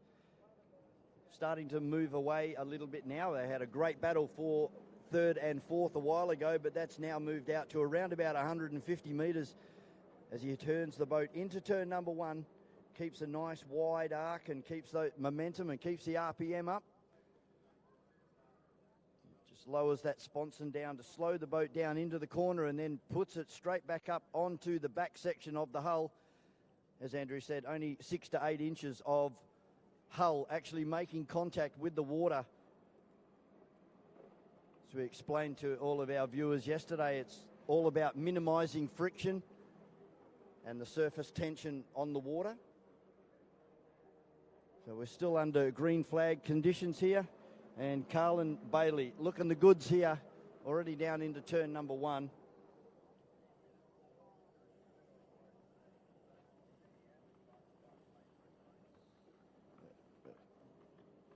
Bud Light comes across the line now, still in 3rd position. You're doing a good job, Jack Meads. A little bit of a porpoise there. So when we talk about porpoising, obviously that means that the boat's getting to a point where it's got a little bit too much air underneath it and it spills the air out from underneath. So the nose drops again slightly. So you need to be able to find that balance point right on the verge of it, but don't go beyond it. At the speed these boats are travelling, they are more than capable of barrel rolling or backflipping. Unfortunately, Ty Gilligan's had that experience that got a little bit too excited and got the nose of the boat too high. The wind picked it up and turned him over upside down. Yellow flag now shown to Carlin Bailey, ladies and gentlemen, so 1 lap to run. That's unreal. Just been looking at Maxie Cook over there in Maxed Out.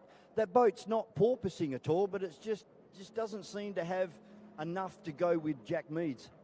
It could literally be an engine height. Propeller selection as well. You know, again, we talk about that because different diameter of propellers can create vertical lift, so pick the whole boat up in the water. And it is running a little bit wetter overall. So even though you change the trim angle, the boat's still wanting to sit on the surface a little bit more than the other boats around him. So you can see there, even though he's got aggressive trim, the contact point of the water is a little bit further forward on that boat. So potentially maybe an engine height change for the next race for Maxie Cook.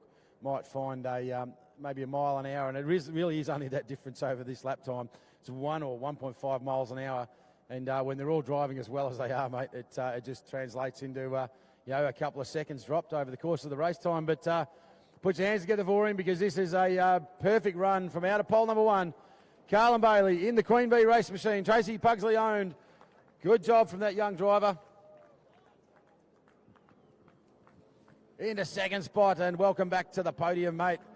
The Yarrawonga 4x4 centre machine of Epic Racing's Tyler Gilligan. And a long way back will be coming across the line very shortly in the Bud Light machine. Of course, that is Jack Meads. He'll take out third position.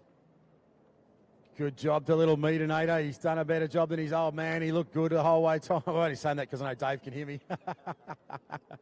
Great drive from him. And, of course, the birthday boy, Maxie Cook, comes home with a big bag of points. So well done to those 4 young, hard chargers. And a big thanks to TNR Transportables for their support of that category. Well, coming up next for Babcon Plant Hire, it is the unlimited hydroplane scratch race. And we bring out, I can see our hydroplanes already sitting in the water down there at the bridge end, the western end of Lake Moala. This is going to get very, very serious very, very quickly. We're going to take a short break here at Yarrawonga, and we'll be back very shortly with the unlimited hydroplane scratch race brought to you by Babcon Plant Hire.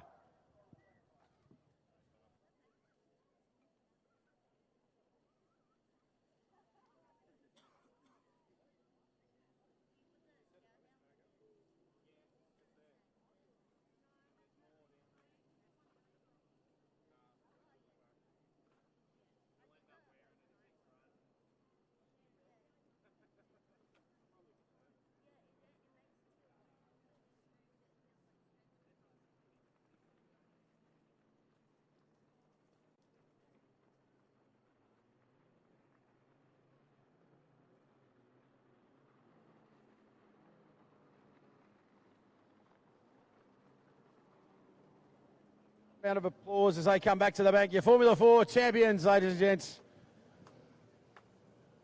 Carlin Bailey, Tyler Gilligan, Jack Meads and Maxie Cook.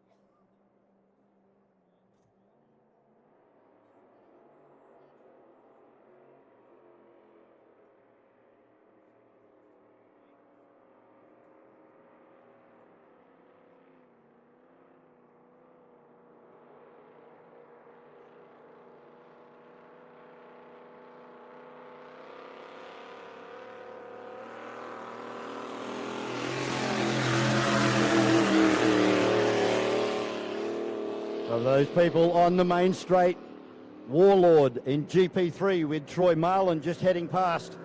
These are the unlimited hydroplanes, and it's great to have Sammy Smith up here in the commentary box. Sammy, bit of a legend over here on the East Coast. It's great to have you here at Yarrawonga. Well, I'm a hometown hero here, mate. This is my track when I was a kid, running around on the foreshore, straight across the road from these things, and that's why I got how I got interested in powerboat racing, and to be able to call these all over, well, virtually all over the world, Canada, America, New Zealand, Australia. They are fantastic stuff to really get the hairs on the back of the neck stand up.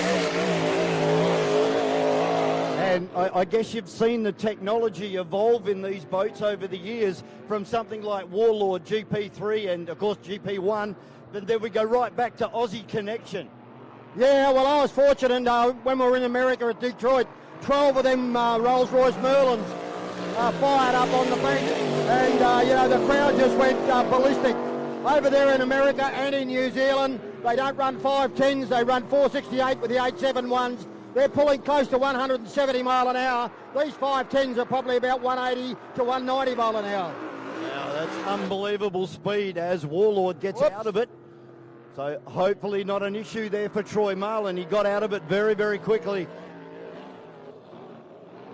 Trying to find out, there he is, Aussie Connection coming up towards turn number 2. And this is a fantastic boat. There's a lot of history behind Aussie Connection. Oh, there certainly is. There was a bit on Facebook about some fella said they should retire it, but the crowd absolutely love it, Vaughan. And, to see the Merlin V12, 3,000 horsepower, 30 feet in length, about 15 foot across the sponson to sponson. And when there was 4, 5 and 6 of them here back in the 70s and 80s, it was absolutely unbelievable to call. We were saying yesterday that if you closed your eyes with a group of 4 of those Rolls-Royce Merlin engines, you could probably put yourself back into World War II. Oh, without doubt. The World War II Spitfire motors, of course. A guy over in America, when I was over there, I was talking to him, and he bought a container full of Merlins. He said, I love the old V12s, the Rolls-Royce Merlin, and so this container came up. How many was in it, I don't know, but there was quite a few, and so he bought the lot. We're just saying that the height of the spray caused by when they turn, they've got the skeg on the left-hand side, and we've seen a big bit of black smoke come out of Aussie Connection there. Hopefully it keeps fired. Yeah, well, that skeg on the left-hand side,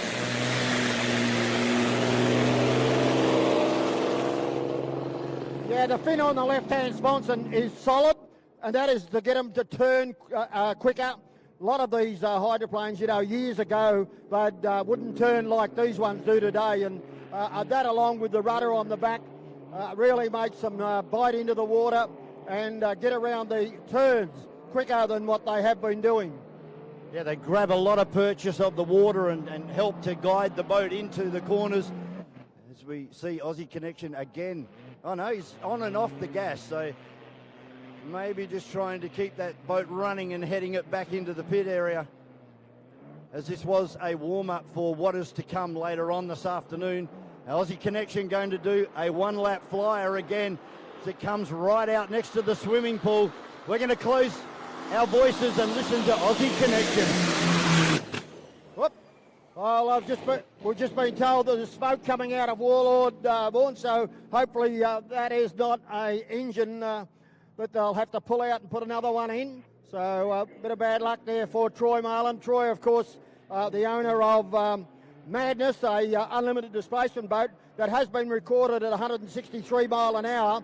And of course, he drives the Ron Burton, Craig Burton Warlord boat and has won 2 E.C Griffith Cups. He's going for his 3rd. But Grant Harrison, I was talking last night, and Grant said he wants that 10th one of him. That'll give us 11 with Dad's win, of course, in 1986. So it's going to be full on out there, mate, for the heats of the E.C Griffith Cup for 2024. Yeah, when we had Harrow up here, he was pretty coy and kind of dished off the first 9, and he's all about this one coming up.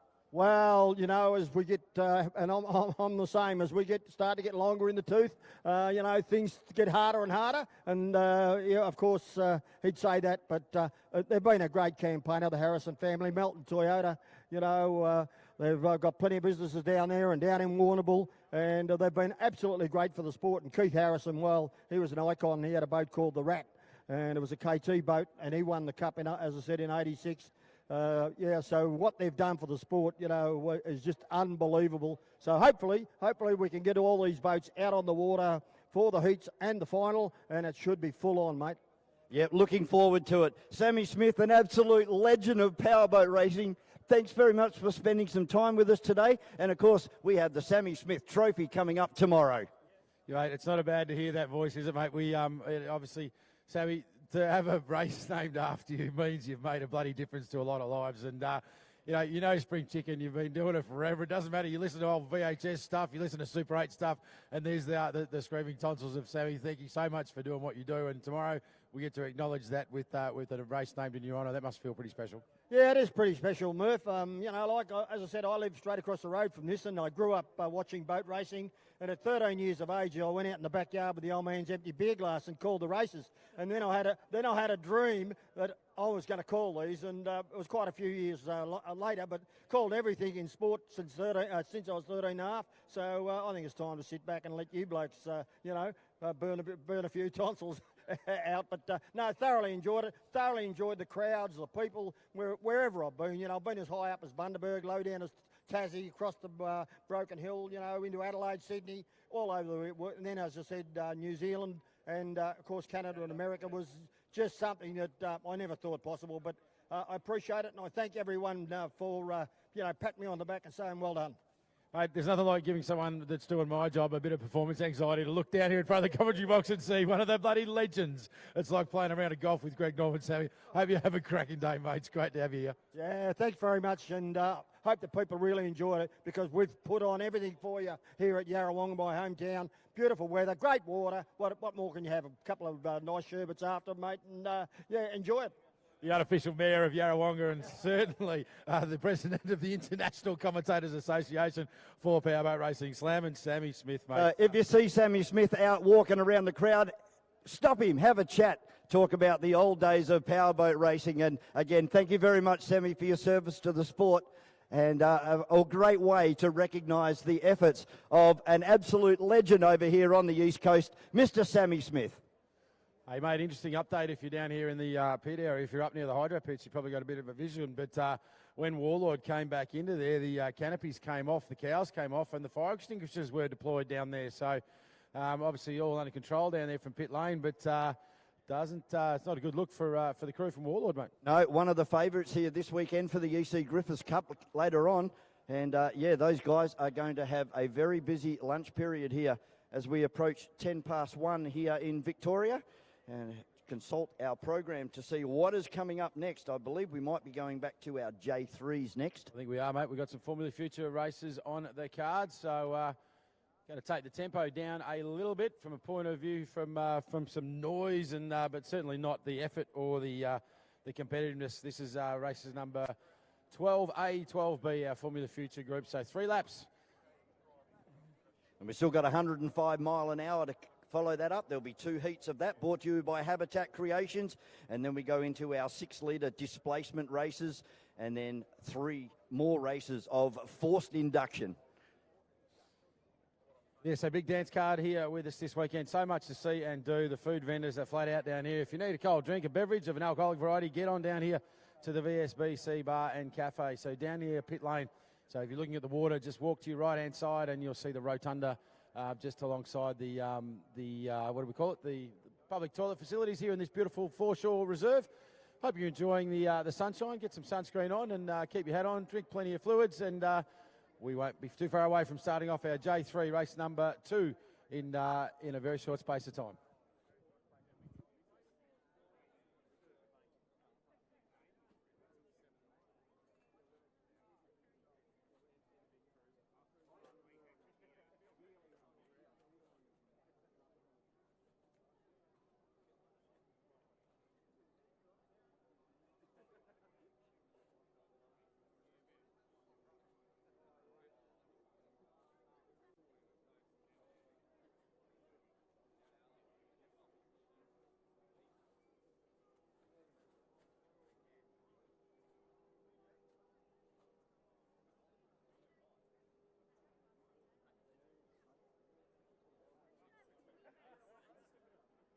So they've released the hounds in group number 1. We've got Andrew Cameron, a little nuts.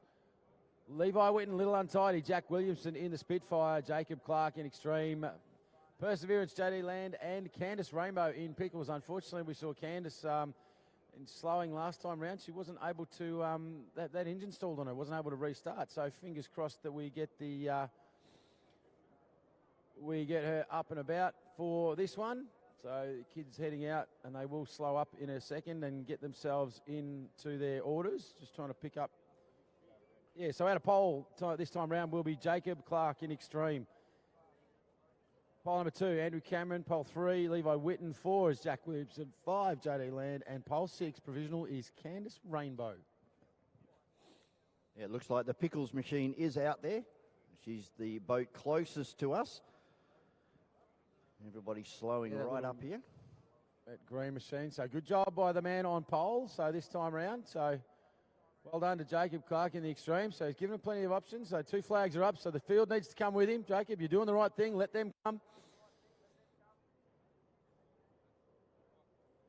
Nice slow start. So well done there all together. So obviously had a bit of a chat. 2 flags down. We've gone racing. Nice start from Jacob in Extreme. Out of pole number 1, the boat leaps into the air and away we go. Levi Witten's got a good run as well. Out of pole 3, the little white boat. So he's doing a good job, and just ranging up outside him as well is the ex-TBR machine. I think that's called Extreme now. Of Jacob. No, that's not. Spitfire, I should say. Jack Williamson. Jack Williamson, yeah, that's him. So a stock standard outboard engine on these. You can change the props, and you can go probably whole hog and buy something very expensive to get a few more mile an hour. Yeah, the prop that you want on these, the high-performance stainless steel racing propeller, probably the best props in the world for these are a Win Race propeller, so made in Sweden. Sets you back about $1,400 for a top-of-the-line prop, and of course, depending on conditions, you might need 1 or 2 of them if you're super serious. But remember, this is handicap racing. So the times that were set in race number 1, you've got to try and nail those lap times, and every lap is counted. So the closer you get to essentially your handicap time each lap, the more points you get, and the winner at the end of the weekend is the driver with the most points. So you want to make sure that you're not super fast one race and you half spin around and you're super slow the next race, because that can work against you. But at the moment, I tell you, the outright pace coming from the boat that started out of pole number 1 is Extreme, Jacob Clark. So he's doing a beautiful job. Out of pole, running in second right now, the blue and yellow machine is Andy Cameron, a little nuts. Troy Cameron taught him everything he knows. Well, it's probably a bit the other way around, in fact. And Pickles is still going. Here she comes. Yeah, doing a beautiful job. So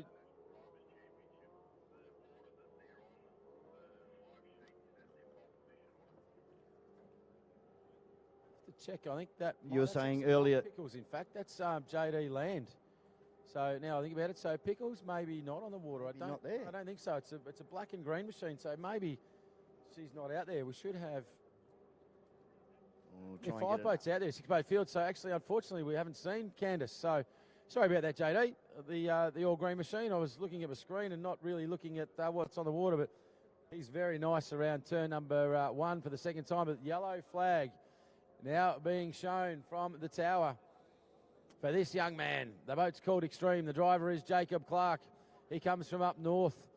The conditions just perfect for this little machine right now. Look at the length of the boat, but there's just none of it in the water, mate. It's trimmed to the eyeballs. So you were saying that some of these boats don't even have a seat in it. You just pretty much sit on a rubber mat. Bit of yoga mat, Sikaflex to the floor and keep the weight down. Not all, but it does depend on what you want to try and achieve out of it.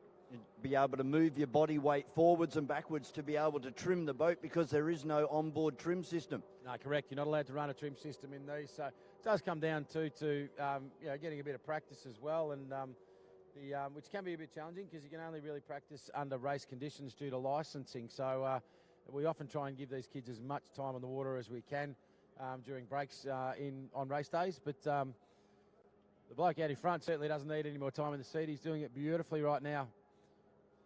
Got a really good lead, and the boat's looking really good as it comes along the main straight here. And even in the corners, it's not unsettled or anything. He's just using a wider arc to come around the corner there and keep the momentum up as he comes across some of the wash. But even when he hits the wash there, the boat's not getting out of control. Yeah, checkered flag is now flying. Put your hands together for the young charger, Jacob Clark, in the boat called Extreme.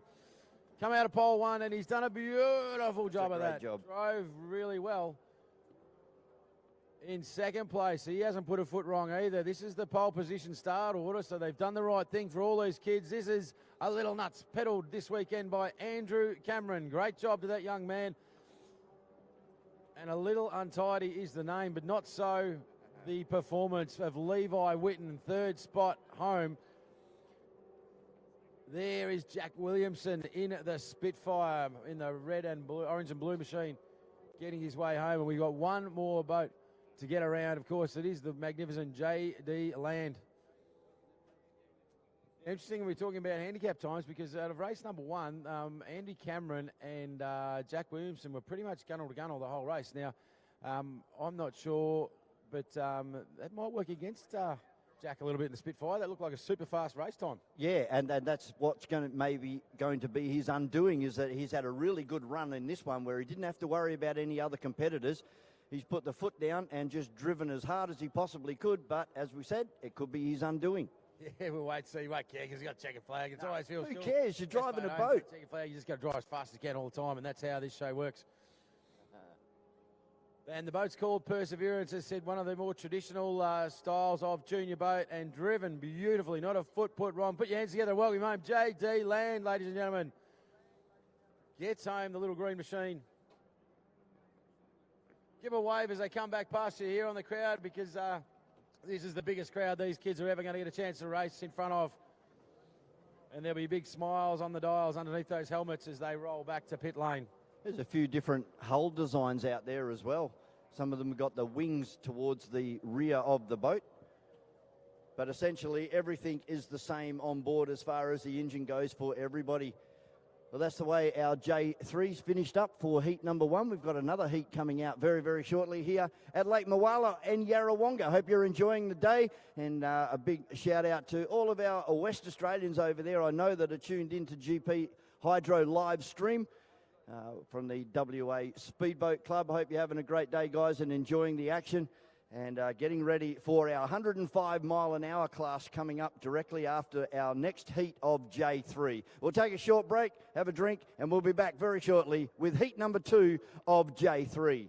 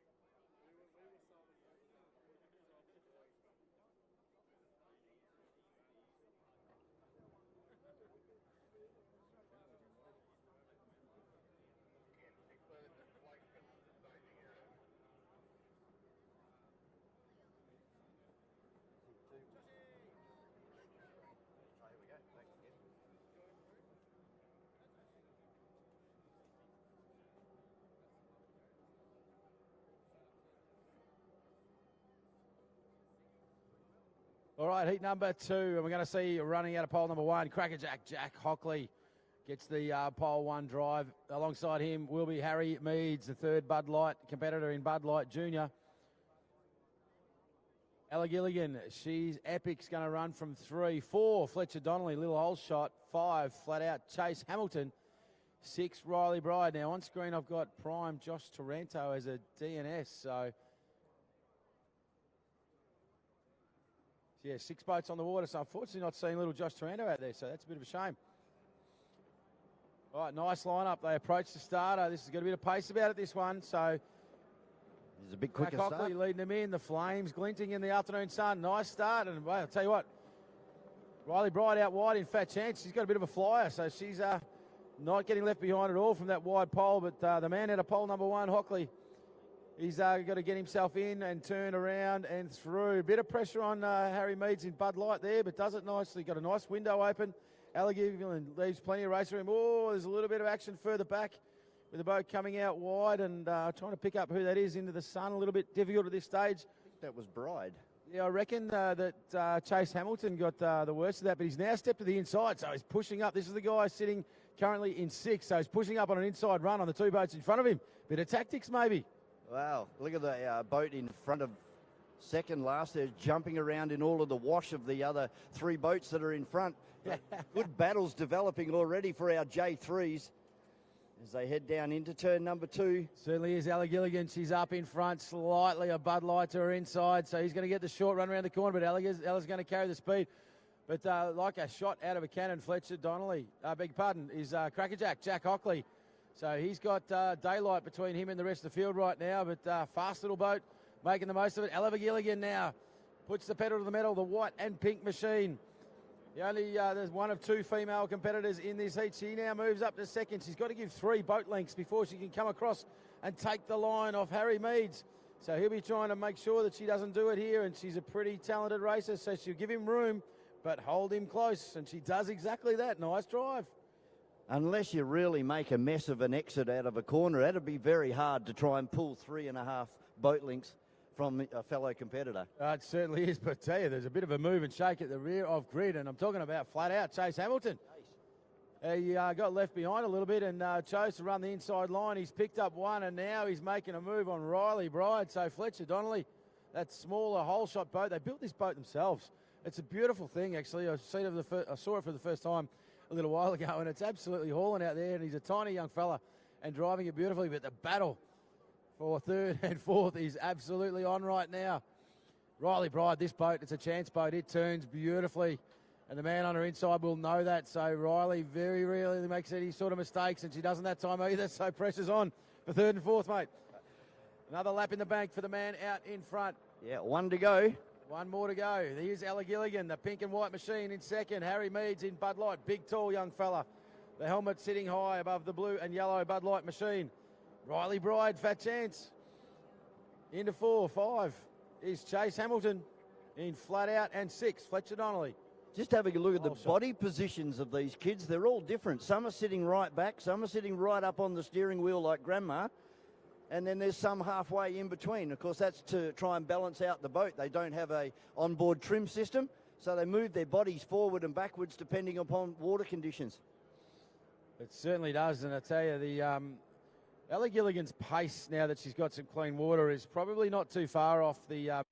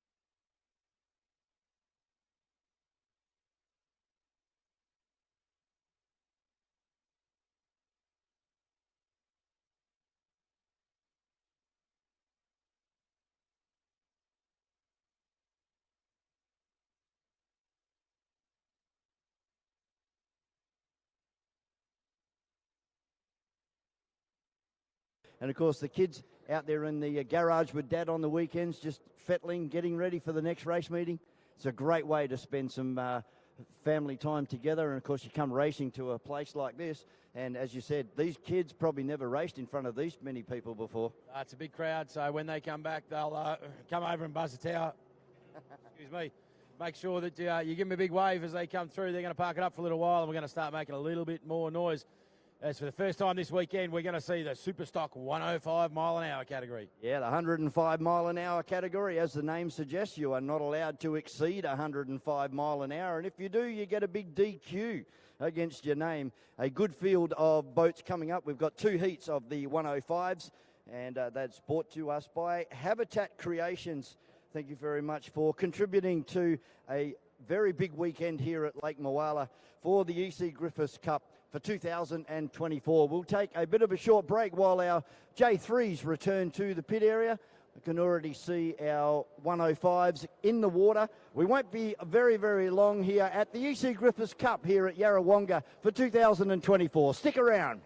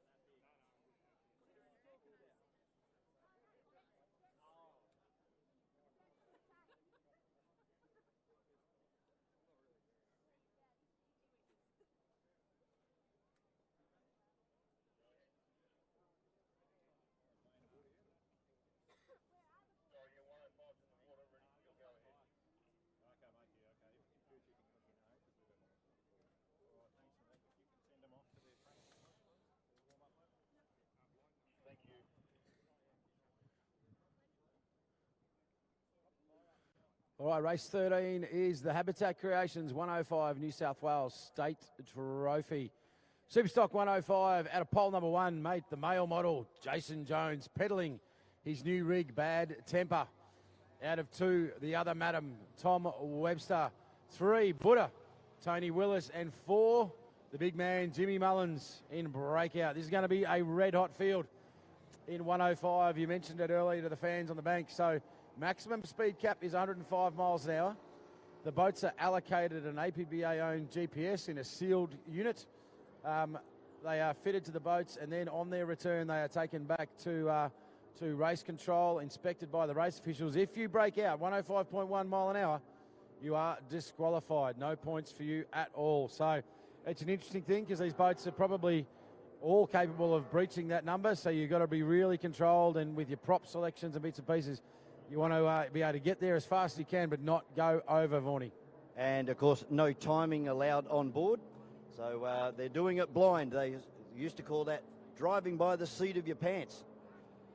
And Jimmy Mullins, I think he'll be the man to beat. I know he's out of P4, but I've seen him do some fantastic races all the way around the East Coast here. And the breakout with Jimmy Mullins, the black and red boat. He's my pick for this one. As we've got one just taking a little bit of time to catch up with the rest of the field. That would be Buddha. They're going to start without him, I think. Doing another practice lap, or sighting lap.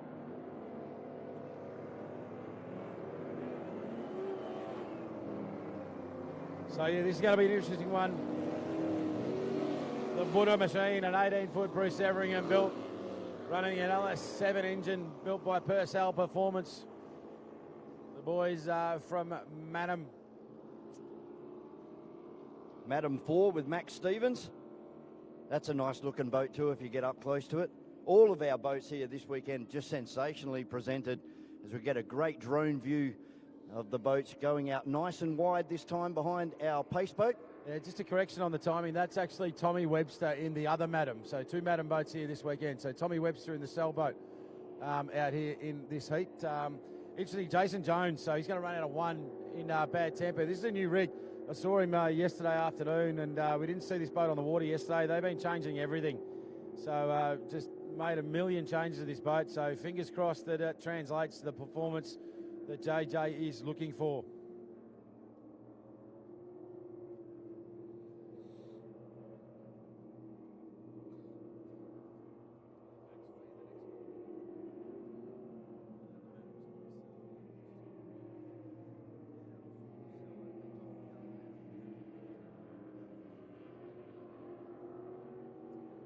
So good looking lineup. Chris Dinan, our starter. Barney Patterson driving the barn dog. You've got to be careful in the run into this that you don't break out in the actual lead up to the start here. So got to temper your enthusiasm. It's a nice lineup though. Wait for that flag drop. Here we go racing into turn number 1. Jimmy Mullins with a strong shoot. Jason Jones got the inside line, so he's been beaten to the corner by Tommy Webster in Madam, so he's around nicely, Tommy Webster. And outside, the Buddha machine looking very, very strong as well, but Tommy Webster leans on it into the back chute, Vaughan. Yeah, Mullins stuck out wide at the moment. Buddha making a pass now as they head down towards turn number 2 for the first time. It's still Tommy Webster. They're going side by side now as they exit turn number 2 for the first time. Remember, they cannot exceed 105 miles an hour. It's side by side as they go across the line. Now Buddha now moves forward. So Buddha on the charts. This is a great run from him. So 105 mile an hour, but the exit of the corner, this Bruce Everingham built boat is performing faultlessly. Now look how balanced it is on the exit of the corner. It is flat and fast and streaking away now that it's got some clean water in front of it. Yeah, the Buddha doing a great job with Madam chasing hard as they go down into turn number 2 for the second time. Then we go back to Mullins. Unfortunately, really got a bad run up the main straight last time through for Jimmy Mullins. Yellow flag out, 1 lap to go, and it's now Buddha from Madam. Then we go back to Mullins in breakout. Tony Willis looking the absolute goods right now. The way that boat is cornering That is exceptional. Oh, Tommy Webster, high side in the middle in the Madam. He's throwing everything at it he can, and Jimmy Mullins starting to really put some pressure on Tommy as well. But this is all about the man at the front. He will have eyes glued to the GPS to make sure he doesn't break out in this one. But this is an absolute cracking drive from the man in Buddha. Bring him home, Vaughan. A great drive, a good exit out of turn number 2. Comes across the line and takes a win. Puts the hands up in the air. He's happy with that one. Tommy Webster for second. And then we go back to Breakout with Jimmy Mullins takes third position. And Bad Temper goes across the line for Jason Jones. He takes out fourth position. But how good was Buddha? Right out of the corners, it rode the chop. It just stayed nice and stable.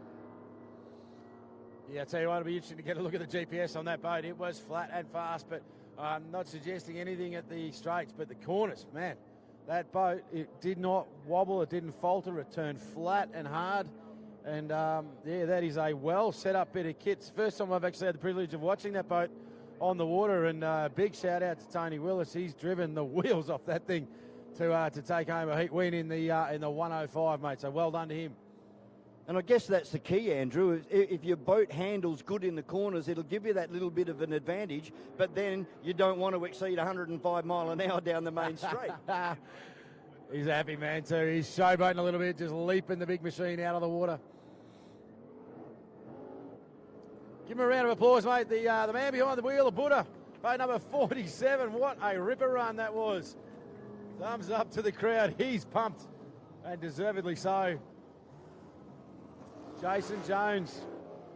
Unfortunately for JJ, as I said, he wasn't overly satisfied last night when I spoke to him with that Bad Temper crew, but they will recover. A little bit of work to do in the beautiful yellow machine, and but we know he's a hell of a competitor and expect him to find his way back to the front of that 105 field. Yes, Number 2 is up next, mate, for the 105s. Yeah, we got Frenzy with Rod Williamson, Cut Cat with Stephen Rumble, Ranger driven by Troy Cameron, and the return of the artist and Mark Schultz after a really nasty incident up there in Berry. It's great to see the artist and, of course, Mark Schultz back here for his first run since January. Mate, same thing, Troy Cameron. So he obliterated a boat in a big lake race. The boat just disintegrated around him, and unfortunately, he could have actually been here, I think, now from memory. But, mate, this crew, Rod Williamson, Steve Rumble, Troy Cameron, Mark Schultz, if you want to have a beer with a group of 4 blokes to go boat racing, this is not a bad posse, I tell you. There's some great... Be a late night. Some great characters here, and they are hard-charging drivers, without a doubt. So Frenzy pulling pole number 1, Steve Rumble drawing pole number 2, Cameron running out of 3, and Schultzy running from 4. So 105, this field is ready to roll. Won't be too long till we release them for their sighting lap, and that start boat will pick them up.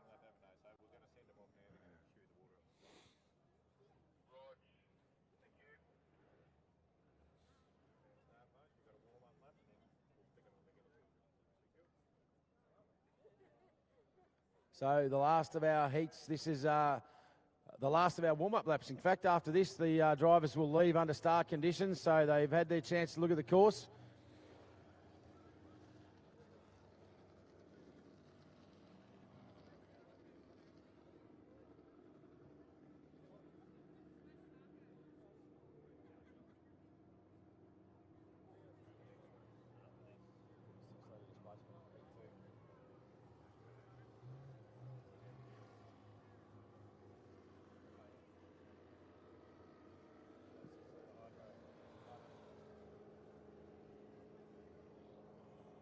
The orange boat of Troy Cameron in Ranger just leaving the boat ramp. We're looking out there to see where Artist is. I didn't see him leave. I saw Cut Cat out there.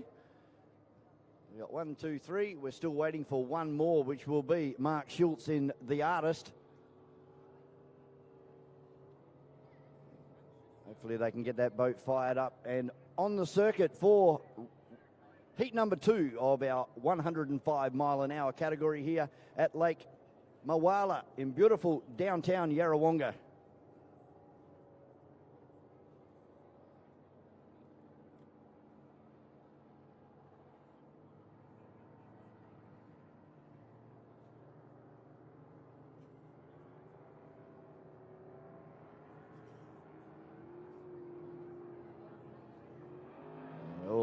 4 of our competitors out there on the circuit now.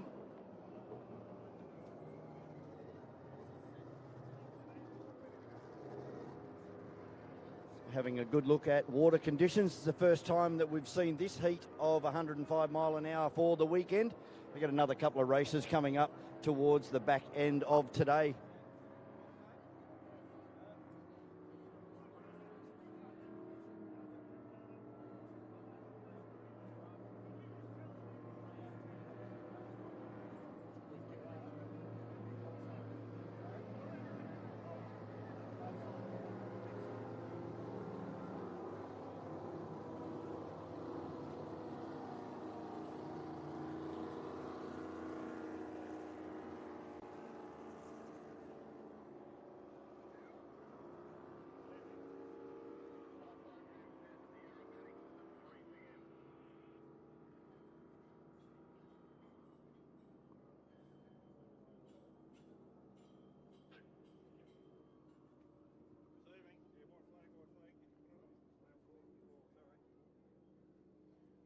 All right, so start boat picks this field up now.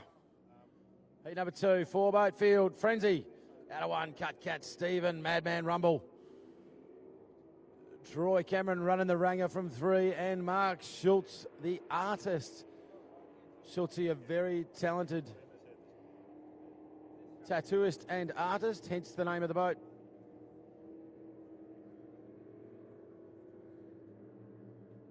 Good to see Steve Rumble back. Obviously spending a lot of time and energy converting this boat from an open deck boat to a sailboat, and really starting to come to terms with his new ride.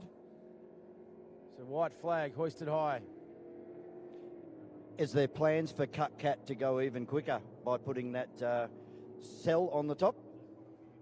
Yeah, I think that's probably the option for him for sure, but I wanted to run 105 for a little while, but yeah, there's the potential for him to step up and run in more open categories where a sail is required.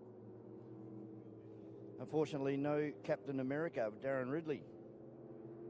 Yeah, no, Darren's actually had to pull out this weekend, so not here with us, unfortunately. He would be the tunnel boat competitor in this field, so Barney Patterson in the barn dog bringing this field around, so we'll slow him up a little bit.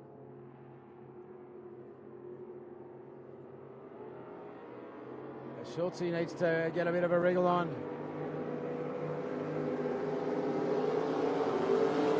Got to start, but they are all over the show as we go down into turn number 1. Frenzy had about 3 boat lengths on the start line. He's going to make the most of it, as is his opportunity. Beautiful through that corner, leans back on the power into the 105 category. And up that back chute, out of second is Cut Cat. And a bit of a battle there for 3rd and 4th. Yeah, side by side on the exit of turn number 1 with Mark Schultz and Ranger as they head down into turn number 2 for the first time. Not too far out in front. They're all starting to space themselves out now as they come across the line. It's Cut Cat in first place. Really good battle now. So Steve Rumble said he gave away about 3 boat lengths on the start line, but he's starting to make that up now.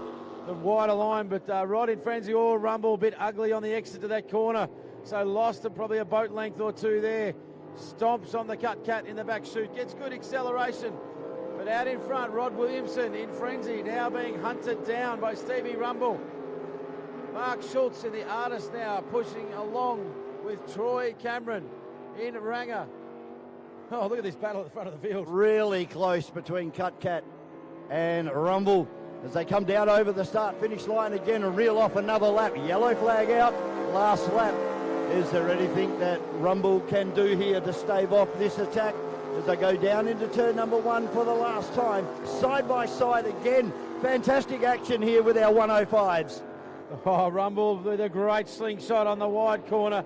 Frenzy on his inside. Rob Williams looks across, knows he's there. They are gunnel to gunnel. It's going to come down to the last corner of the last lap. Rumble carries a little bit more speed. He's wide, so the pressure is on Frenzy on the inside to not make a mistake. Who gets the power down on the charge to the line, Vaughan? Who's it going to be? I reckon it's going to be Rumble. It'll take this one, but look at the hard charge here across the line. They're going to go side by side. Oh, Frenzy. Frenzy takes the win by about half a boat length. Awesome racing. Those guys were awesome. Ranger rounding out the field, and the artists still take third for Mark Schultz. But those two really dropped away from our first and second runners that were having a ding-dong battle there for 3 out of 4 laps. That was awesome racing. Oh, now Frenzy needs to back off. Frenzy needs to slow down. He's under black flag. Once you finish a race, the black flag is shown, and if you don't back off and you continue at pace, you can get called to the tower for a please explain.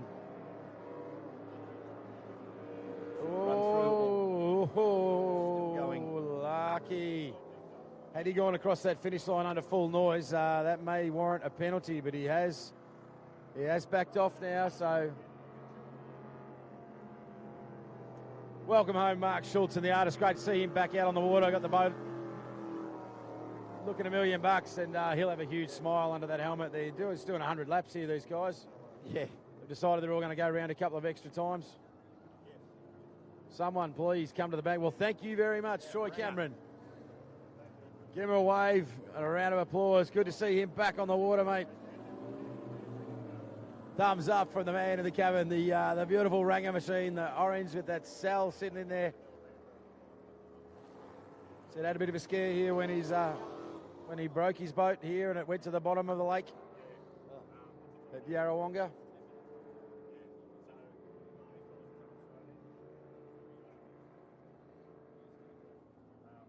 As our 105-mile-an-hour competitors head back, get ready. Things are about to get very, very noisy here with 2 races for our 6-litre displacement, guys. Then we have 6-litre hydroplane, and then we're straight back into the National Drivers' Championship with the forced induction, Heat 2A, 2B, and 2C. We'll pick it up once we get some competitors out on the water for our 6-litre displacement here at Yarrawonga. Hope you're enjoying the coverage on GP Hydro live streaming. We'll be back very shortly.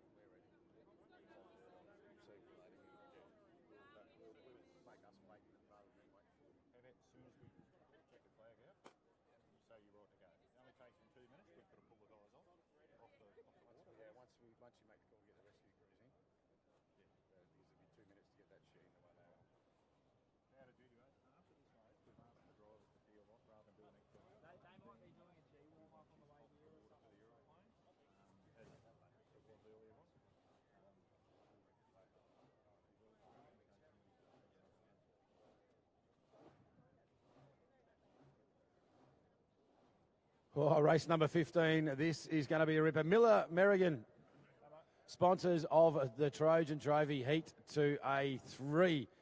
Hard and fast laps. Pole positions in this one, Vaughan. Wow, tell you what. Les Tamata, the man with the fabulous moustache in Rattler, has pulled pole number 1. This is Heat 2, so this is based on effort so far. Brendan Mason in Impulse. Going to run out of 2, mate. So good job from the crew in Impulse. And in race number 3 would be Steve in Rastus. And then we have Tough Enough for James Clark out of South Australia. Yeah, so James Clark running from pole 4. We saw him really good. He drove really well off the start line out of that wider pole in the earlier race. Melody Brian Kilpatrick is going to run out of pole number 5. And Mark Ebenruder in Reuters running from 6. Had a great run in round number 1 earlier on this morning. Had a great battle with James Clark, and then James just opened up the throttle a little bit more and drove right around the outside of him to take a good win.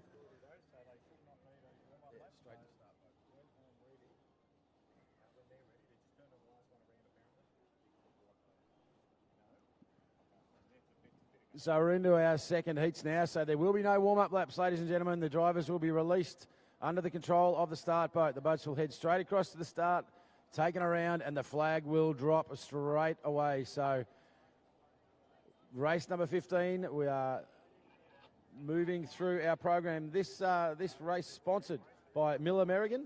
We thank them for their support here this weekend.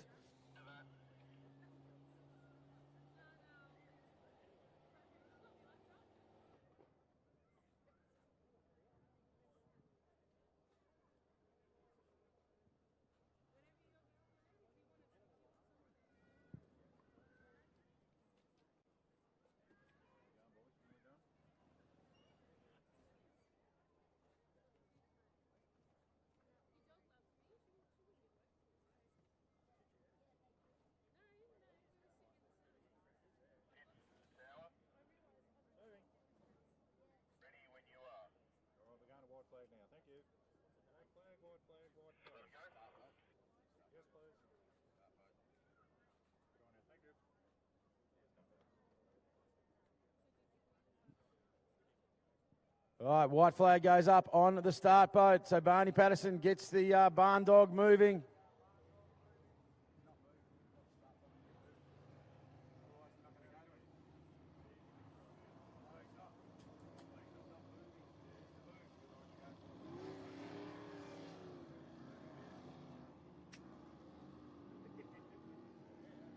All right, bit of pandemonium up in the tower. Sorry about that, ladies and gentlemen. Anyway, so we're underway. Start boat. Barney Patterson has got the memo. He is leading this big, fat field. Les Tomato, he looked good in race number 1. But Brendan Mason was much wider in his poles. He's come out at 2 from Impulse. He's going to be in the box seat to put some pressure. 6-litre displacement. These things are absolute monsters. Great racing class. And a big field of 6 boats. How's that shot coming to us at the moment from our drone? It's fantastic. It's up a fair way looking down onto Lake Moala as our drivers line themselves up alongside the pole boat. On pole is Rattler with Les Tomato, then Impulse, Brendan Mason, Rastus and Steve Rarity, then Tough Enough, James Clark, Melody 4, Brian Kilpatrick, and pole 6 right out wide, the Red Rooters of Mark Ebenruder.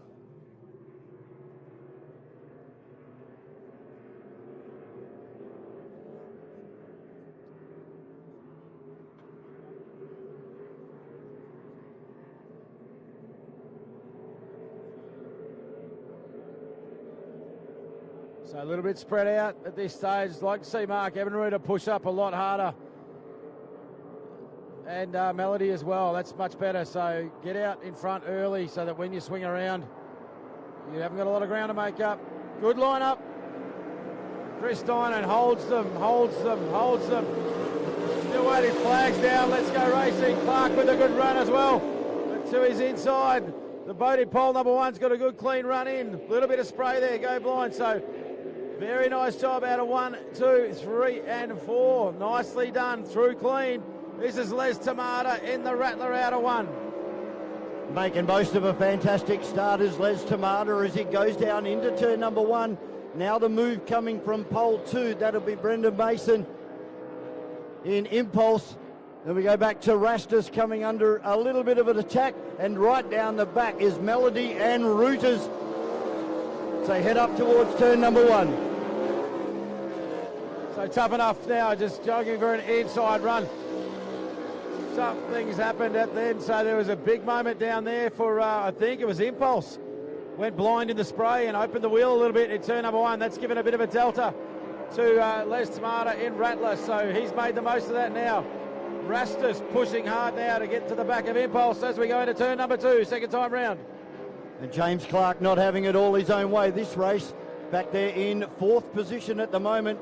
And Ebenruder, who did really well in race number 1, he's finding himself at the back of this 6-boat field. as we go down towards number 1. Mason in second at the moment. Can't do much about the boat in front. Mate, he's looking good right now. Les Tomato, he was super strong in the first heat, and he's doing it again right now. He's got one more corner to get it done. Young Brendan Mason driving Impulse beautifully right now. The charge comes now from Tough Enough and Rastus. Look at the battle for third place. Start banging your hands together for this man with the mustache. Les Tomato with a race win.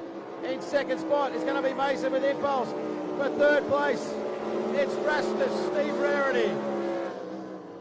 Huge run from them. A little bit further back, Melody 11, Brian Kilpatrick, and Mark Ebenruder in Rooters.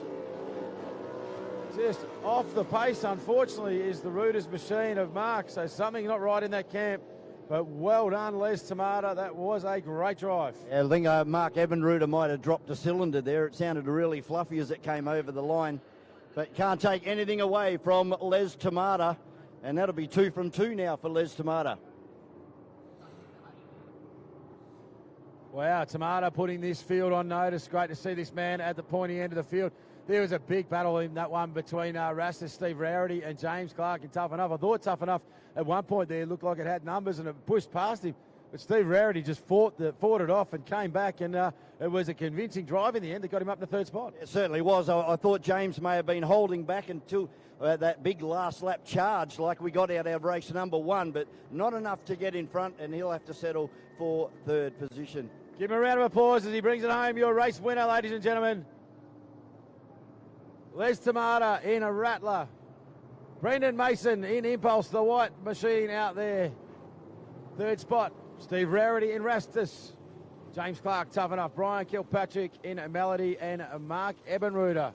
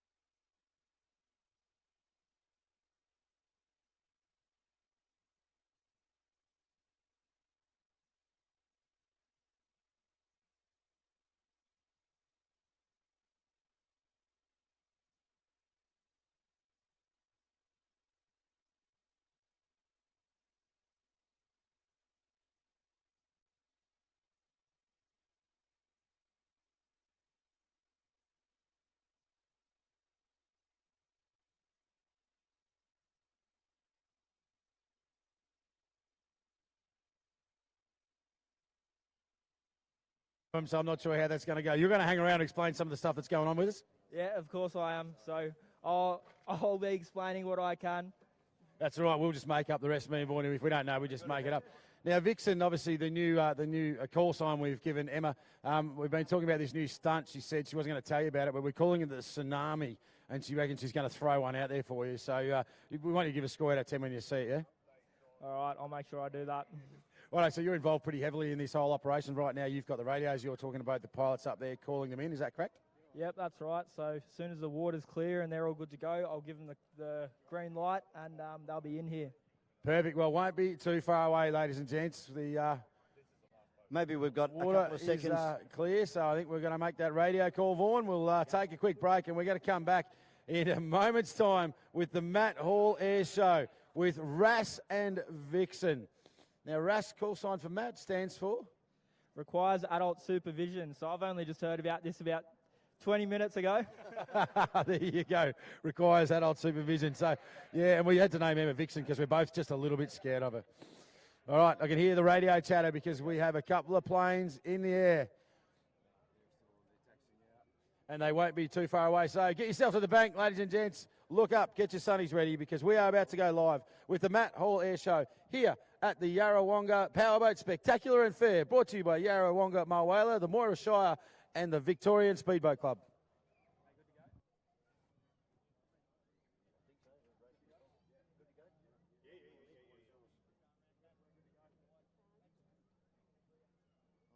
Sure, that's him right there above the...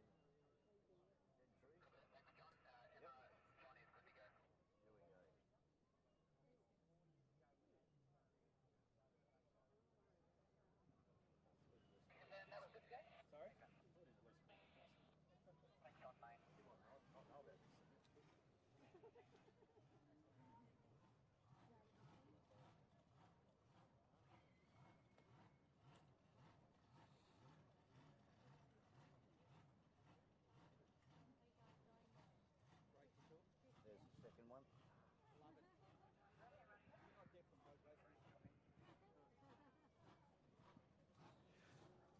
Ladies and gentlemen, if you look to the east now, coming in very low and very fast, this is the Red Bull Air Show with Matt and Emma up there, turning it on for you here at Lake Moala.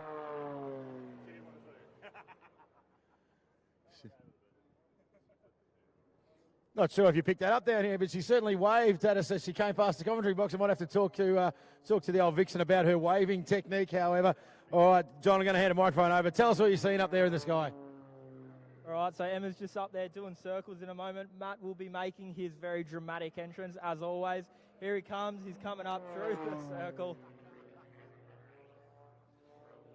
And Emma was saying this morning that Matt will be weighing 800 plus kilos during some of these stunts. Yeah, so a little bit about Matt's race plane here. This plane he used to race in the Red Bull Air Race. It's got a few race wins. He's now got a new race plane, and he just uses this one for doing air displays and stuff like that. But this plane's actually capable of 14 Gs, which means essentially 14 times your body weight.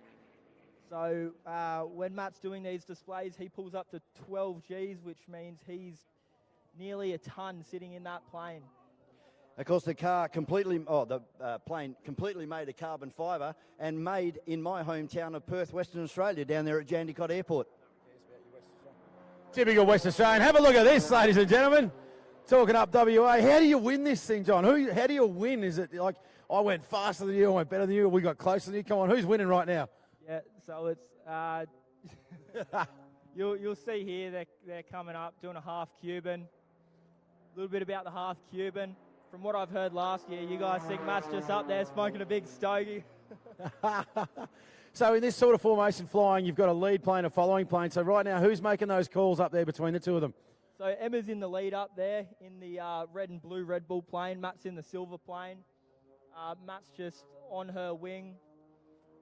Emma actually saw Matt displaying back in 2016, and she saw that with her dad and went, that's what I want to do with myself. So her dad actually set up a meeting with Matt, and she basically talked to him and said, what do I have to do to get to doing what you're doing? And she went on to do that, and later on got a job offer from him. It's unbelievable. We know that Em said she's competing in an international in 2 weeks' time. She's got a competition up there, a virtual competition. It's a pretty cool concept. They go and fly, and then it gets transposed.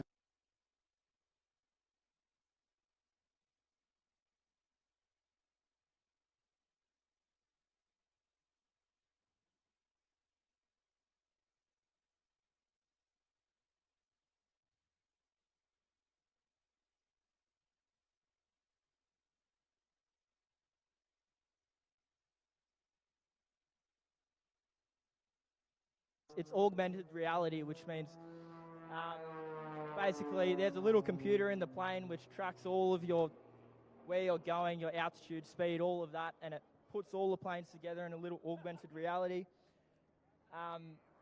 Where the race is held, they actually have this thing where you can open up your phone, bring up this app, and if you point it at the sky, you can see all the planes racing around.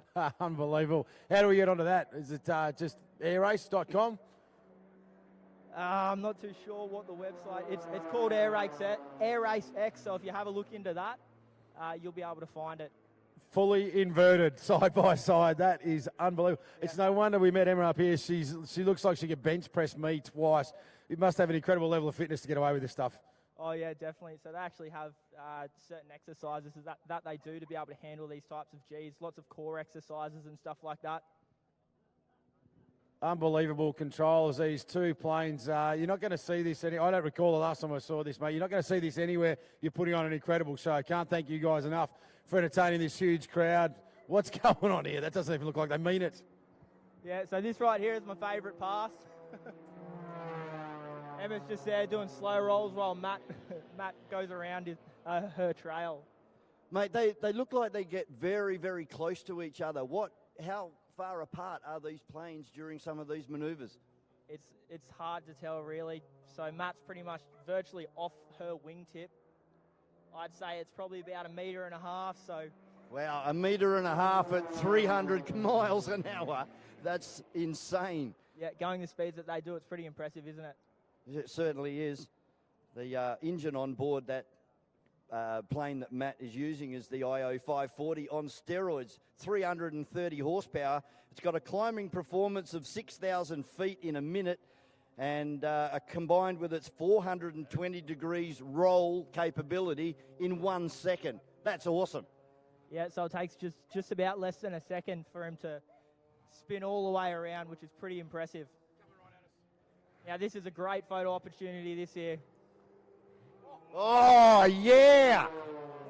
How did they not make contact? That must have been closer than 1.5 meters. Yeah, which plane do you look at? Who knows? Just watch them both.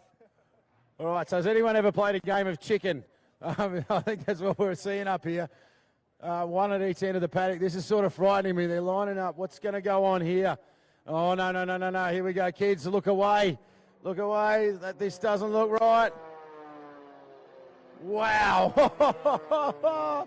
10 feet apart, kids. What do you think of that?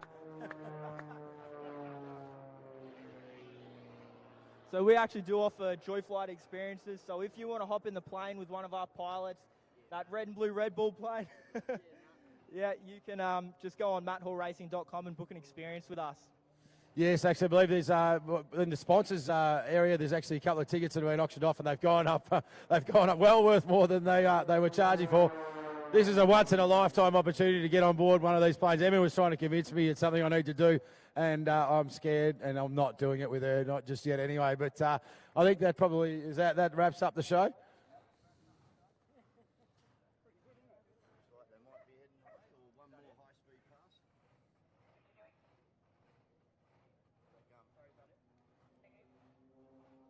Nah, so they'll be coming back. They're doing some more. Keep an eye out.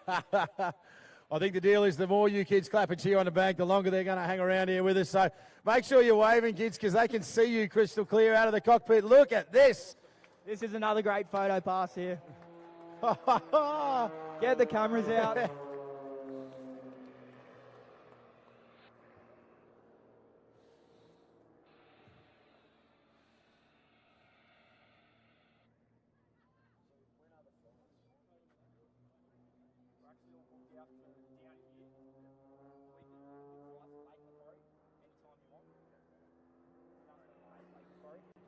So everyone's answered the call. Just been told that flight bookings for stunt flying are booked out here this weekend. But jump online to Matt Hall and you can book at Lake Macquarie anytime if you're up from north. This is worth a trip to Sydney. Look at this. Nah, something's gone wrong. Surely, John, this is not normal. Quick, look away, children. Oh, no, they've done it to me again. This is the type of stuff we'll take you up to do. There's a complimentary race suit coming there. How's your dry cleaning bill? It must be horrible. Well, you bring your own clothes. It's just... Yeah, sponsored by Depend Undergarments. Yeah, that's it. If you're old enough to know what that means, you know exactly what I'm talking about. One more time, they buzz the tower. Obviously, this aerobatics has got its history in combat fighting from back in the old days, training pilots to in dogfighting.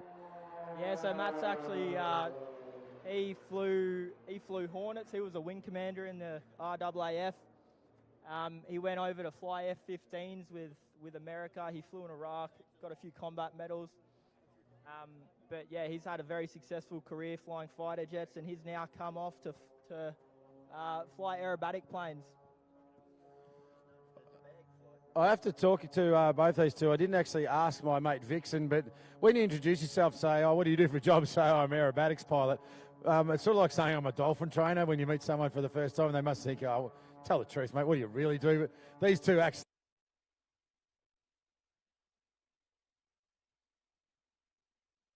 cut another lap at high altitude. So ceiling here, we're told what is the minimum height allowed for this aerobatics display, and they said, well, if we're touching the water, we've gone a tiny bit too low.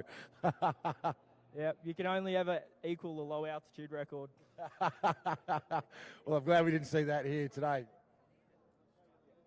All right, that wraps it up, ladies and gentlemen. The Matt Hall Air Show. Russ and Vixen up there. Give them a smashing round of applause. And thank you so much, John, for coming up here and giving us some insight.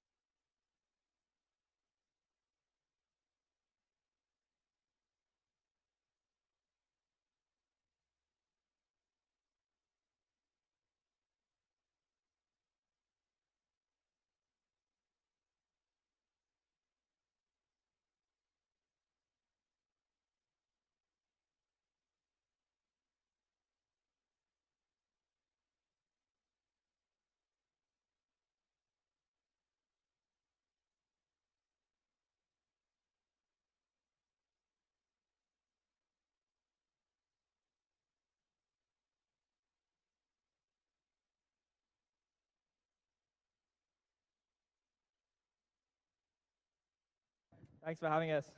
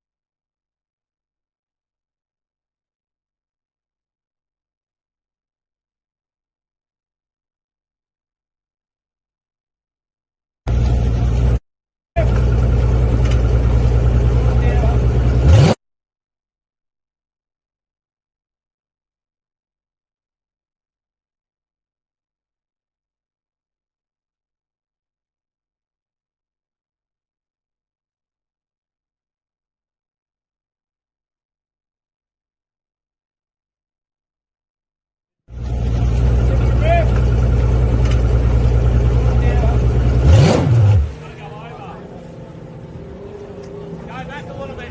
Right.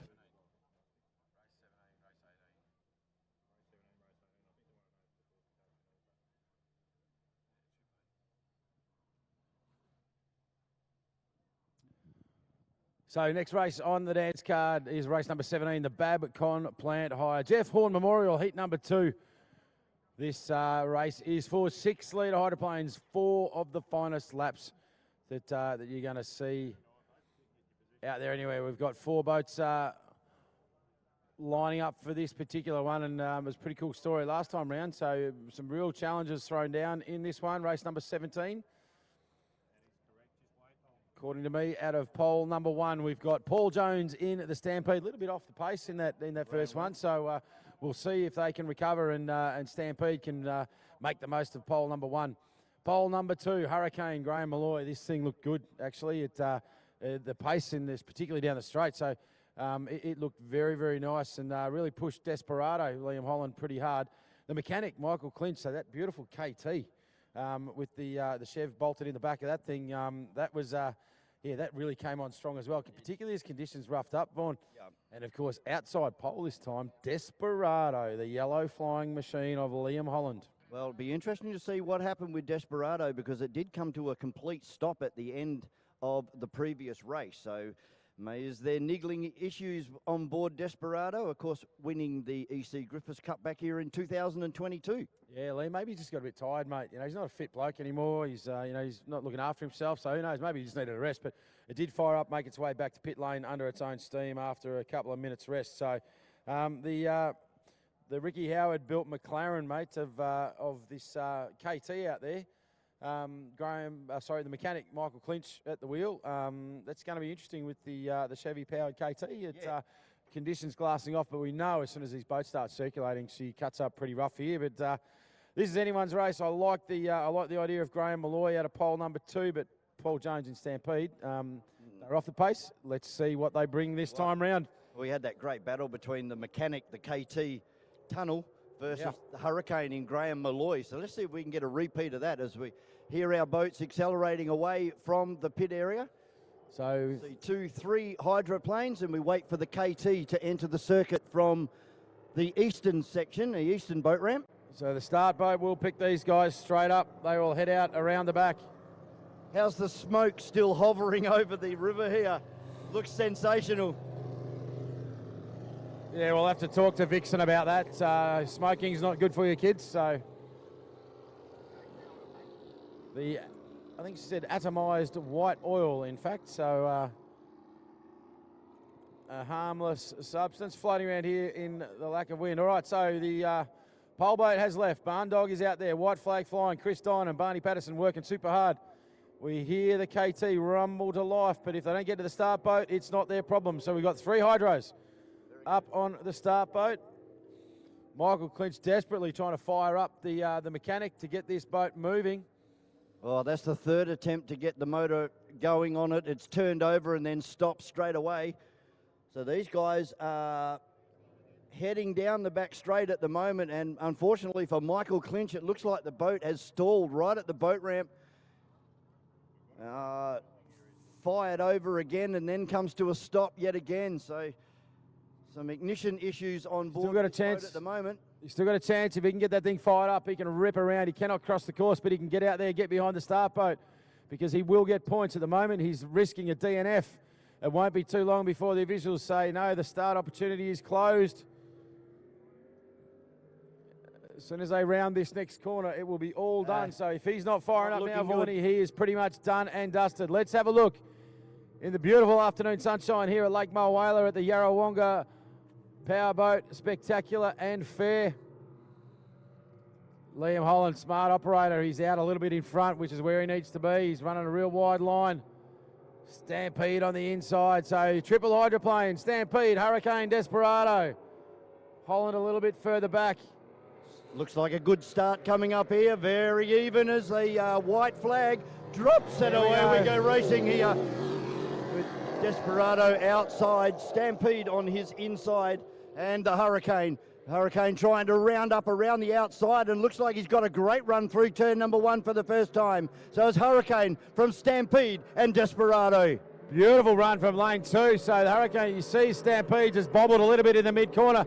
Cost him a little bit of pace, but that line was beautiful from the Hurricane machine out of 2. Now, Russell Jones running a tight line, but Hurricane is absolutely departed the scene of the crime here. This thing is flying. Liam Holland out wide, working super hard to try and reel this man in. 2 laps to go. Yeah, Holland side by side now with Stampede as they go down into turn number 1. Holland taking a really long line around turn number 1. Look at the acceleration of Desperado. Liam Holland, he's found the gas pedal and now driving away from Stampede. Now, Russell Jones is Stampede. He's started to find a little bit of pace again. So this just really getting a handle on this little hydro now, but out in front, man, have a look at Graham Malloy. Hurricane, he's running a big, fat, wide line. There is not one rev left in that engine, Vaughan. All of these boats just skimming across the top of the water, right up on the sponsons there, and right up on the rudder was Desperado as the yellow flag is shown to the boat out in front of Graham Malloy. He's going to be absolutely chuffed with this one. Mate, he got a great launch and the boat speed is there. He promised it in race number 1. Liam Holland, unless something goes horribly wrong mechanically, he is not going to wind this man in. This is a cracking run. Holland moves to the inside. He's trying everything, but it will not be enough. Put your hands together for him. Go wild. Graham Malloy in Hurricane with your race win. Liam Holland in Desperado picking up a hard-fought second spot, and Paul Jones with a big bag of points. That boat getting better and better throughout that race distance. So Stampede looking and sounding a little bit better. A little bit of a clunk actually when he backed off there. I just heard that. Yeah, maybe a little bit of transmission there, but well done to Graham Malloy in the Hurricane. So Liam Holland ranges up alongside him, a wave through the window. He's pretty impressed with that run from the man in front, Vaughan. Coming from a motor racing background, the sportsmanship shown by all of our drivers has just been fantastic. From the young J3s that pull up alongside of each other and give the thumbs up to these guys in unlimited hydroplanes and 6-litre hydroplanes, they'll always go over and have a bit of a chat to their competitors. It's such a great environment to be in. The only person that's really let us down is Vixen in the Mad Hall Air Show. We'll have to have a talk to her about how she waved to us on the way she went past on that first flyby. Wow, that was a pretty cool race. The Jeff Horn Memorial Heat 2, so that's 1 to Desperado and 1 to Hurricane, mate. So scores a level. We're going to start splitting lap times out of these guys very, very soon to see what it looked like. But Hurricane was super quick. Yeah, and I think that was it for this afternoon as far as our 6-litre hydroplanes, unless somebody can make it into the E.C Griffith Cup. We've still got Oz Lights coming. We've got 105 mile an hour. Of course, we've got 3 heat races for the E.C Griffith Cup, and then another aerobatics display by Matt and Emma coming later on this afternoon. Then straight after that, E.C Griffiths, 105 mile an hour, and then the finishing off the day with the Australian Championship final for 105 mile an hour. Yeah, big dance card, mate. So that 6-litre hydroplane, the Jeff Horn Memorial, brought to you by Babcon Plant Hire. Race number 18 on the program, thanks to BG Oil Additives, is the National Drivers' Championships Heat 2A. We're going to make some noise, get these blown boats fired up.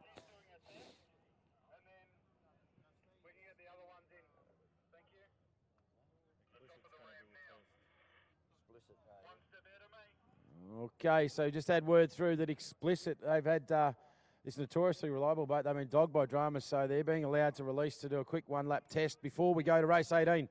But race 18, mate, our pole number 1 in race 18 is, turn it up, Scotty Patterson. Another good starting position for the championship leader. It says Scott Patterson on my screen here, but I'm thinking the answer is Connor Patterson. I don't know. They do swap drivers. I'm not sure whether they can do that in the Drivers' Championships, whether it's a boat championship or just a typographical error. The boat, of course, owned by Scott Patterson, but being driven here this weekend, I think, by Connor Patterson in that series. Out of 2, Brett Nidry, BNR, big race win last time out, Vaughan. Yeah, new supercharger installed earlier this morning and paid dividends for him in heat number 1. So we'll be looking forward to another good effort from pole 2 is Brett Nidri. He probably just had that supercharger sitting in the back of the car, mate. He's just, oh, hang on, I've got another one there. I'll just whack that in. Alongside the 6 blown motors. Yeah. Out of 3, Blake Ramsey in Destiny, who unfortunately yesterday had the rear wing collapse on that boat, and it was like throwing an anchor out. He just had to abort the lap, and yeah, he's doing it tough here this afternoon. He certainly has, and in that after qualifying with that failure, the boat really didn't look settled for him at all in his first heat in this championship series. So a little bit off what his expectation would be, no doubt about it. So maybe they've had a bit of dramas in getting that set up right again after they had that wing collapse. But he's going to run out of pole 3, and we know he's a hard charger, the accountant of the superstars in the Destiny. And out of 4, young man from up north, mate, the real culprit. He had a great run in heat number 1 earlier this morning. Yep. So look out for the orange boat.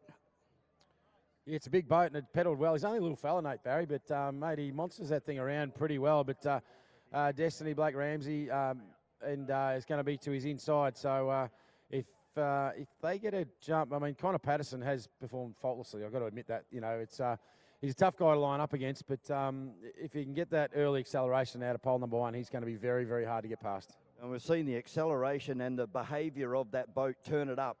It's just been the class choice here this weekend and also at the previous round up there at Melton. So we just had word through, and we're going to confirm this, but it looks like Mark Gauci in Immortal will still race in the National Drivers' Championship, but it looks like Immortal is a scratching for the E.C Griffith Cup heats. Yeah, that's a bit of big news, actually. Yeah, we'll have to confirm that, but that's what the word is. We saw them, they backed out of that race earlier, so they're definitely chasing problems, and obviously this National Drivers' Championship is critically important for them. So, you know, if they're not prepared, I suppose, to run, you know, you don't go to an E.C Griffith Cup with any sort of niggle. You know you've got to go 120% all the way through it. So obviously things not happy at Camp Immortal with Gauci, so that's a real shame.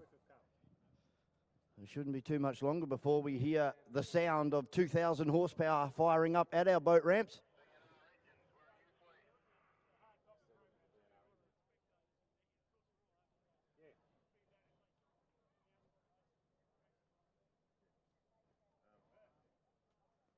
While we get our boats put in the water, we'll take a short break here at Lake Moala in Yarrawonga. Thanks very much for tuning in on GP Hydro live streaming. Hope you're enjoying the telecast. And for all of the people here, thank you very much for spending your Saturday here, just looking down towards the bridge. And it is chock-a-block all the way down to the pit area down there near the bridge. So thank you very much for spending your Saturday with us. Hopefully you'll be back at 9 o'clock tomorrow morning. We've got another full day of the best powerboat racing you'll find anywhere in Australia and, in fact, anywhere in the world, right here in Yarrawonga. We'll be back very shortly.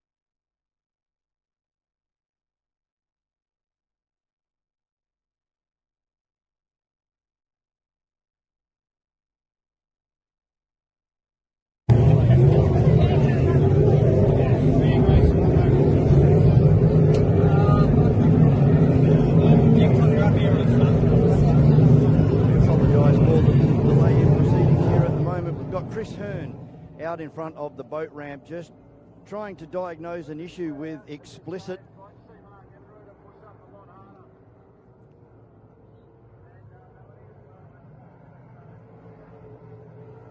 Not really opening the throttle wide on this boat at the moment, so just taking it nice and easy. Now he puts the foot into it. There's a bit of a pop there. That could be the blow-off valve.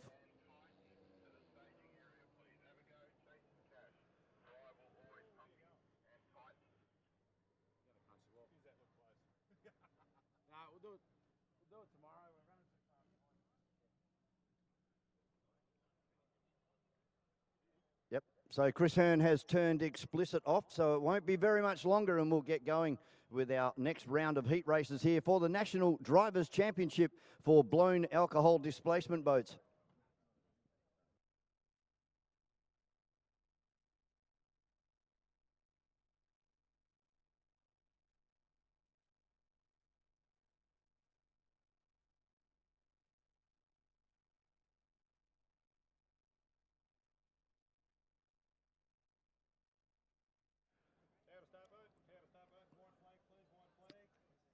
Boat starting to leave the boat ramp now. On pole, turn it up for Connor Patterson. Alongside him, B&R Engines of Brett Nidry. Out of 3 will be Blake Ramsey in Destiny. Then the real culprit in Nathan Barry. And Chris Hearn in Explicit is happy with the boat. He is going to partake in this next heat race. Yeah, so last minute inclusion. He wasn't on there, but that they're chasing a drama down there, but fired the Explicit machine up. Was told he couldn't enter the course, but he had to make a decision. He's given it the thumbs up, so we are go.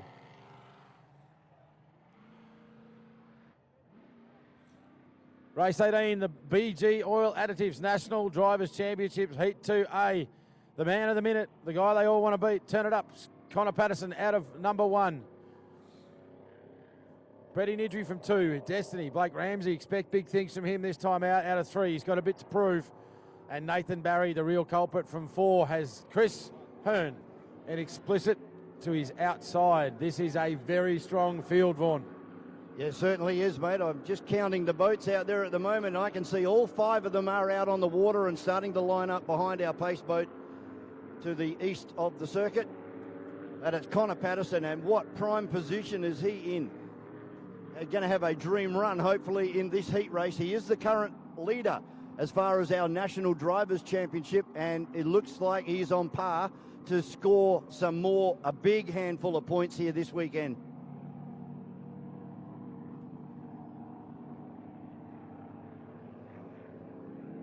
It's really going to come down to who gets the acceleration off the flag drop to get that advantage into turn number 1 and clean water on that exit. Obviously, we know they've required to hold pole, but Connor Patterson's been launching, turn it up beautifully. So the start boat speed around 85, 90 mile an hour.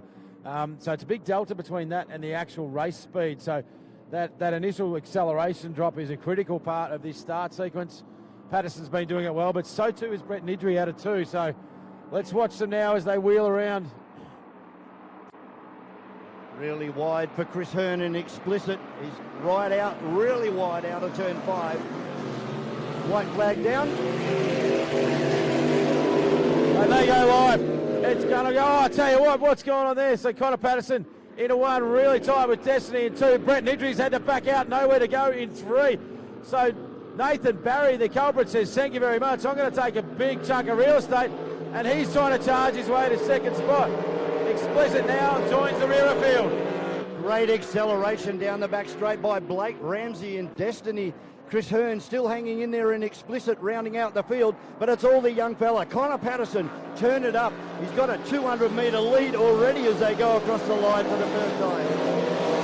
Patterson into turn number 1 for the second time. Blake Ramsey in Destiny now really starting to settle this boat down.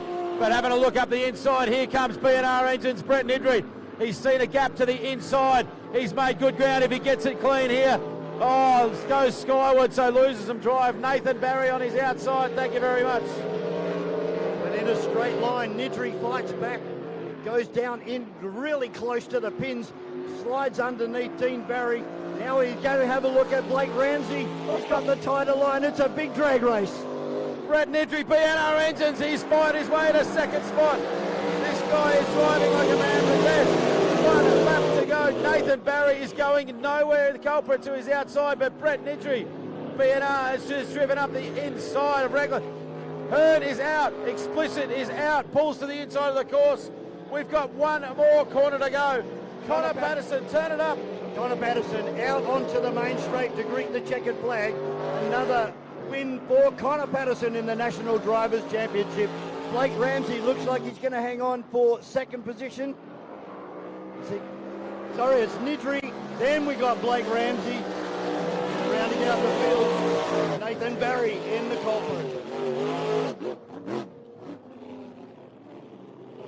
Whoa, what a race. Now, Chris Hearn has got Explicit going again. I do not know what is happening with that boat. Intermittent problem there. That will be a DNF anyway, because he obviously pulled to the inside. He missed the turn, boys, as far as I could tell. But I don't know. Is he going to see a checkered flag? I'm not down in the tower. I'm in the commentary box. Maybe he came out and went around it. But I'm going to tell you what, a little bit of, I won't say concern, confusion, but our start order I have on screen was Turn It Up out of 1, BNR out of 2, Destiny out of 3. The lineup that we saw was Turn It Up out of 1, Destiny in 2, and BNR in 3. Now, I don't know whether it's just a technical glitch or whether one of those drivers out there just got it wrong, but I guarantee you someone in the tower is going to know. And that will enforce a penalty there for starting out of the wrong position. So, yeah, that's going to be worth chasing up this afternoon and find out how our race control officials deal with that one. Put your hands together for him. Turn it up. Connor Patterson, he has been faultless. He's got the lid open. He can see you. Give him a wave, mate. What a belting run. Pole number 1 drove the wheels off it. But my man of the match that time through, Brett Nidry, BNR Engines. What a drive, mate. He was back in third spot and out wide and shoved it up the inside. Yeah, changed lines on the way down into turn number 2 and just drove straight underneath Blake Ramsey. Bit of showboating from Nathan Barry in the culprit. He's done nothing wrong. No, he's having a great run this weekend. He's getting a bag of points and finishing everything he started. But, mate, yeah, that was some really, really tight racing. And as a Brett Nidry, he is just coming on. That window was there. It wasn't a big window, but he took the opportunity, which put pressure on Ramsey in front of him. And he managed to sneak up the inside and catch him napping. But a bit of heartbreak for this crew, mate. Explicit. Yeah. It's just not going their way at all. No, it's unfortunate because it's a revolution in blown alcohol displacement racing. It's a 6-cylinder Barra engine. It's weighs a lot less than the fellow competitors out there. But having a chat to Nathan Barry this morning, he was saying that they're running that engine very fat. So they're putting a lot of fuel into that motor. They were going to run conservatively here this weekend, but that was a great battle and a great drive. Might have to change the name of this whole caper, blown alcohol, because there's nothing blown alcohol about a turbo Barra, mate. The forced induction. Well, we can go to forced induction if you want. It's the National Drivers' Championship for 2024. And the guy out in front, and he's just clocked up another whole handful of points, is Connor Patterson in Turn It Up. Certainly is. Thank you to BG Oil Additives for your support of this round of the National Drivers' Championships, along with all our other event partners. Race number 19 is heat number 2B of the forced induction National Drivers' Championship Series, mate. Check out who's on pole. Bang. Tate Ramsey in Reckless, the Victorian hard charger from the Melton Runabout and Speedboat Club, has got that line into number 1. And, mate, will he make the man to his outside pay? Who knows? And that man on his outside, on his right-hand side, is Damon Thurger in Chevy Chase, one of the most exciting bad boats we have here this weekend. Then Dean Barry in She's the Culprit, and he had a great run in heat number 1 as well. He certainly did, mate. Damo Thurger, he's just said, coming on. You saw that, and I don't actually know what the result was. I'm looking at his other half. He got it? Yeah, so I had it at like a quarter of a boat deck and maybe half a GoPro mount on the front of that boat. So he got the points in that one last time through. But, yeah, that was a decision to be made. Going to hold it to the floor, pin it, and not blink all the way to the finish line. And big courage from Damo Thurger and got the result that he needed. So Dean Barry getting pushed to his outside will run out of 3. we know that Mark Gauchi, now I'm showing pole 4 as being blank on my timing screen at this stage, so not sure if that's the case or not. Whether it be 3 or 4, it's the Tough Enough boat out of South Australia. One of the nice guys of blown alcohol displacement racing in Dave Clark. And then alongside him, rounding out the field, will be Mark Gauchi in Immortal. Yeah, so interesting with the Immortal. I said we haven't got the story. We're stuck up here in the commentary box, but withdrawing from the E.C Griffith Cup qualifiers, but continuing to run in this National Drivers' Championship. We know every point counts across this series. It's a long series, so potentially fighting a little bit hurt. We've got a half a black eye and wants to bring the Immortal machine home for this National Drivers' Championship series. You know, as we were talking about yesterday, it's all about consistency in this championship. It's over 4 rounds, and you've got to finish your races, you've got to finish your hot laps, and you've got to keep clocking up points. And it is quite possible for a boat such as Odin, unfortunately not with us today.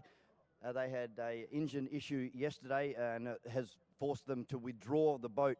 But it is still possible for Odin to finish up at the end of 4 rounds in a really good position. So you don't give up and throw all the toys out of the cot. You keep going and try to be as consistent and finish every event that you enter. And let's see what happens after round 4 in Windsor in September.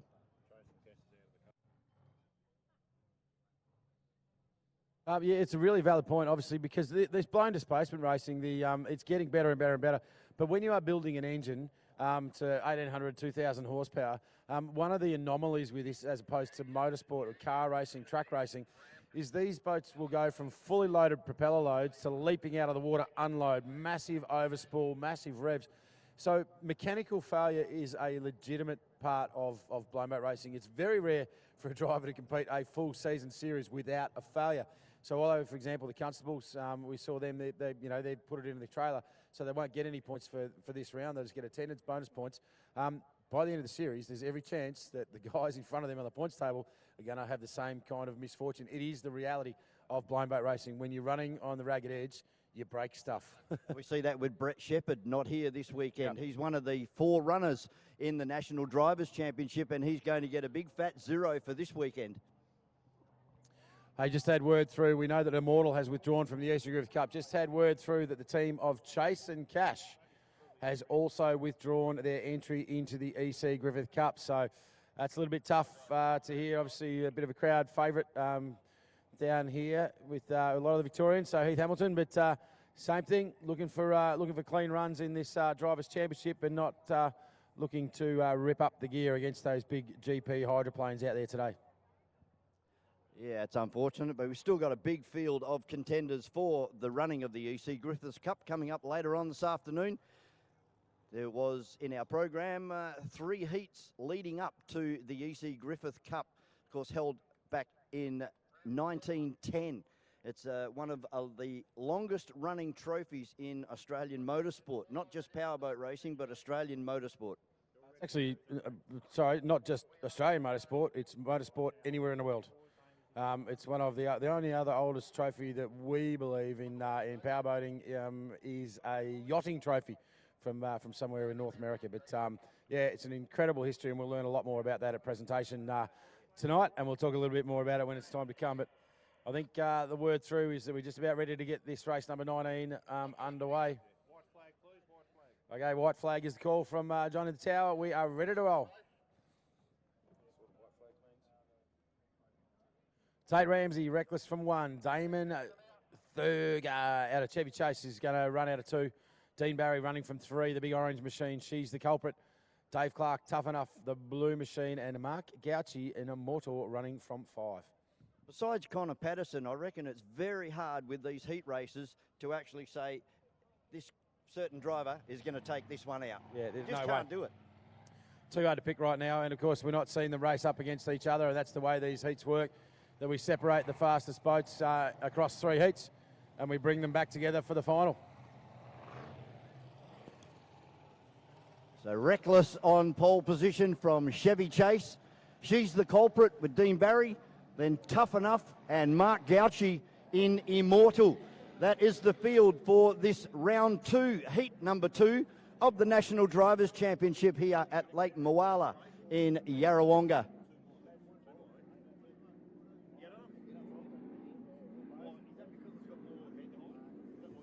Tell you what, Dean Barry's been really strong off his launch as well on the flag drop, and she's the culprit. It's a pretty settled boat in that first straightaway, but he's got to run from a wide pole. So, and Chevy Chase to his inside, but don't be surprised. He's got that big horsepower.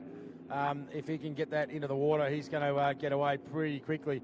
And Dave Clark often surprises everybody with the way that he gets that boat moving in this front straight. So, from 85 mile an hour up to about 130.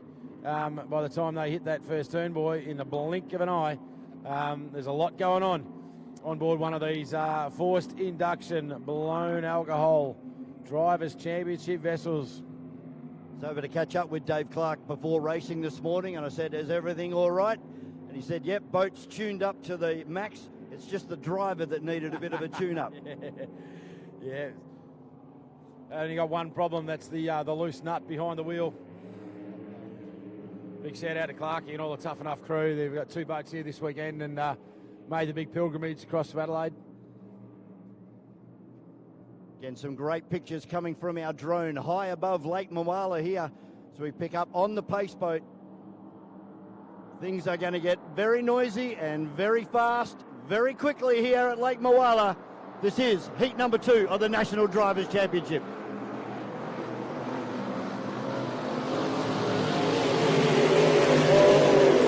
Goes down. I tell you what, something's gone wrong there. Have a look. Tough Enough's come in, and you've had Culprit had to go out. They've dropped the pole. There's going to be a protest on that one, but head of the field, Reckless through clean. Damon Thurger in his wash, so he's gone with him. Tough Enough 3, 4, can't see, and 5 is the culprit. Great run out of turn number 1 for Tate Ramsey in Reckless. Chevy Chase not too far off the stern of the boat in front of Tate Ramsey. Tate jumps it out of the water. Here's where Chevy Chase has got the power right over the start-finish line here as he heads down to turn number 1. Looking really good. Very nice straight that time for Thurger. He made a lot of ground. Oh, Ramsey with a big moment in the middle corner for Reckless. So Thurger's right on him. Thurger held it flat right the way through the straight. Coming up behind them now, just a quick look back. That's Immortal. Gauchi's into 3rd. Mark Gauchi now up into 3rd place as we pick up on our leader, and it is still Tate Ramsey. He comes out onto the main straight. He received the yellow flag. 1 lap to go, but how's the battle for 3rd and 4th? Mark Gauchi now, he's challenging for 3rd place. Got Dave Clark and Tough Enough trying to monster the machine, but out in front, Reckless, Chevy Chase. The real culprit is Dean Barry. Here comes Immortal on Dean Barry. Tough Enough is out of it. They've got dramas. Immortal trying to get into the back of Dean Barry here. Dean Barry very slow on the exit of turn number 1, jumps the boat out of the water 3 or 4 times. But our leader is Tate Ramsey. He's going to take another win in the National Drivers' Championship. Sticks the boat right up on the cab plate. It goes to Reckless. Oh, what a drive. Tate Ramsey and Damo Thurger with a flying run in Chevy Chase. Dean Barry in the culprit. Solid 3rd place. Tough Enough coming across the line in 4th position. And a forlorn Mark Gauchi in Immortal, mate. He's had to back out of it. Frustrating for the Gauchi He's just team. bringing this thing home. And he'll still score points, so that's the main idea here. Yeah, you can see the hands on off the wheel there. He's frustrated on board that boat. That's they are such a hard-working, well-run team. I'm not sure what challenges they're facing there, but you know, they're notoriously reliable, and yeah, tough to see that one.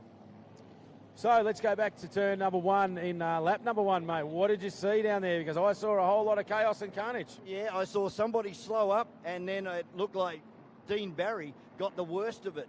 He had to move off his line, his allocated line, and I'm not sure. I think our race control are going to have a look at that one.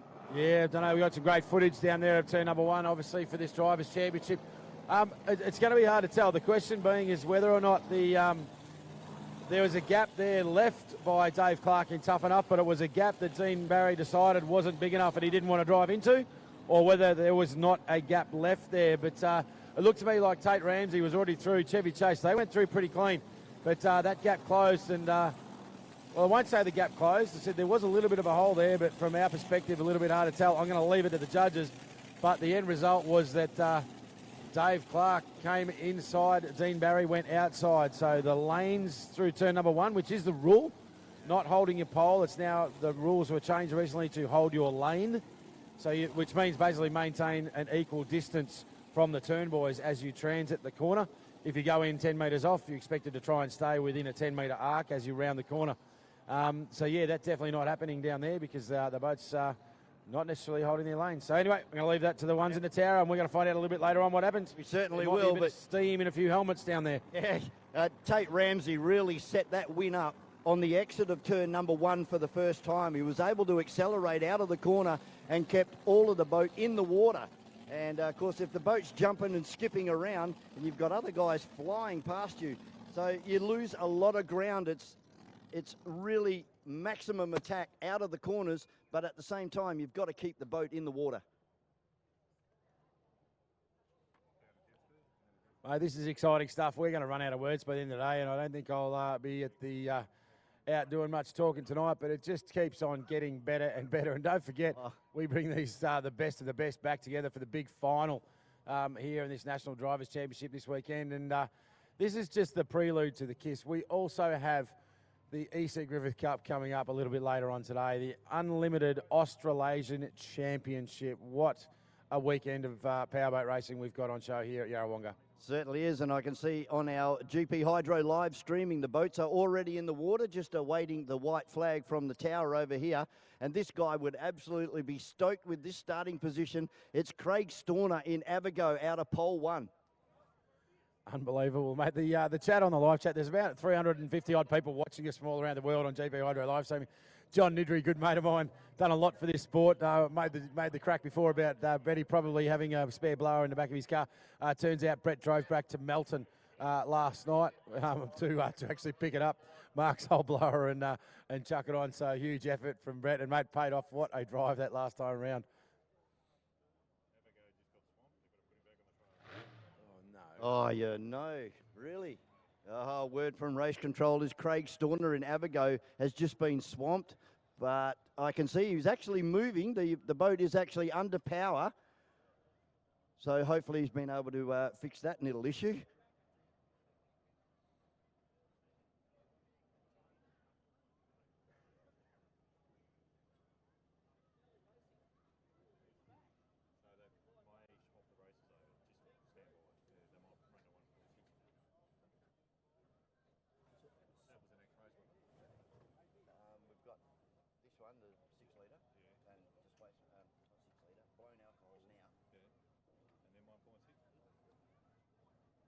Light, yep. So they might run the world's light. They haven't confirmed it yet. But on the live stream, I could see Craig's boat sitting there with 2 blokes on the back of it. I don't know what happened, but they said it got swamped. It's swamped. So you're talking a lot of water. It happened the other day, and they filled the turbos. Oh, yeah, I thought that was when they were reversing it into the...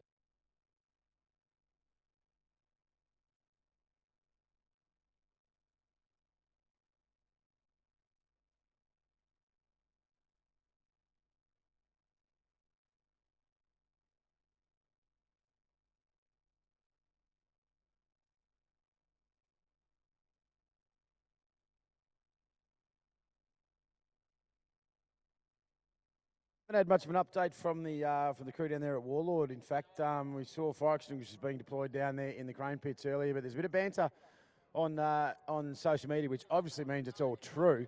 But yeah, apparently maybe a fuel line fire down there. So you got it under control, but fingers crossed not too much damage. And the crew of Warlord will no doubt have been working furiously to get that boat ready for its E.C Griffith Cup qualifying heat. We'll see if we can bring you an update a little bit later on, because those heats are actually not too far away on the program.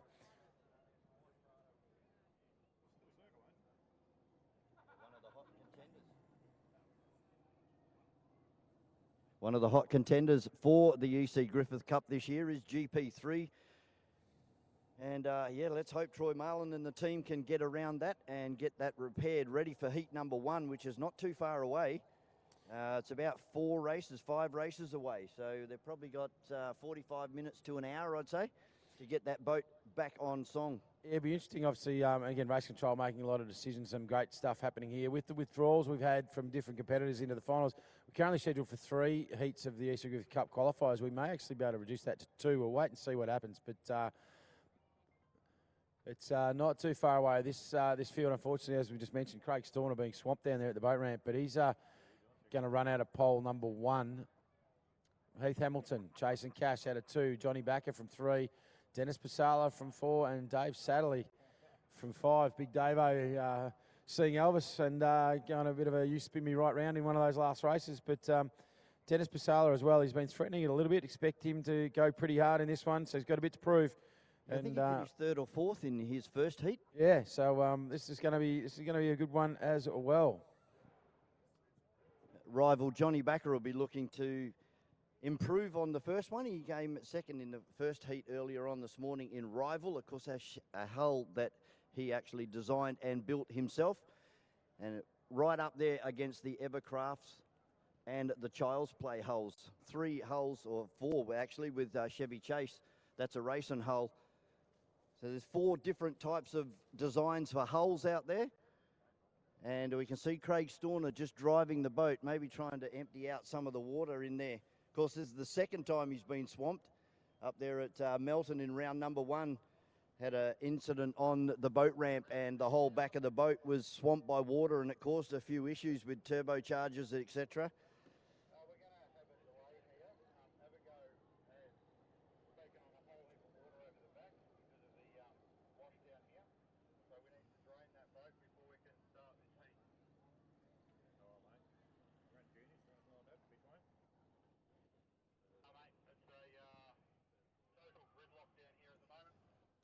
So a word from Race Control is that there will be a slight delay while Craig Storner empties out the back of that boat. Apparently it's copped some wash and it's got into the back of the boat. So for safety and, of course, the maintenance of that motor and the longevity of that motor, we are going to give Craig Storner a chance to empty out of the water, out of the back of Avago. Yeah, absolutely. Obviously, there's a thing called free surface effect of liquids that move. Simplifying it, if you've got a ute and you've got a toolbox in the back of your ute, you turn left, the toolbox slides across. It might only weigh 10 kilos, but by the time it hits the other side of your ute, it feels like you've just been hit by a bus. It's the same thing. So moving water, including fuel or any liquids on a boat, can really upset the balance of a boat. So obviously not safe for him to go out there with a boat full of water. But yeah, so it's going to take us a couple of minutes. Actually, we just got to put the boat straight on the trailer, rip it up the ramp, let the water out, put the thing straight back in and turn it around. So, but huge shout out to the guys down there in pit lane. We got 98 odd boats and 60 of them, actually more than that, probably 74 of them are being launched at that 1 2-lane boat ramp. So massive shout out to our hardworking crews down there. It's not a job I envy this weekend whatsoever when everything goes to plan. And they are doing a beautiful job of it. So we're going to take a quick break. Get up, stretch your legs, get on down to the canteen down here towards pit lane. So head on down to your right if you're looking at the lake, and you can grab yourself a cold beer and a glass of wine or something on those lines if you're over 18, and consume it in the beautiful shady tent area, and a huge array of food on board down there as well. So I hope you're enjoying yourself here as we will continue to go racing very, very shortly.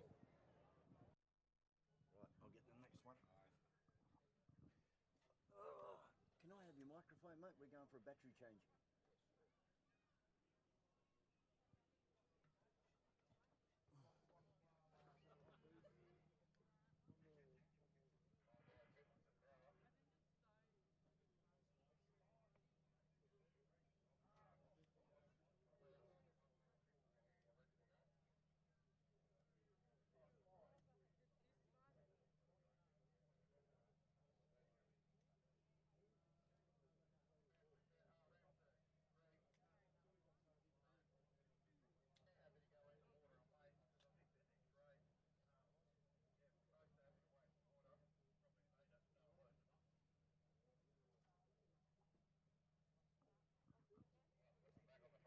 red is off, isn't it? Correct. Red's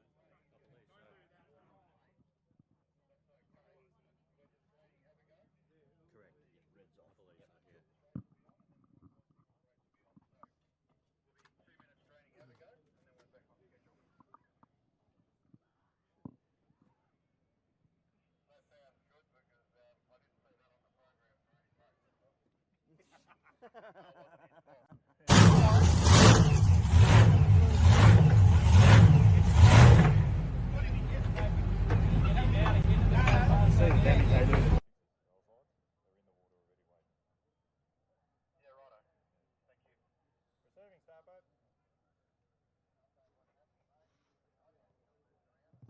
Yeah, sorry. There's thanks mate. Cheers. Yeah, need one up here. I needed one, I think. Sorry about it.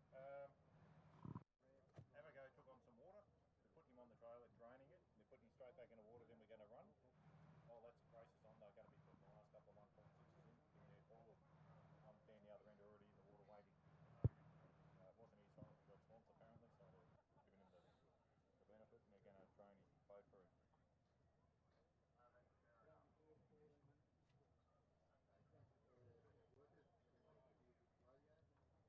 Are they going to drop the Formula Future races out or what? Because you got 1.6 odd lights and you got 2 Formula Future races. You're going to drop the Formula Futures out. You're going to have to find some time somewhere.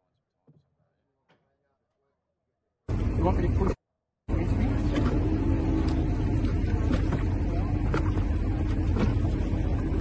See how I got there, right? Sarah, you guys did do the air bottle, didn't you? Air bottle's on. Yep. I won't hop on there. I got air. Hey, next time I'll put it through. At the very least, while they're racing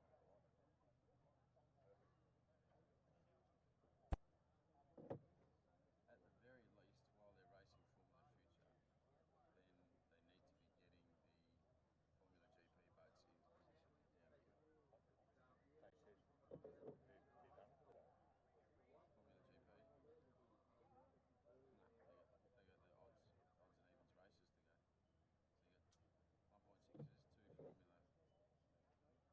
Formula GP? No, they got the odds and evens races to go. So you got 1.6s, 2 Formula. For those of you out there watching the race boats going around this amazing course, all the safety and all the effort that goes into keeping these drivers safe. Obviously there's safety cockpits in these boats. They've got harnesses, they've got air supply. The open cockpit boats, they all wear jackets, helmets, they've all got all the safety gear, and the boats get gone through in scrutineering and made sure they're really safe. But the biggest factor in the safety in this sport, these guys right here. This is Race Day Medical, Dave and Anna Bodner. They do most of the powerboat racing throughout Victoria, and they do an amazing job. Dave's had to deal with some really big crashes lately, and he's done an amazing job. And there's probably some people that are here this weekend that may not have been, had it not been for Race Day Medical, Dave Bodner and Anna and their team. They do a great job. Just think about them when you're watching those boats go around. They're out there doing the job, and that's why all these teams out here feel really safe.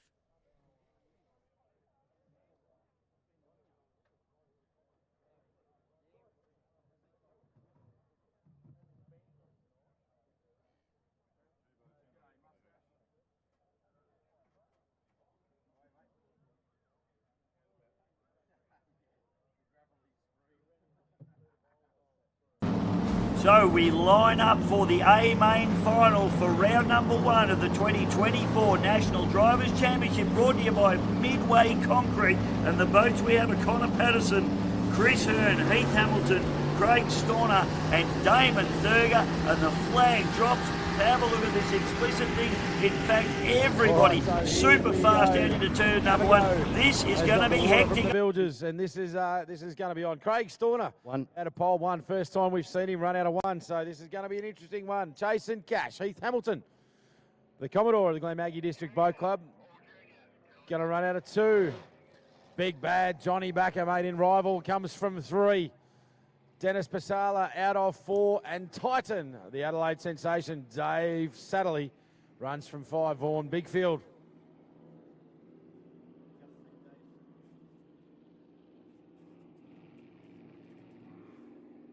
Just seen Dave Satterley in Titan fire up and heading out.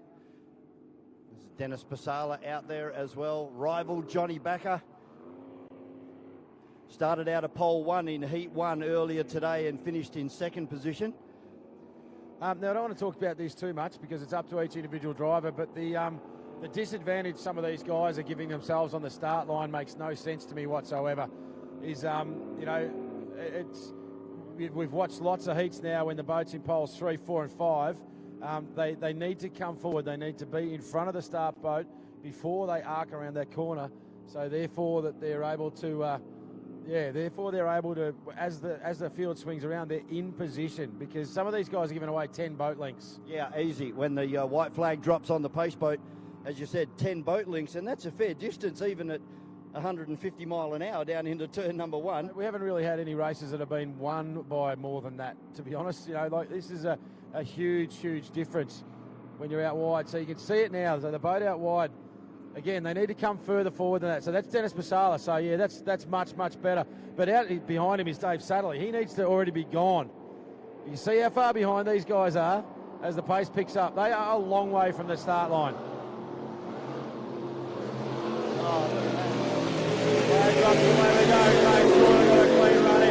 He's outside. Watch Heath Hamilton in 2. He's an incredible corner of a boat. So he's in the spray. This is going to be on. Storner on the inside, Hamilton and chasing Cash. What an exceptional run into the back chute. He's got big numbers down the back straight board.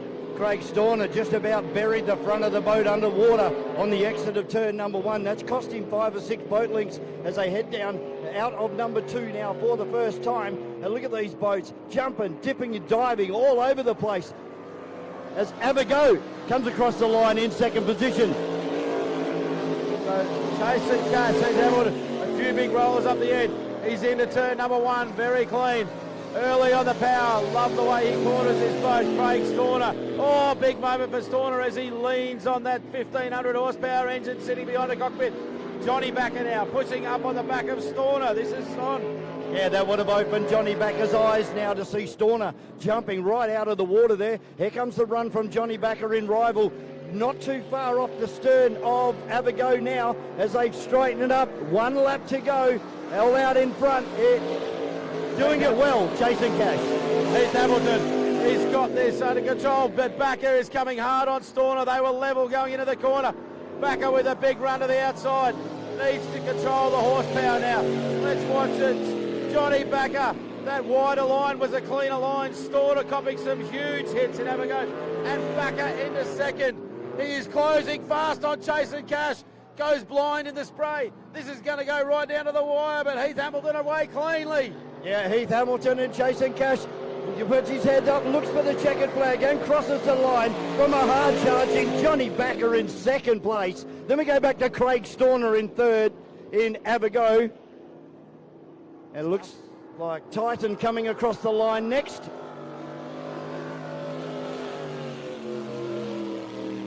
Dave Satterley with some points and Dennis Basala. So he got caught back up in that crosswash and just could not settle the always pumping machine down. But I tell you what, I'm going to talk about that start one more time. John Backer was probably 6 boat lengths behind Heath Hamilton at the start. And that race just got decided by 5. Yeah. So again, it's stuff. easy up here in the commentary box, but these guys on these outside poles, they've got to be more aggressive in that turnaround point. It's a tight arc and get themselves up into the lineup. Now, maybe they're trying to hold back a little bit so they can charge the start a bit, but it's just not working out that way. But what a run from Heath Hamilton, turn number 1. Yep. Chasing number Cash. 2, chasing Cash, mate. He had to get it done, and he just absolutely nailed that corner number 1. Yeah, and these guys are fighting back from an engine issue yesterday afternoon, so this is a great way to come back. But if anybody on site has a parachute, maybe we should go and give it to Craig Storner. That boat was out of the water and right on the side gunnel, on the port gunnel on landing. That was amazing. Give him a round of applause, ladies and gentlemen. One more lap, I reckon Johnny Backer would have got the job done. Heath Hamilton chasing Cash from Glenmaggie. Johnny Backer from Glenmaggie. The 2 compatriots side by side. They're going to clunk each other on the way into the pits. What a run. Just coming past Dave Satterley, mate, the man in Titan from Adelaide. So got kicked out the back door late to the start line and couldn't make up the ground, but a good clean run from him on the way through. This is where the technology over the last few years, especially we're not seeing the boats drop out much at all anymore. It's very reliable racing, this. Certainly is, mate. Give Craig Storner a big round of applause, mate. He threw everything at that Abago. It was on its port gunnel. It was on its starboard gunnel. He will be absolutely battered and bruised inside the cockpit of that boat. He gave it everything, but just could not get the boat to settle. Starting to wonder with the radius of this turn number 1, that pole number 2, with that little bit wider lane, actually seems to be a better run around than that pole number 1. If you get there first, obviously, as you lean the boat over, then the driver in 2's got to contend with the spray. But if you're getting there together, which they did that time through, so great start from both those boats. It was Heath Hamilton with that little bit wider arc, was able to maintain a little bit more mid-corner pace. And that converted to better acceleration into that back straight first time through. And that's not the first time that we've seen side-by-side from pole 1 and pole 2 down there in turn number 1. And that's where Tate Ramsey actually won his race. It was all over after the first lap. On the exit of turn number 1, he was able to get the power down and drive away from the field with a really well-behaving boat. But then we see Craig Storner in Abago trying everything to try and get up the front there, just launching the boat. And it's really scary stuff when they come down on their port gunnel and they roll straight over onto the starboard gunnel. But these guys, they're professionals at what they do, and I'm just in awe of these drivers. Amazing. Actually, I meant to talk to Sammy Smith, and we'll talk to him about it tomorrow, as to whether he's ever actually sat inside a GP Hydro and given it the jandle, because I reckon he knows enough about it to probably beat most of the drivers here, even if he's never driven one. Hey, 1.6 Oz Lights is up next. This is a round of the Cole Brown Australian Championship Series for 2024. Sponsored by MSC Signs, Melbourne Signage Concepts, and Scotty and the crew there. All the Talk Photography, and Boris the Boxer Productions, a.k.a. GP Hydro, and Scotty Lambert. Andrew Donoghue has drawn pole number 1 in this front predator. Do you want to just tell me about what happened in your warm-up? We didn't warm up today. We ran yesterday. We had to start up today on the trailer. We just had to move. We should have 2 of the Melton Toyotas out there, PC in 86. I don't know who Grant Harrison is paying with these pole draws, but he's drawn pole number 2 for this seat as well, so he's doing pretty well on the pole draw. Ryan Dewey Doozer Nichols runs out of 3 in the S15 machine. Paul Norrish, the local superhero, times are tough, is Frogger Norrish. Wendy Geelan, Miss Hydromania, has withdrawn from this run. Oscar Stevenson in HBR2 will run from 6. Brad Holland in Twister, way outside in pole 7. No Dewey Nichols, mate. Dewey Nichols is in 3. Melton Toyota 86. Paul Cunningham is going to run out of pole number 8. So waiting to see Dewey Nichols. Dewey Nichols has taken off from the other boat ramp. So he's launched off the trailer. The Nichols clan with the Dewey's Angels down there doing the waiter work. Not sure who he's called in for this weekend, but as a cavalcade of superstars down there at Team S15 Racing. Good field of Oz Lights lining up behind our pole boat.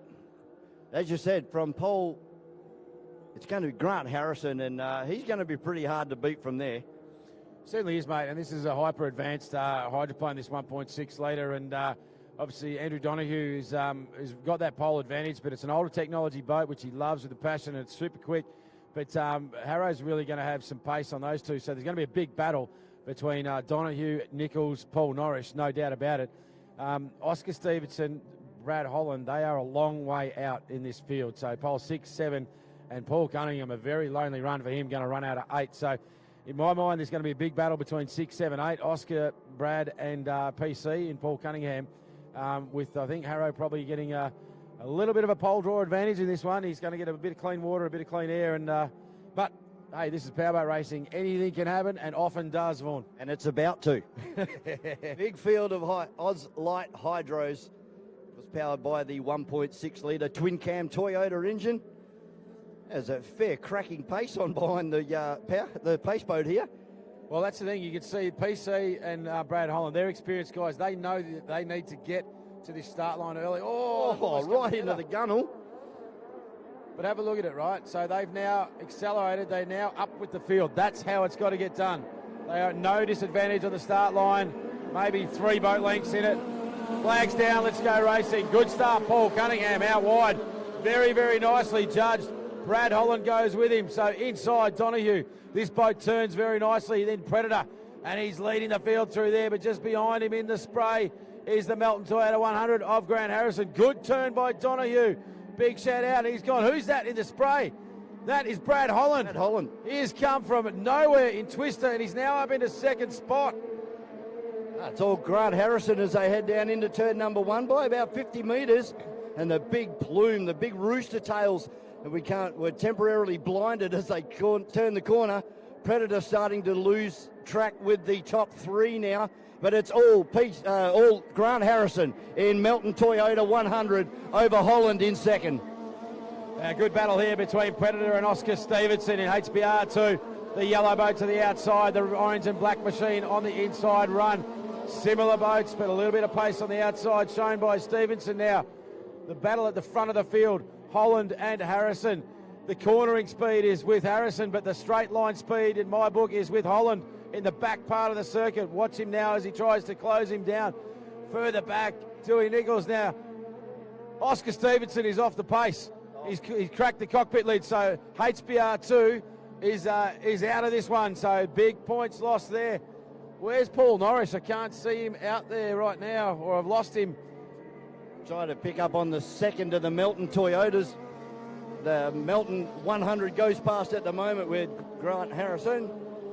That's Twister now, so Twister, yep. A little bit of a gap though to Brad Holland. Andrew Donahue in third. Dewey Nichols making a charge. So Dewey Nichols in the 4th spot in S15. And Paul Cunningham in Toyota 86 is really having to work hard to catch the flying S15 machine of Dewey Doozer Nichols. The old shovel-nose hydroplane up against the more advanced capsule boat to his outside. Doing it beautifully now is the Doozer. As they run side by side down towards the back straight here, down towards turn number 2. And unfortunately under load, Dewey Nichols has now fallen to the back of the field. We got yellow flags being shown to Grant Harrison in the Melton Toyota 100, and then Twister coming across the line in second place at the moment. 1 lap to go. 1 lap to go, mate, in the battle. Dewey Nichols and Paul Cunningham. Oscar Stevenson goes down a lap. Paul Norris floating at the back, did not make the start. So Doozer wants to hang on to this one, but PC, Paul Cunningham, Toyota 86. He's managed to get past him now. He's going to come in clean. As we roll through, the checkered flag being prepared up here in the tower. It's going to be Grant Harrison, Melton Toyota 100. He's driven the wheels off this little 1.6 hydro. He's about to get into GP1 for a qualifier. Andrew Donahue stopped dead in the straights. Yeah, Puts hands together for him. It is Grant Harrison into 1 and in a 2. Brad Holland in Twister. Big charge from Holland, but that's pole number 2 versus pole number 8. So Holland, that was a big run. Cracking job to get up there. And Paul Cunningham, PC, co-commentator down there at Melton, brings the Toyota 86 home for a 3rd spot on the podium. Good drive from that man out of pole number 8, Vaughan. Yeah, what a sensational drive. And S15 coming across the line, hands up in the air as per usual from Dewey Nichols. That's a trademark of this young fella. Puts his heart and soul into his hydroplane racing, and he's a damn good guy. Mate, he'll be doing a signing session in about 15 minutes down there in pit lane. So bring your babies, bring your kids, bring your dog. He's happy to sign anything. So, mate, carnage in the 1.6 litres. We got, obviously, Paul Norris not making the start. Andrew Donahue in Predator having to shut down. And, of course, the HBR2, Oscar Stevenson as well, having to withdraw. So big points losses for the Colebound Trophy in this one. But some cracking racing. Mate, we've been surrounded by some very cool-looking people up here in the commentary box. Mate. It couldn't get much cooler than these two. Better stop talking because we are joined up here by none other, can I call you by your cool names, by Rash, and the newly named Vixen. We've got Matt Hall and Emma here from the Matt Hall Air Show. I'm going to hand the microphone over and say good day to the fans, mate. What a show you two put on. Yeah, mate, we'll just reiterate that. What a fantastic show you put on for us today, and we got 2 more of them to come up tomorrow. Yeah, thanks for having us here at Yarrawonga. To get down on the waterfront here is pretty special after seeing it above. It's just absolutely beautiful from up there. Beautiful day, and the crowd is amazing when you're looking down at it. Not that I'm spending a lot of time looking at the crowd. I'm looking at the ground or looking at Emma that I'm flying next to as well. Mate, being Anzac Day weekend, thank you for your service. And, yeah, a very stellar career in the Air Force as well. And, of course, picking up those medals as part of the United States Air Force, helping them over there in Iraq. That must have been pretty special. Yeah, I'm very proud of my military career. You know, I often tell people my parents raised me, but the Air Force turned me into the person I am. And doing what I do for the government, that's what everyone in the Defence Force is. You know, you don't go out there for your own glory. You go out there and do what you're asked to do for the people. And it's very easy to forget that we have a freedom in this country that's not like anywhere else in the world. We have amazing freedom. And it really does come from the sacrifice of those people in the Defence Force to maintain that. All right, let's go down a totally different track. Back in 2016, this little blonde-haired girl rolled up at your hangar and had a bit of a chat to you. What were your initial first thoughts on Emma McDonald?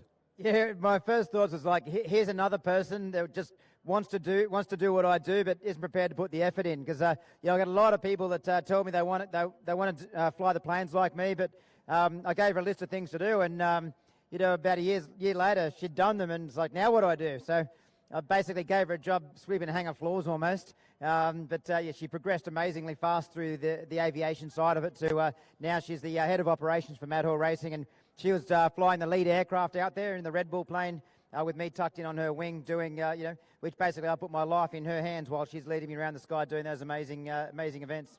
Yeah, John was telling us that you get to about 1.5 metres from wingtip to wingtip. That's pretty scary stuff, mate, in anybody's language. Yeah, it seems scary. That is correct, about 1.5 metres. But it's for me, it's actually I'm more comfortable flying at that distance from Emma in my aircraft than I am driving down the highway next to somebody I don't know. We know the planes, we know the pilots, we know the routine. Whereas when you think about it, you go 180 out and miss people by 2 metres on a road that's got a white line painted down the middle. So I actually see that we're taking less risk than we are when we're driving to and from the airport.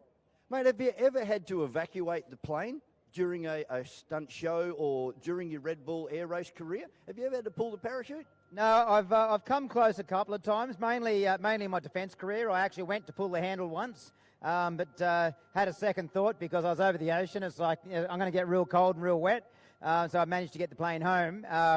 In what I do with these planes, I've actually had a few incidents that would almost warrant it, but I'm actually a bit of a wuss. I'm a bit of a scaredy cat. So if the plane's still flying, I'm hanging with it because as soon as I jump out, I've got to rely on a parachute, which I've got no idea how to use. Well, that's one of Emma's roles at Matt Hall Racing, is to make sure you check all the safety equipment on board Matt's planes. Yeah, so we're maintaining all the AOC, all the stuff there that needs to be looked after properly. So parachutes, the aircraft maintenance management, all that sort of stuff. So I'm keeping on top of that. Yeah, so of course a big thing is the checking of the ailerons. You want to make sure that there is no play or no restriction in the movement of those ailerons. Probably the most important part on the aeroplane. Yeah, just making sure there's no play in any of the joints there. That's very, very important. Right, I've got some less serious questions because I would have thought the wings were probably the most important part, the wing bit or the bit that I steer with. Right, don't hide from the camera. You're being beamed around live story over there. So, Matt, I don't want to start a fight, all right? But we met this lady before. I'm quite scared of her. In fact, she seems like one of those annoying, high-achieving people that just gets what she wants all the time. All right, but we did find out that she didn't have a call sign. Now, I hear yours is RAS. And I haven't really had that explained to us. I don't know how you heard that, but I'm going to beat her up later. So, RAS, what does that actually... So when I joined the Air Force, I was 18, I looked like I was 12, and when I was flying fighters, I was 21 and looked like I was 13. And I kind of behaved that way out of the cockpit as well, and so I was nicknamed Requires Adult Supervision, and broken down to RAS. So whenever we went out on a Friday night, there was all like, "Where's RAS?" And someone go look after RAS. And I was the guy running around requiring adult supervision. Right. Not bad spend for your Defence Force money, huh? Everyone's got a cool call sign. So we found out, and everyone said, right, we've got to come up with something. So we came up with Vixen because we figure it's female, it's a little bit scary, it's a little bit daunting. So we're hoping that one's going to stick.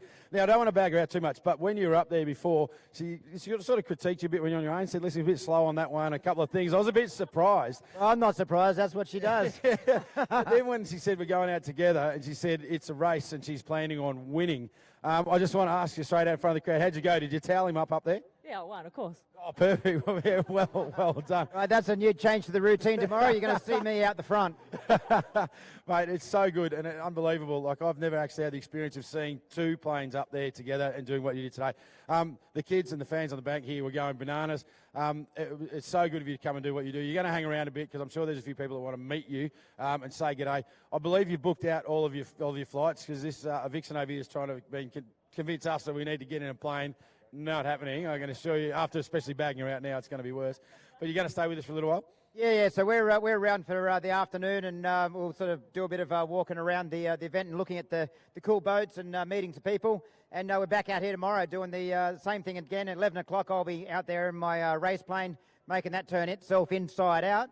And then I'm going to win the race with Emma in the afternoon at 2 p.m. Well, mate, then we're going to have to settle a score at some point. So she's put herself on the scoreboard. Thank you so much, you two, for what you do. It's been an absolute pleasure to meet you both. This fellow as well did a great job down here. So thank you, John. And give him a massive round of applause. Matt Hall Racing, the crew.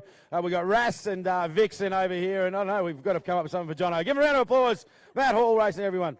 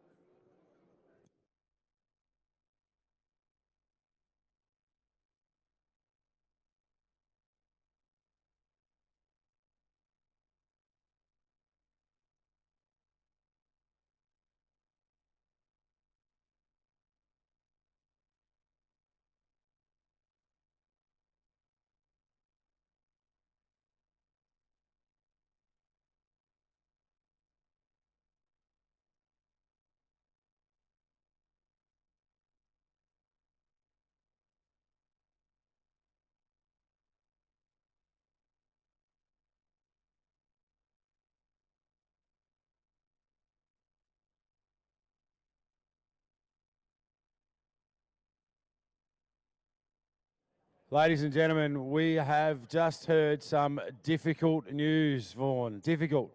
And for a lot of people out there in the crowd wearing a bit of yellow merchandise or rocking a stubby holder, they are going to be incredibly disappointed. But we have an announcement to make. Oh, well, if you're a Queenslander and you support a certain yellow hydroplane, unfortunately, it is all over for GP3 and Troy Marlin driving Warlord for the weekend. Warlord is withdrawn from the E.C Griffith Cup. Ladies and gentlemen, we've go racing in Formula Future while we prepare for the next round of our big bangers. This won't be too far away. Beautiful start out wide again from this young gun from up north in this little white boat as he rolls around to turn number 1. Couple of Formula Future heats to go while we get ourselves in preparation for heat number 1, I think it is, of the E.C Griffith Cup.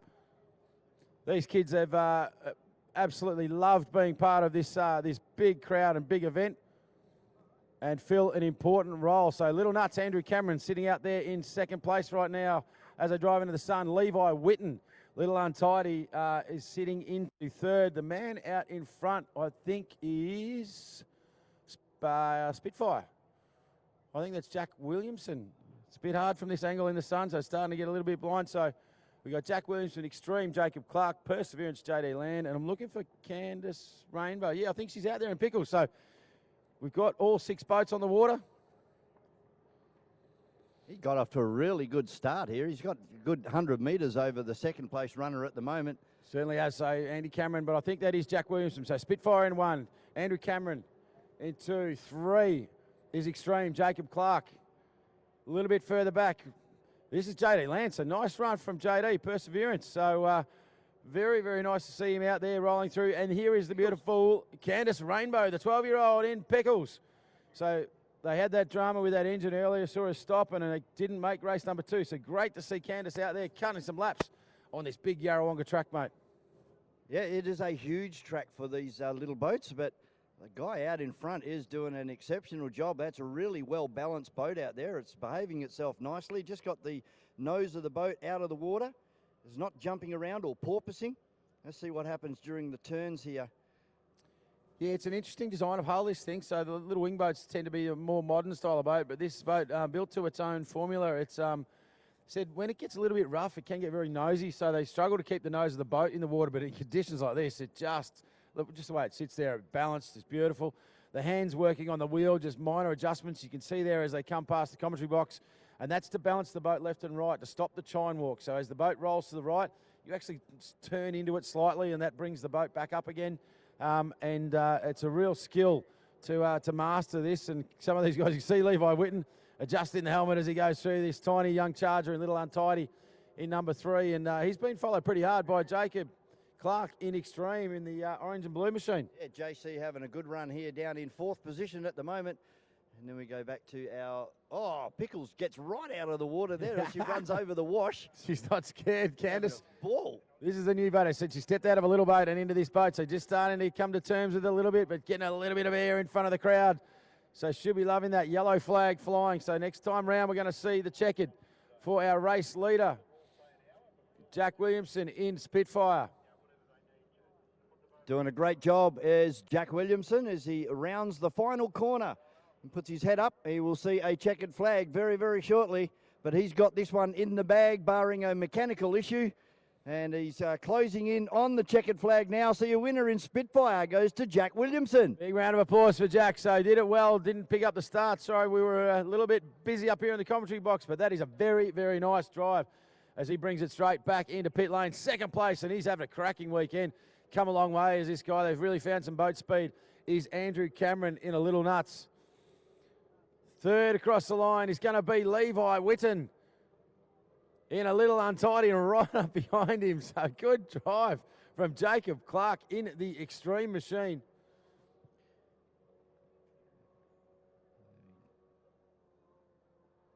About 2 more to come across the line. Pickles will be rounding out the field.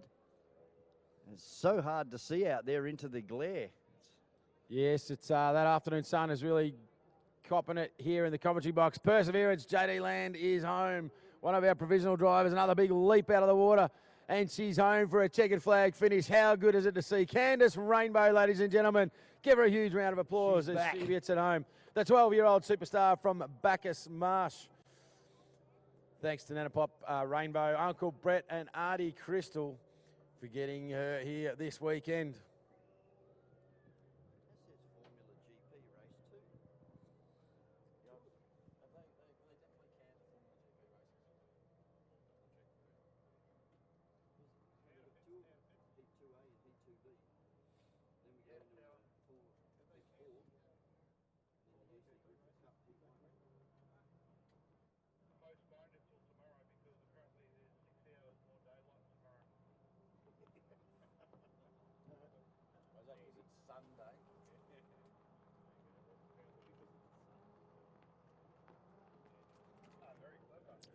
Give him a round of applause, ladies and gents. Give him a wave. They'll be able to see you here on the bank.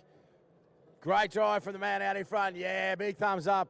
Be proud of yourselves, kids. You're doing an incredible job. We have not seen one of these juniors turn one of these boats around, hit a turn buoy. They've obeyed all the flags. They have just done it beautifully out there. Said earlier today, maybe some of our adult racers should come down to the shore here and check out how these kids, particularly the starts, they've got to be the closest starting category here this weekend. There is no doubt about it. Candice Rainbow takes it back to the pits in that Piggles machine, one of the APBA boats from down there in Victoria. So great to see her out on the water and getting the job done. The little 15 horsepower. Actually, I think, I'm not sure if that's 15 or 9.9 on that one, but yeah, doing a really good job and expect her big things out of that young lady. She's a great kid. So that was our last J3 race for the day. And we're just waiting on race control to confirm the race order for the rest of the weekend. And I think until we get some word on that, we'll take a short break here at Lake Moala for the E.C Griffith Cup for 2024. Not too far away now from Heats 1 and 2 and possibly 3. But the big news out of Lake Moala is that Troy Marlin in Warlord GP3 unfortunately won't be taking part in the E.C Griffith Cup this afternoon. So apparently a bit of a fuel line issue down there on board the GP3, the Warlord, and that sees Troy Marlin unable to start in the E.C Griffith Cup for 2024. We'll be back very shortly here on the shore at Lake Moala.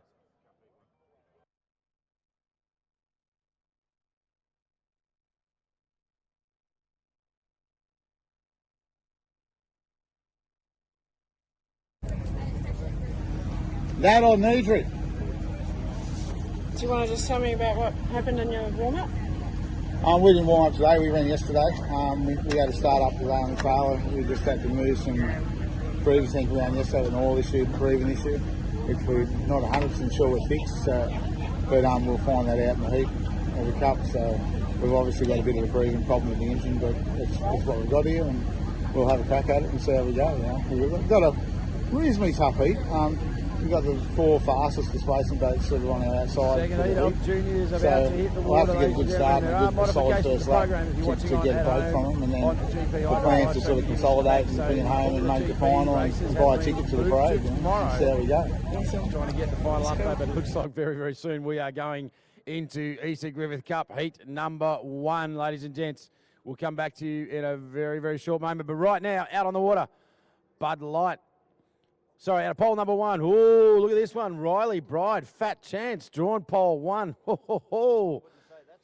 This kid can turn a boat, and she's been running wide poles all day, so she gets her chance to come in out of 2. Crackerjack, Jack Hockley.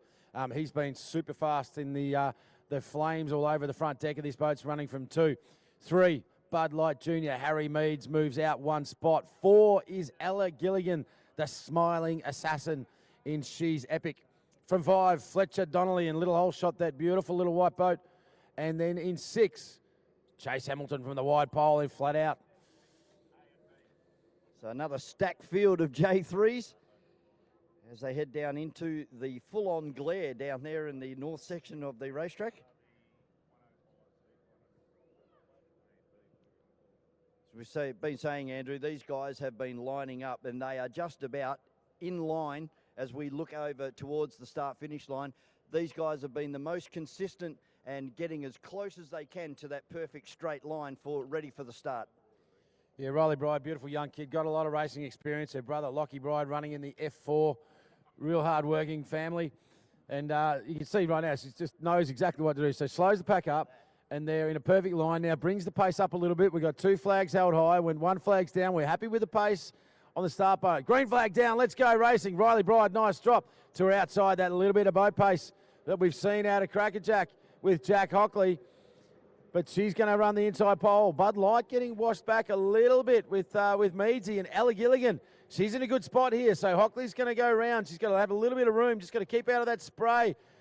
Left a nice little gap there, but watch the turn to the inside there. Very nicely done by Riley Bride, but the pace out of Crackerjack out in front. Look at Ella Gilligan. Yes, she's a tough campaigner. She's got Harry Mead. Around the outside of Harry Mead. These kids are good friends, but this means nothing when they're out there racing. So 3 boat lengths before she can take the line. Nice strong drive from the 2 chasing as well. Look at that little white boat. He's doing it pretty tough out there. It's Fletcher Donnelly, but he's got his foot glued to the floorboards. Goes airborne. Does young Fletcher Donnelly. No backing off. In the crosswash. No backing off at all. Just keeps the foot down and drives out of it. Chase Hamilton. He's not going anywhere, really starting to come to terms with this boat, and as he moves into 5th spot, out in front, Jack Hockley, the handicap racing. Remember, he was super fast last time, and Riley Bride doing a beautiful job. This little Chance Hull sitting behind him in the wash, but look at the battle between Ella Gilligan, the white and pink machine, into 3rd now, and inside is Bud Light Racing, Harry Meads. Yeah, Ella backing up heat number 1 or heat number 2 earlier this morning with a great run in this one. Currently in 3rd position at the moment with the Bud Light boat looking to go side by side down into turn number 1. Bud Light on the inside, Ella Gilligan around the outside. But look at the power of this little 15 horsepower. She's driving away from the Bud Light boat on the exit of turn number 1. Yeah, that's pretty good racecraft. Obviously, she probably had enough boat length to actually come across and take his line and put him behind her in a wash. But that would have put her right into the wash of Riley Bride in front of her. So you can see there, she knew she had a little bit of boat pace. So let's wait till after the corner, give Meadsy a line on the inside, puts herself into clean water, and now she's threatening to get up on the back of Riley Bride into 2nd. Yeah, Riley Bride, if these things, well, some of them do have rear vision mirrors on it, and if Riley's got rear vision mirrors on his boat, he'd be looking to see a white and a pink boat creeping up on the stern of his boat as they come across the line again, where you got yellow flag, 1 lap to go here for our J3s. Yeah, Jack Hockley, he's looking good out in front. The boat speed's good. The boat looking balanced. Take nothing away from this kid. You can see him working the wheel nicely. Riley Bride, fat chance in a second. This superstar with a beautiful smile. Mate, she very rarely makes an error, and I don't think there's any chance that she's going to give this one away. She is going to sit exactly where she is and do exactly what she needs to do. Ella Gilligan, white and pink machine. Always get a great hug off Ella in the mornings, and her little sister Scarlett as well. Don't hug big brother Tyler anywhere near as much, but great kids, great fam, the Gilligans. There are about 27 of them here this weekend racing. Harry Meads, look at this big kid. He's the tallest of our juniors out there in the blue and yellow machine. Into the back chute, just really understanding this boat. His bigger frame and bigger size does help him when it gets really rough, mate, because the boat settles down a little bit better. Well, I think Ellie Gilligan has done a great job here to stay in 3rd. She's pulled away from the Bud Light. So I don't think she's got enough to get into 2nd place, but she's certainly trying very, very hard. But here comes our winner as he crosses the line. He certainly does, mate. Checkered flag flies high. This is Jack Hockley with a big mono over the line in Crackerjack, saluting the tower. 2nd is going to go to the magnificent Riley Bride in Fat Chance, the black and pink machine. And 3rd in the white and pink, She's Epic is the name of the boat. And the driver as well is Ella Gilligan. Bud Light Jr. Meads. The Hazmat is back home. That young man there has also done a cracking job. Didn't talk about him enough in this race, but he is one hell of a young campaigner. Chase Hamilton in the flat out. And Jack Hockley, beg your pardon, Fletcher Donnelly in that little white screaming demon. That thing has spent more time in the air. Look at him, woohoo, and he loves it. Just glues the foot to the boards and just hangs onto it, mate. Love it. So maybe an engine management problem there. We might have to put a couple more degrees of angle on the back of that one. Ready for their next heat race coming up tomorrow morning. That was the last time that we've seen our J3s for today, but they have put on a fantastic exhibition of junior racing. Of course, these are the kids of the future. This is our future of our sport right out there now. So as they come back along to the boat ramp, ladies and gentlemen, put your hands together. Show these kids how much we appreciated their racing here today as part of the E.C Griffith Cup.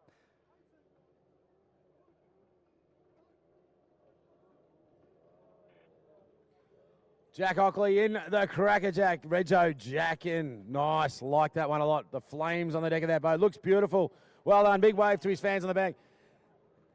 There's the beautiful Riley Bride in a fat chance. Ella Gilligan in the pink and white machine, ghosting us here in the commentary box, mate. And a lot of these guys. Meow, they're racing all the way to the back. Guys and girls still in race there's mode. my little bud, Hamilton. And Fletcher Donnelly. Flat out, and Fletcher Donnelly in hole shut, the river rat from up north, doing a beautiful job. A couple of nice monos on the way in. Great stuff by our juniors in the J3 category.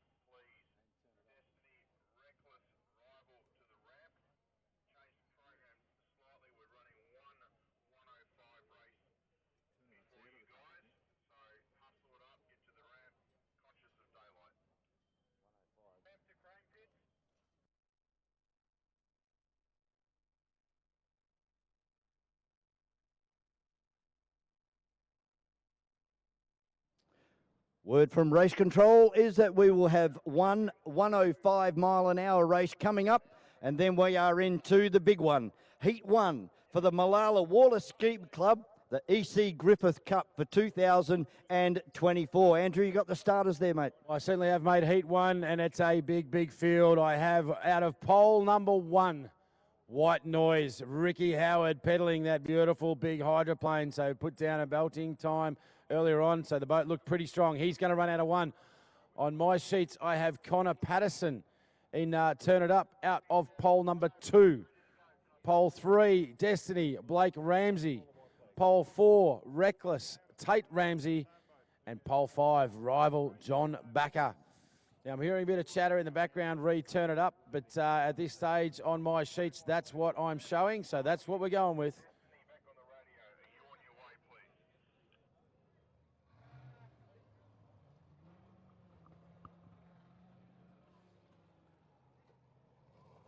So just to confirm, Andrew, we've got 2 out of the E.C Griffith Cup. Sorry, no, it'll be 3. It was Chasing Cash has now withdrawn. Warlord with Troy Marlin, he's withdrawn. And there was one more. Mortal. Which Mortal was, as well. Yeah, and it's not listed on our entry forms anyway. All right, so 105 is out here on the water, ladies and gents. We've got the 105 Superstock brought to you by M1 Traffic. Bad temper, Jason Jones, the yellow machine of JJ, the male model, is out on the water. The other madam, Tom Webster. Tony Willis in Buddha is running out of 3 and 4. I beg your pardon, they're not pole order. Breakout, Jim Mullins. Your pole order, Jim Mullins. Breakout will come from 1. Tony Willis in Buddha from 2. The other madam runs from 3 with Tom Webster. And 4 will be Jason Jones. So breakout out of 1 is going to be really interesting. But Tony Willis, we'll tell you what, that was a bit of a show last time. I didn't get a read on any of the GPSs, but his cornering was next level. It in certainly that was. beautiful Bruce Everingham built boat. So this should be another ripper race here at Lake Moala on your Saturday afternoon. We said heat number 1 for the E.C Griffith Cup coming up straight after this one. And this is going to be a ripper. Breakout and Jimmy Mullins in the black and red boat. Getting a good position for his start this time. He was outside in about P4 on his previous heat, so now he's gone to the pole. They start to accelerate now. We're still waiting for one boat to try and catch up as they square around the last corner. Andrew, it's all yours. So here we go. Wait for that flag drop. Mullins out of 1, 2. Here's Buddha. The flag goes down. Good start from Mullins. Big hard charge out wide from Temper and Jason Jones. Tom Webster's gone in hard as well. Gee, they were tight, Webster and Buddha. But around goes Jim Mullins in breakout, and he looks very, very strong. Outside behind him, though, this is Willis in Buddha. Have a look at the race down the back. Shoot, Vaughan. Yeah, Buddha and breakout going toe-to-toe as they go down into turn number 2. Buddha on the outside, breakout on the inside. Very, very even stuff all around through the pins. Oh, I think Jimmy Mullins just about half at a hook then. But they're side by side as they cross the line. Buddha now goes one boat length in front. This is 105 mile an hour racing at its peak. Tom Webster is off the pace. Madam's got a problem. So another Madam has a problem. Jim Mullins is out. Breakout has come to a stop mid-corner, turn number 2. Buddha now, no, he's restarted. So restarted, he's got the boat rolling again as Jimmy Mullins.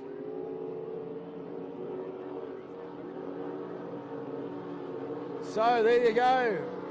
Oh, so we now got a boat stopped at the top. So the red flag was called and shown. So we've now got Buddha come to a stop in the top of the course. So we missed that. We were looking at Mullins up the other end of the course there. Yeah, so look, what happened was that Jimmy Mullins had stopped on the late apex of turn number 1, and then there was a lot of flame coming from the exhaust. So the red flag was called, rightfully so, up here in the tower, but then Jimmy fired and went. So it's just a bit unfortunate. Obviously, competitor safety critical, but I think you find that the Buddha machine saw that red go up, and so they slowed up and pulled out. But in the meantime, Jimmy Mullins had got the boat going again, but once the red flag gets shown, you really do have to follow through with it because it's not something that you can undo. So red flag's down, black flag's up. That's going to be the signal to bring them back to pit lane. So I'm guessing that one will be declared a no race by race control. Of only a lap and a bit completed in that one. So Buddha was going so well. Yeah, that was a pretty good punch on at the front between those two. But nice and flat on the exit too, Andrew. It's not jumping around. It was just like a bullet off the turns, and that's where he made up a lot of time. And that's really unfortunate for Jimmy Mullins in breakout. There was a big pop and a bang on D-cell into turn number 1. And, of course, the boat came to a screaming halt right in the apex of turn number 1 and drifted to the exit of turn 1. So we're going to take a short break here in preparation for heat number 1 for the E.C Griffith Cup. It's hydroplane versus blown alcohol displacements here on Lake Moala. This is the E.C Griffith Cup for 2024.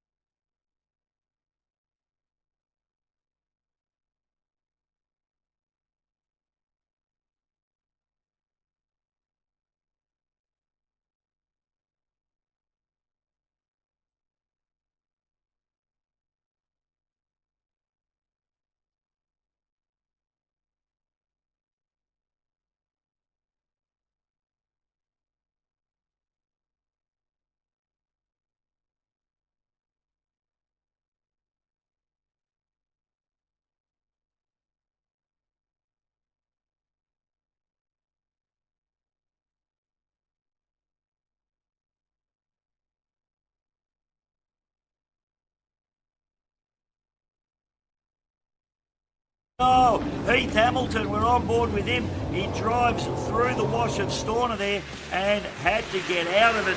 Let's have a look at the replay. It got wild down into turn number 1 here at the beautiful Melton Reservoir. Watch the boat with the flames. You can see him goes through Storner's wash. Then he has to turn. Thurger had to take a little bit of evasive action. Nothing too bad, but poor old Heath Hamilton, he was blind there going into turn number 1 with all the spray, could not see, and you can see what happens there.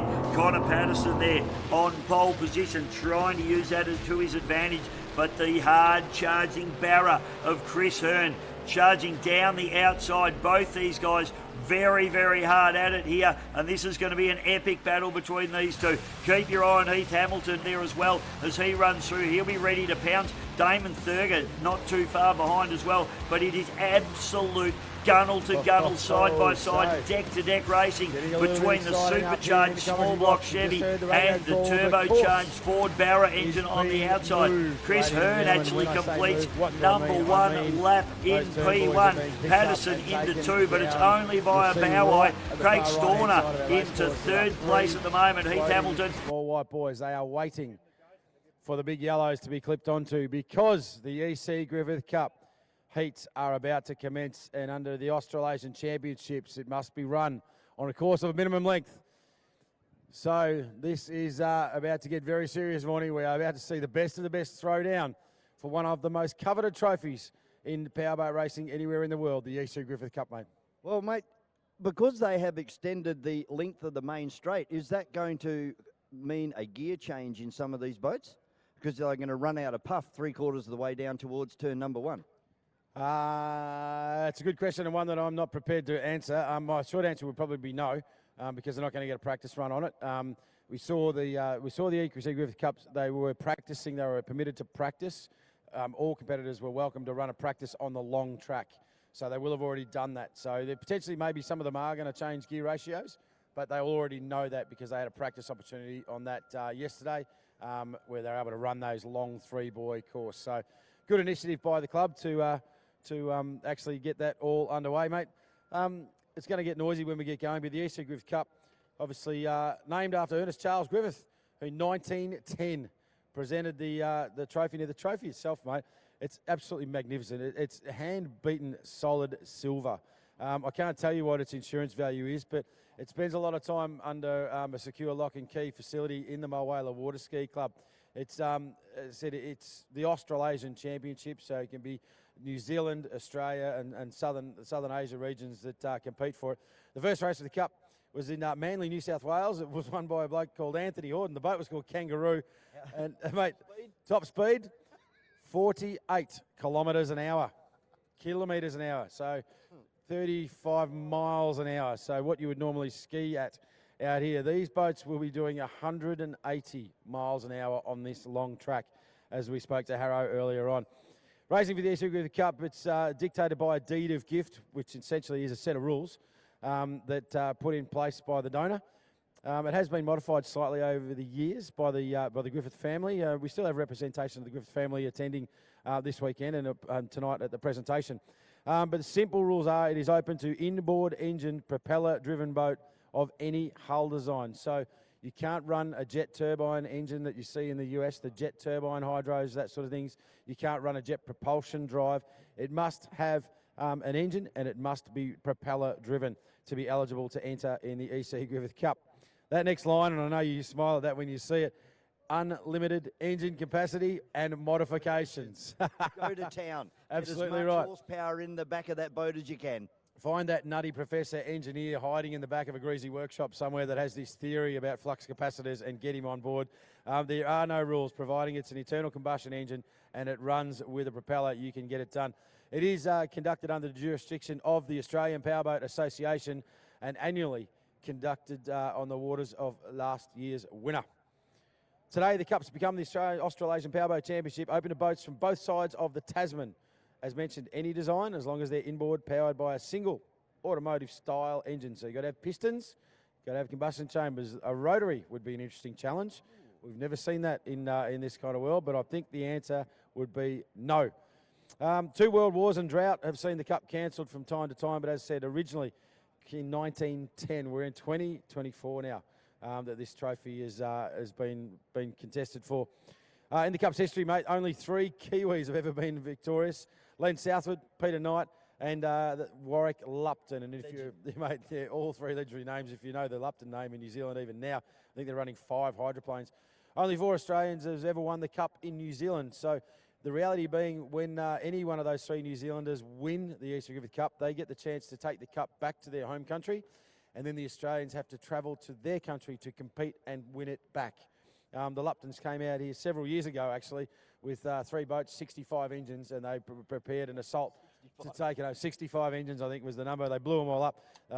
They snapped the propeller shaft, and probably that was the only thing that stopped them from taking it home. But incredible history on it. The 2 or 4 times Victorian Speedboat Club members, Ernie Nunn, Dennis Parker, Greg Holland, and, of course, Grant Harrison, have taken home this Cup. The golden years of the Cup, they would have been maybe in the 1970s when the Aero Engine V12 Merlin-powered boats, the Thunder boats. We've got one of them here with us this weekend, Aussie Connection. Favourite boat. Yeah, they challenge the auto engine rivals. They're hugely powerful boats. They're on song, but they're huge boats, 4.5 tonne Aussie Connection compared with something like 1,500, 1,600 kilos in a GP1. 24 or 25 foot long. Yeah, they're a big machine. You see it on the road, on the highway, on the transporter on the way up here. 25 foot wide as well. The era of the Thunderboats is outlived by the fleet, only ever amounted to a handful of boats. But ultimately, Thunderboat lasted until the blown alcohol displacements, KTs and GP took over, and the Thunderboat classes slowly died out. The auto engine boat ruled the sport once more, and the high-powered domain of turbocharged or supercharged big blocks is in displacements or hydros makes the sport what it is today. It's going to be big. It's going to be exciting. We've got Heat 1, Heat 2, and then the final later on this afternoon. It's great that it's back with the Victorian Speedboat Club. It's proud to have the Cup back after a 19-year stint away from its banks due to low water levels and other winning competing clubs. Ron Burton, a 13-time E.C Griffith Cup champion owner, will be trying his best to defend the Cup previously won by 24 of the Victorian Speedboat Club members. The Burton boys, unfortunately, having to withdraw that boat, so we will not see the Burton name chiselled in to that trophy this weekend. Mate, it was going to when I wrote those notes. Yeah, absolutely, yeah. Absolutely, it was going to an hour and a half ago, to be honest, but unfortunately not able to get it done. So well, this is going to open the door to GP1, White Noise, and then, of course, we've got White Noises won't be in this one, will it? Yep. Yes, it is, on pole. Absolutely it is, yep. There's a couple of fast blown alcohol boats out there to give them the hurry up. It'll really come down. So Heat 1, Heat 2, qualifying times is going to set your pole position for the final. Anything can go wrong. We heard that from Harrow. A $15 oil line, a fuel line, a blower belt. It just doesn't go your way.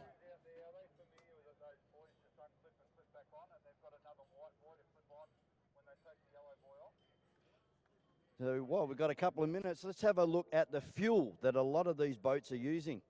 It's called methanol, and it's a fuel used in motorsport worldwide, but unlike its close relative ethanol, you cannot drink methanol. In fact, just 10 millilitres, if swallowed, is enough to attack the optic nerve, causing blindness. 100 mils or more is likely to be fatal. How do you know this stuff, mate? Oh, I do my research. Unbelievable. Mind you, if I see you down in the fuel bay, you're consuming 10 millilitres of methanol, I'll realise that you've got bigger issues than worrying about blindness, mate. Well, mate, while methanol doesn't go well with Coke, it certainly goes well in our high-performance race engines. It's derived its name from the Greek word methi, meaning wine. It is thought to be the first discovered in ancient Egypt, and I think they may have had a different use for it back then. Road cars use petroleum. That makes a bigger bang when lit. However, methanol produces 25% more increase in the octane rating, which is more power. Methanol is naturally a very cold fuel, so this assists in cooling our high-performance engines. This is vital in blown alcohol boats as they do not have radiators on board. Methanol's real secret is not in its quality, but its quantity. Methanol requires less oxygen to burn compared to petrol, so you can put more methanol into the cylinders, which will produce more power. Roughly 2.5 times more methanol can be burnt in a cylinder compared to petrol. These blown alcohol boats will consume approximately 100 litres or more over the 4-lap journey in front of you on Lake Moala. Methanol is a very safe fuel to have in the pits, and it is not as volatile as unleaded fuel. However, methanol has one very dangerous drawback. If it ignites on an engine, you cannot see flames that burns invisibly. A methanol fire is combated by using the use of just water. This dilutes the methanol and lowers the ignition point so that the fire will burn out very quickly.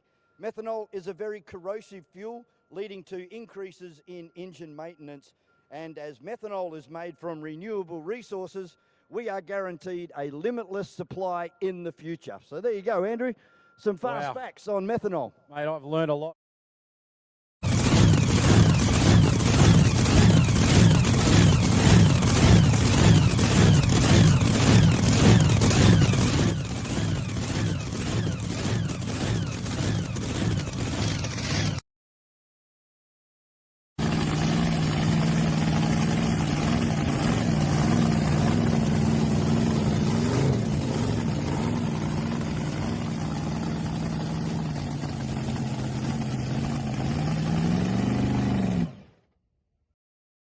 Time can tell.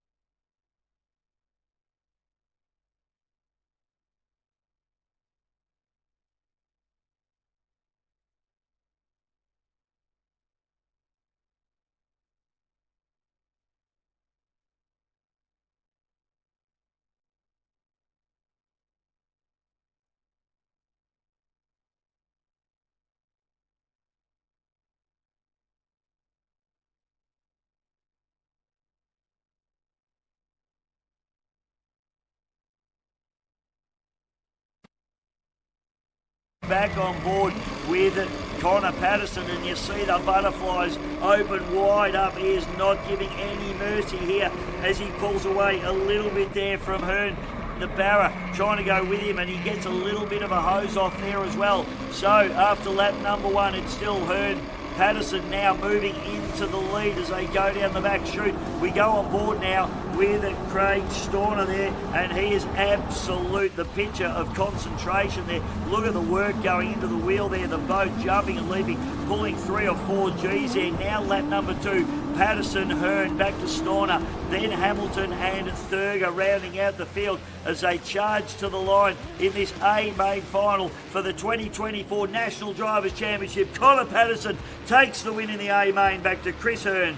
Craig Storner into 3rd place, Heath Hamilton into 4th, and rounding out Damon Thurger. That's not what we anticipated at all. We were just trying to be top 10, sit sort of somewhere where we can make a bit of a move later in the season, and yeah, we've come out on top, which is I'm pretty pumped about. With points for hot laps, both heats and the finals, the key is consistency. So it's no surprise that those boats which featured regularly at the top of the order are holding down the top positions in the championship. Connor Patterson holds point as championship leader, but it's close at the top. Wow, Chris so Hearn just 2 points behind. I just had news through that for Connor Patterson fans and fans of the yellow and black machine of Turn It Up, that they have withdrawn their entry from the E.C Griffith Cup. Big news. Oh, big news there, but they've had a massive day down there, so fingers crossed everything is okay. But Connor Patterson withdrawing from Turn It Up.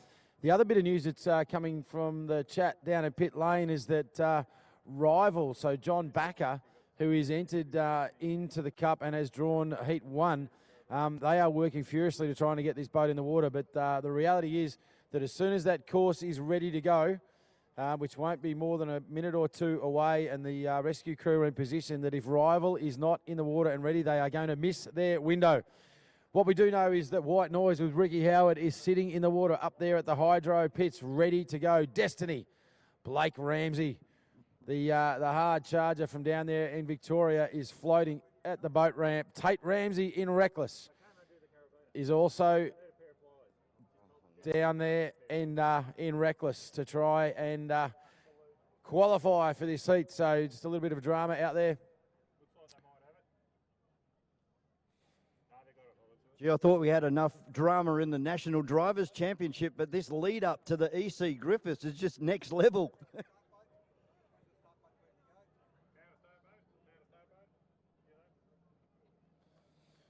So White Noise, Ricky Howard out of one. This big hydro going to leave a massive hole in Rooster Tail. So if for Reckless or Destiny to have a chance or rival up against White Noise in the early part of this race, they're going to have to get the drop at the start. They're going to have to get there and make sure that they get a clean run out, because I can tell you, speaking of drivers historically, following in the wake of these big GP hydros with that turn fin tearing a hole in the water surface, it's not an easy thing. It really can upset the charge of the light brigade as they come along. But acceleration-wise, these displacements probably have numbers on the hydros. They actually get there faster. So there's every chance that we will see these 2 or 3 blind boats make it into the entry to turn number 1 before the big hydro. Only time's going to tell. Yeah, it certainly will, and they're going to be really hard to pick up because the rooster tail off that hydroplane is going to be like 40, 45 feet in the air, and that should cover the remaining blown alcohol boats as they try and do their best down there in turn 1 for the first time. But Andrew, this could be all over after turn number 1 in lap 1. Yeah, it's going to be an interesting one. Obviously, Reckless Tate Ramsey has been super strong all weekend, and everything he's been out there in. Destiny with Blake, obviously, hasn't really gone. He's gone all his way this weekend. But when it comes to these big races, these guys are very professionally run outfits. So I'd expect them to give it their absolute everything. Well-organised team, sponsored, of course, by Durham Transport, their major partner, which happens to be a business that they own, I believe. But just quietly, yeah, mate. You don't muck around with the Ramsey boys when they get serious. They want to win this thing. There's no doubt about it. But White Noise, Ricky Howard, there's 2 legendary names in one sentence right there. A driver and a boat that are capable of great things. So it's going to be pretty exciting. I'm really intrigued as to why the Pattersons have decided to withdraw from the E.C Griffith Cup. Maybe the only thing that I can put my finger on right now is because Connor has been so successful at the moment in the National Drivers' Championship that they're saving the boat and concentrating on that championship. Because he did take out round 1 up in Melton. He's very high up in the points. I wouldn't be surprised if he's still the leader going into the conclusion of round 2 tomorrow. Our finals coming up tomorrow, a C final, a B final, and then the big one, the A final for the National Drivers' Championship here at Lake Moala as part of a big weekend of racing. And we've still got the Les Spears Memorial, we've got the Sammy Smith Trophy tomorrow, and of course the Anzac Trophy as well. That's just to name a few of the events, and another one of those ripping Formula GP races. The pit channel and have a chat to Steve, please. Can you get Daniel to talk to Steve, please? Quickly, everyone get in a position. We're going to start this race. Ramp to tower. It's moving. Leave that boys in place. Can we start this race? Yeah, he's just moving inside the course. We've got 2 at that end, but no one at the other end. They can just keep idling. Yeah, hurry up and get there to the other end, please, as quick as possible. Let's get White Noise off. Tell the train to ramp to Daniel Foster. Can you please reply? Can you get Daniel to talk to him, please? Tower to Crane Pits. Greg, can you get White Noise on the plane, please? One, you're just going to go to white flag. White Noise here, right with me now. Daniel? It looks like we have everything in position, ladies and gentlemen. The rescue crew is moving back into the centre of the course. The radio call has been made. Fire up the White Noise down there at the pit tower. Barney Patterson and the crew on the start boat, mate. He'll be a little bit anxious about this one. 2,000 horsepower sitting just outside his right-hand shoulder as they bring this field onto the stage. So we'll wait to hear the big blown alcohol machine of White Noise. Of course, if you've been living under a rock for the last hour and a half, Warlord, the reigning E.C Griffith Cup champion, is out of this one. We've got Desperado still to come in one of the other heat races. He was 2022 winner, and then, of course, GP1 going back to 2021. So a big competitive field here, and so unfortunate not to see Warlord, the GP3 boat, out of the Queensland with Troy Marlin behind the wheel.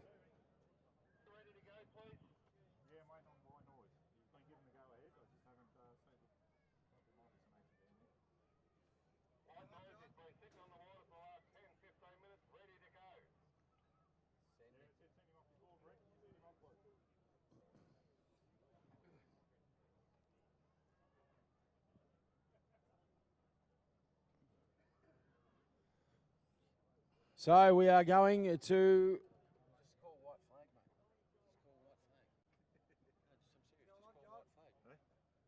waiting on him to get on a plane. So he mustn't have heard the radio before.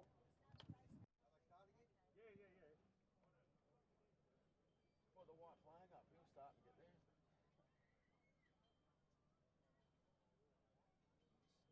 Turning direction. There it goes. All right, I can hear the rumble of thunder from the left off screen, ladies and gentlemen. White noise is fired up. We will go to white flag and start boat. And we have got, at this stage, we're not sure, Vorney, it could be a 3-boat or a 4-boat field. Will Rival make it off the boat ramp, or will it just be white noise? Yeah, hopefully. V Reckless v Destiny. Hopefully the backer team have been able to turn Rival around and get whatever issue they had under control as Ricky Howard comes past. I can see Reckless leaving the boat ramp, and I can also see a white boat, which will be Blake Ramsey, but still awaiting to see Rival, the green, black and yellow boat. I have not seen that leave the boat ramp. Our view is a little bit obstructed up here by some trees, but still a quality field. The Ramsey boys taking on a hydroplane of a legend in Ricky Howard.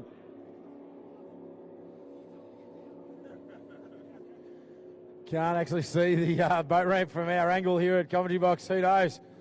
But let's really think about how this one's going to play out. Out of pole number 1 is White Noise. Pole number 2 will be Destiny. Pole number 3 is Reckless. The brothers in arms, that will mean nothing in this race on the water. The E.C Griffith Cup, the fastest time is what you need. And I think it's too late for Johnny Backer and Rival. Still can't see them leaving the boat ramp at all, so it looks like they might be another exclusion out of this one. But it's 2 blown alcohol displacements in the family of the Ramseys against White Noise, the hydroplane of Ricky Howard. Barney Patterson peddling the Barn Dog start boat. Chris Dinan worked hard all weekend. Bring this field around. Tate Ramsey out in front of the start boat. He's not going to get left behind. Wheels it around, conditions glassing off beautifully for this start. This is going to be 6,000 horsepower when that flag goes down. It's a great lineup. Good job to the start boat. Drop the flag, let's get it going. Here we go. Reckless on the outside. He's got a great job testing. Oh, Howard's come across. Ramsey's got nowhere to go.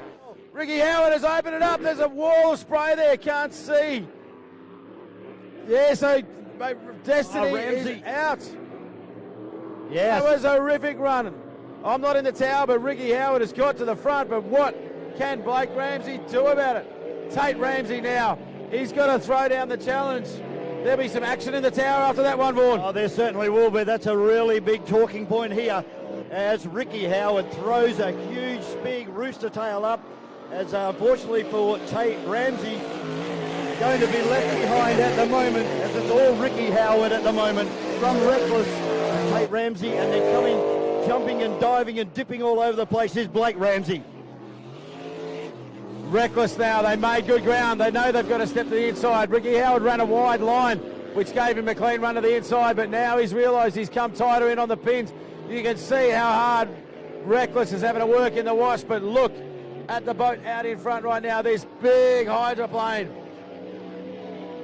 2,000 horsepower channeled into the water. That big turn fin just tearing the surface of Lake Mulwala to pieces. 2 down and 2 to go. Ricky Howard in White Noise, somewhere north of 160 miles an hour. Oh, Tate Ramsey really getting it up on the right-hand side gunnel there.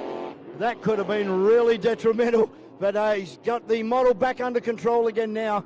But it is all Ricky Howard out there in White Noise, accelerating down the back straight as we watch Blake Ramsey battle with this boat. It's not behaving very well at all, is Destiny.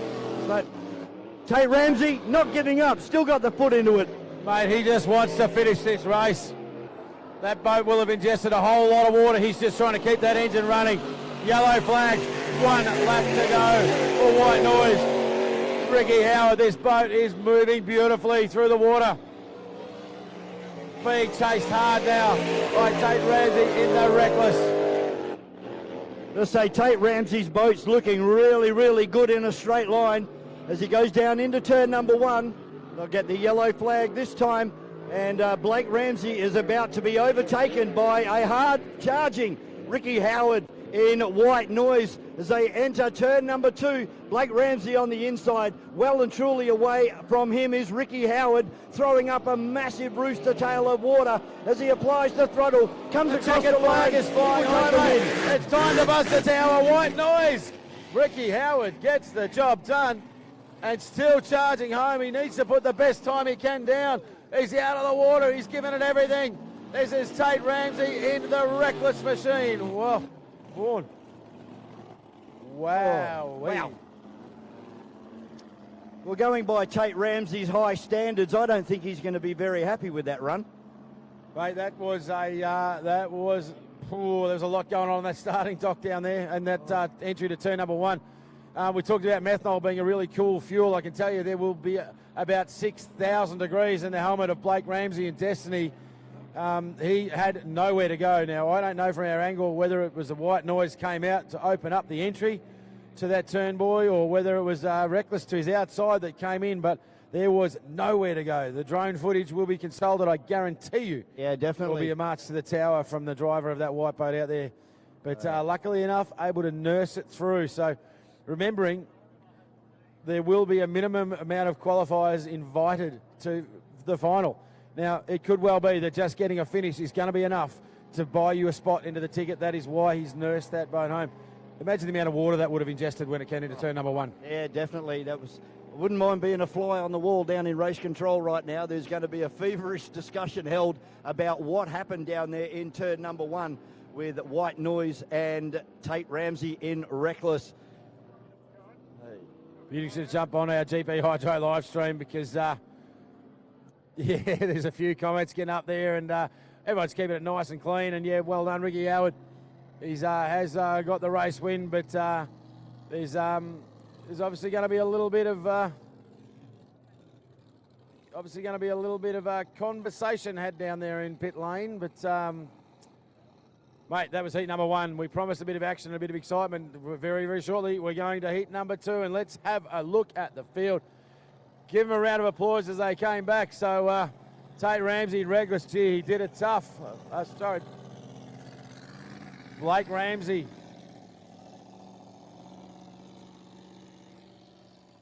In the Destiny. Well, if we jump ahead to our next heat race, heat number 2 for the E.C Griffith Cup for 2024. Off pole position, the yellow hydroplane, Desperado with Liam Holland behind the wheel.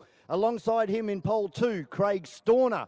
Then we have David Sadlerly out of South Australia in Titan. Warlord is out for Troy Marlin, and Stampede for Paul Jones. So 2 hydros versus 2 blown alcohol displacement boats. Heat 2 going to be an absolute ripper. Mate, update I think the attrition rate has gone through the roof. I'm just hearing noise that Avago, for fans of Craig Storner, that Avago has potentially withdrawn from their heat. So the green flying machine for the Avago fans, I'm looking at T-shirts down in the crowd. I think the Avago machine has withdrawn from their heat of the E.C Griffith Cup. So we are down to a 3-boat field. Well, Desperado, Liam Holland, Stampede, Paul Jones and Titan, Dave Sadlerly are going to do battle. The 6-litre hydroplane up against the 2 blown alcohol, there's 2 6-litre hydroplanes up against the blown alcohol displacement of Titan and Dave Sadlerly.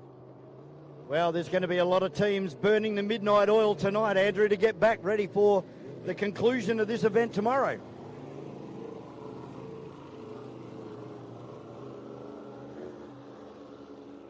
The last time out that we saw Paul Jones in Stampede, that boat really started to come to life in the last part of the race. So fingers crossed that they've got this thing dialed in. But Liam Holland, he has a habit of killing giants in this beautiful yellow 6-litre hydroplane of Desperado. As we said, a former winner of the E.C Griffith Cup back in 2022. The giant killer. Mate, I want to give a massive shout out actually to now think about it. Greg Holly Holland who's been up there running the crane pits at the other end. It's been seamless up there from his end. So thank you, Holly, for all your work and doing a great job in getting these big hydros in the water for our entertainment here this afternoon. Start boat out there. Out of 1, Desperado. Out of 2 will be Satterley in Titan, and 3, Paul Jones in Stampede. Well, you'd have to say on paper, and right now, Desperado is the boat to win on pole 1. But as we know, Andrew, this is motorsport. Anything can happen. Absolutely, mate. This kid can turn this boat. Desperado, I said 6 litre, so probably giving away about 1,000 horsepower to the boat to his outside. But, mate, this guy, he really knows this boat inside out. It's like they are one. Sadly now wants to move up a little bit on the start line and go with Paul Jones in Stampede to get in front. He's done a much better job of it this time round. Needs to lean on a little bit. Yeah, so good lineup. Nicely done, Paul Jones. So he's got himself in a good fighting position here. White flag is high. Waiting for the drop. Here we go, racing.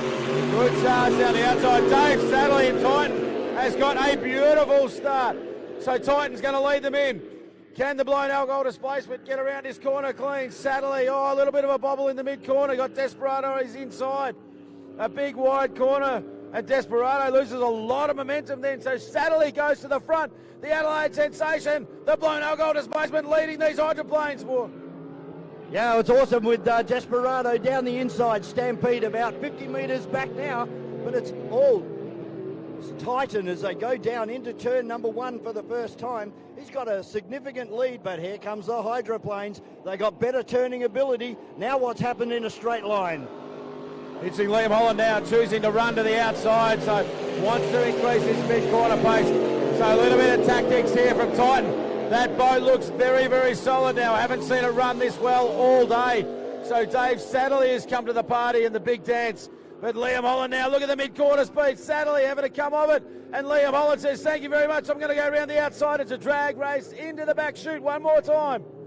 Sadly starting to fall away now from Liam Holland in Desperado as he accelerates down the big back straight now. And right out the back of the field is Stampede. And as we pick up exiting turn number 2 for the second time, and it's Liam Holland in Desperado from Sadley in Titan, and then we go back to Stampede. Holland now got free rein. Can choose to run his own racing line through the corner, and that is going to pay dividends. But Sadley's not going away at all. He's made ground in this straight. So it's just this mid-corner here. He's backing right out of it. The difference between the hydro and the blown displacement. He really needs to throw down if he's going to do it. The yellow flag being prepared up here on the tower. These are 4-lap heats, these qualifiers. They're big, long races.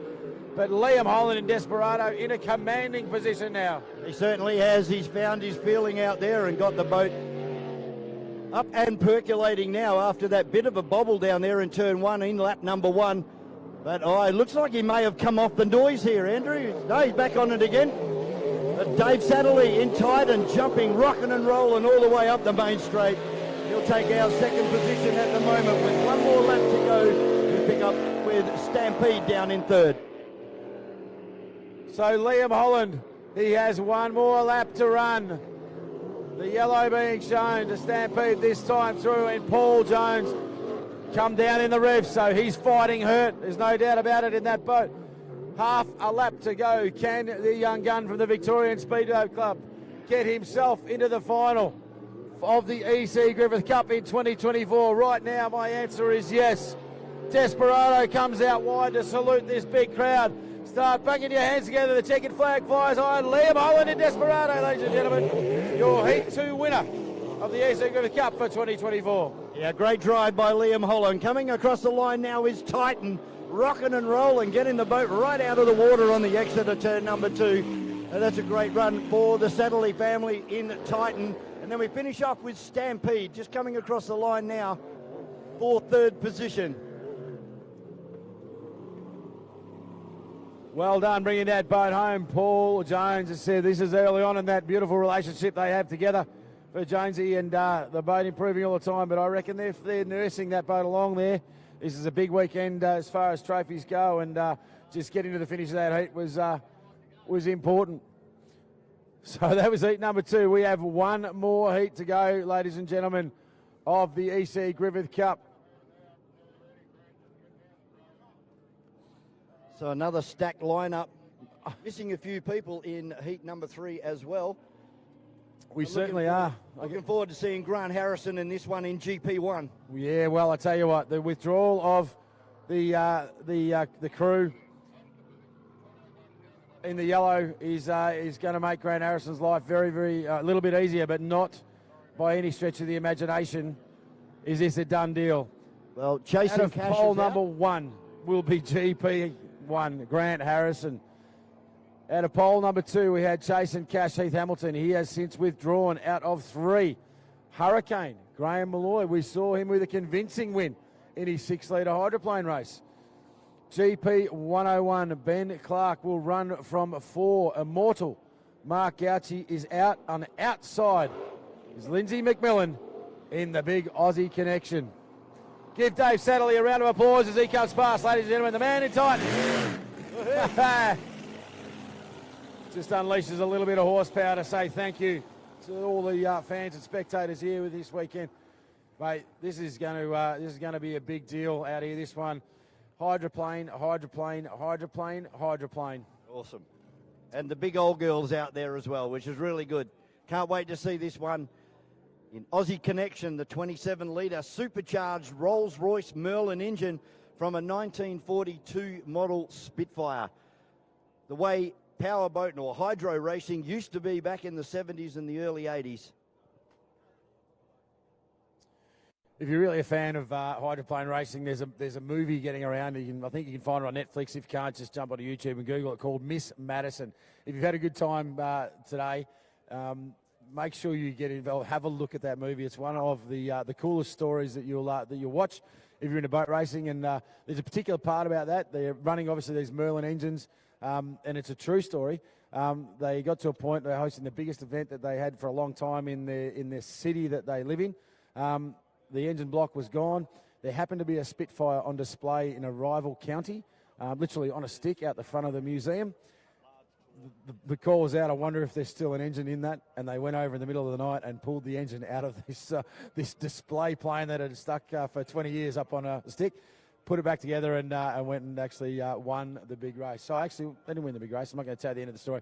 But check it out, Miss Madison, if you're into hydros. It's one of the best boating movies you're ever going to see. If you're a boat racing tragic like so many of us are.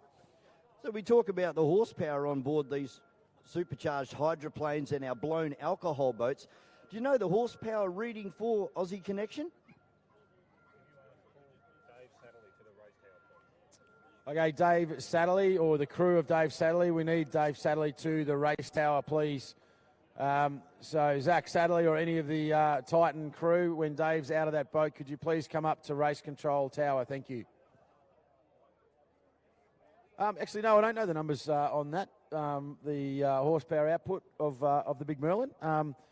I know it's a big number. I think it's still up around that 1600, but obviously their reduced RPM and their ability to get to that RPM is one of those differences between the current technology stuff. Everything's big on Aussie Connection. It's width, it's length, the size of the motor. Yep. It's just an incredible machine, and I'm so glad. Unfortunately, I missed the heyday of those hydroplanes racing. That would have been so good. Sammy Smith remembers them clearly. I've towed Aussie Connection in, been on a crash boat, towed Aussie Connection in, and when you go to pick it up, you're going to just jump out, walk around, have a coffee. It takes 3 minutes for the driver to get from the cockpit up to where the rope gets clipped on. Yeah, it is a big rig, and we love it. But going to run the wide pole, obviously, and that will be by choice, I would imagine, for the big Aussie Connection. But mate, GP1, got to get it done. Hurricane Graham Malloy, he's going to push for everything he's worth. I'm really impressed with him. Last time we saw him in the 6-litre race, GP 101. He's going to be out there playing pretty hard as well. So, yeah, this is going to be very cool. Heat number 3 of the E.C Griffith Cup. While we wait to get our starters' orders, we might just take a quick break, have a drink, and we'll be back with Heat 3 of the E.C Griffith Cup for 2024 here in Yarrawonga. We'll be back very, very shortly.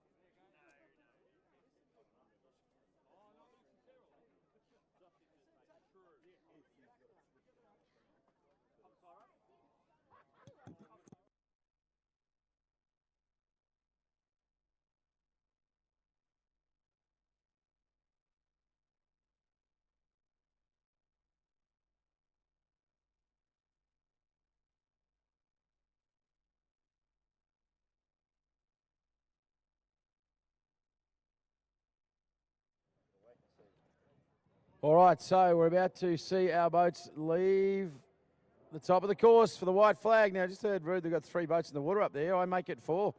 So I'm going to wait and see who comes out of pit lane. So, hey. And who doesn't? Yeah. There's the first one fired up. That's a white one.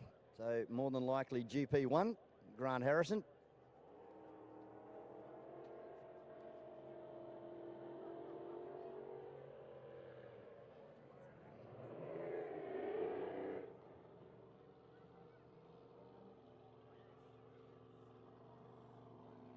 The second boat just stalled as it got away from the ramp down there on the western end. So Grant Harrison, GP1, it looks menacing. The big white machine. State-of-the-art hydroplane. Built by the hydroplane whisperer himself. And Harrow is, without doubt, one of the best in the business at peddling this particular type of gear. There is a lot of silence coming from the top of pit lane. We can see Aussie Connection has not started, and we've got, it's hard to see from my angle, but the third boat that we're looking for up there, GP101, I haven't got an update on it all, but right now this is a lonely old road. The only boat out there is Grant Harrison. This is going to be one for the books, a single boat heat for Grant Harrison on his own, unless they can get these things fired up. It's very still down there in the water, down at the western end of the racetrack. So we are coming to nearly halfway down the back straight here with a very lonely Grant Harrison out there in GP1. Still no movement of the other 2 boats down there at the western end. I reckon they're going to miss the start here, Andrew. I can tell you at this point right now, they have basically missed that start. So if they were to join right this second, the boats entered the final part of the start sequence, I think they would be disqualified anyway from the commentator's rule book, which is not etched in any way, shape or form. So Grant Harrison is going to have a single boat run, so we don't even have to talk about this one. Let's just be quiet and listen to the master in action. The white flag goes down, GP1.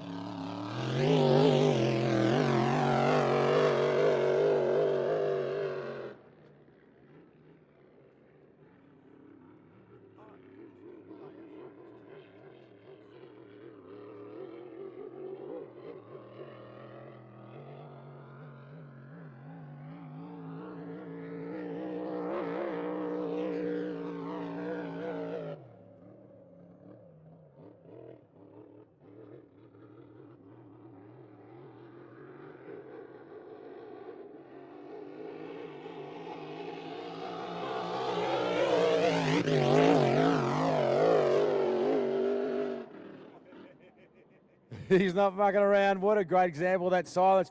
You can hear Harrow having to feather that throttle through the mid-corner to just try and skate this boat around and then bring the power on and open it at the big block right up in the back chute. 150, 160, 170, 180 miles per hour, and then lift off, coast into the corner, start to feather again. A master at work, Vaughan. Yeah, it certainly is, and as you said, a state-of-the-art hydroplane. Rockets down the main straight here with that front sponson just dancing across the top of the water. He hooks it into turn number 1. He should get the yellow flag next time through. It's a very lonely race, and I don't think he'd be too happy about winning this one. He wants some competition. He's a competitor.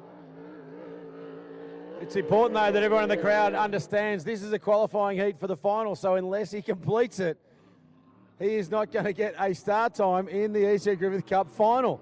So he does have to still qualify and still needs to be the fastest to get pole number 1. And he's not backing down on this. He is giving it everything down the main straight here with that front sponson getting out of the water again. So he's received the yellow flag. So for Grant Harrison and GP1 and the big gaggle of Harrison family down there at the boat ramp, this is looking very good at the moment. He's got half a lap to go to stop the clock. Feathers off into that last turn, so again, needs to have a time on the board. He wants pole 1 in this final. Lights the big GP1 hydroplane up and dives for the line. Stops the clock. Put your hands together for him. GP1 will go into the final of the E.C Griffith Cup, ladies and gentlemen. And you'd probably say from that speed of that boat, he should get pole 1. I will say that, but sometimes I've been called a liar on that one. It's very, very hard to judge because with no one else out there. But yeah, GP1 with flat water conditions, mate, I would almost bet half the farm. I'd bet a good 2/3 of the farm on the fact that Harrow's going to take pole number 1 in our E.C Griffith Cup final. All right, we're going to take a quick break up here in the commentary box while we reassess based on time and permits, and we'll bring the rest of the program to you very, very shortly.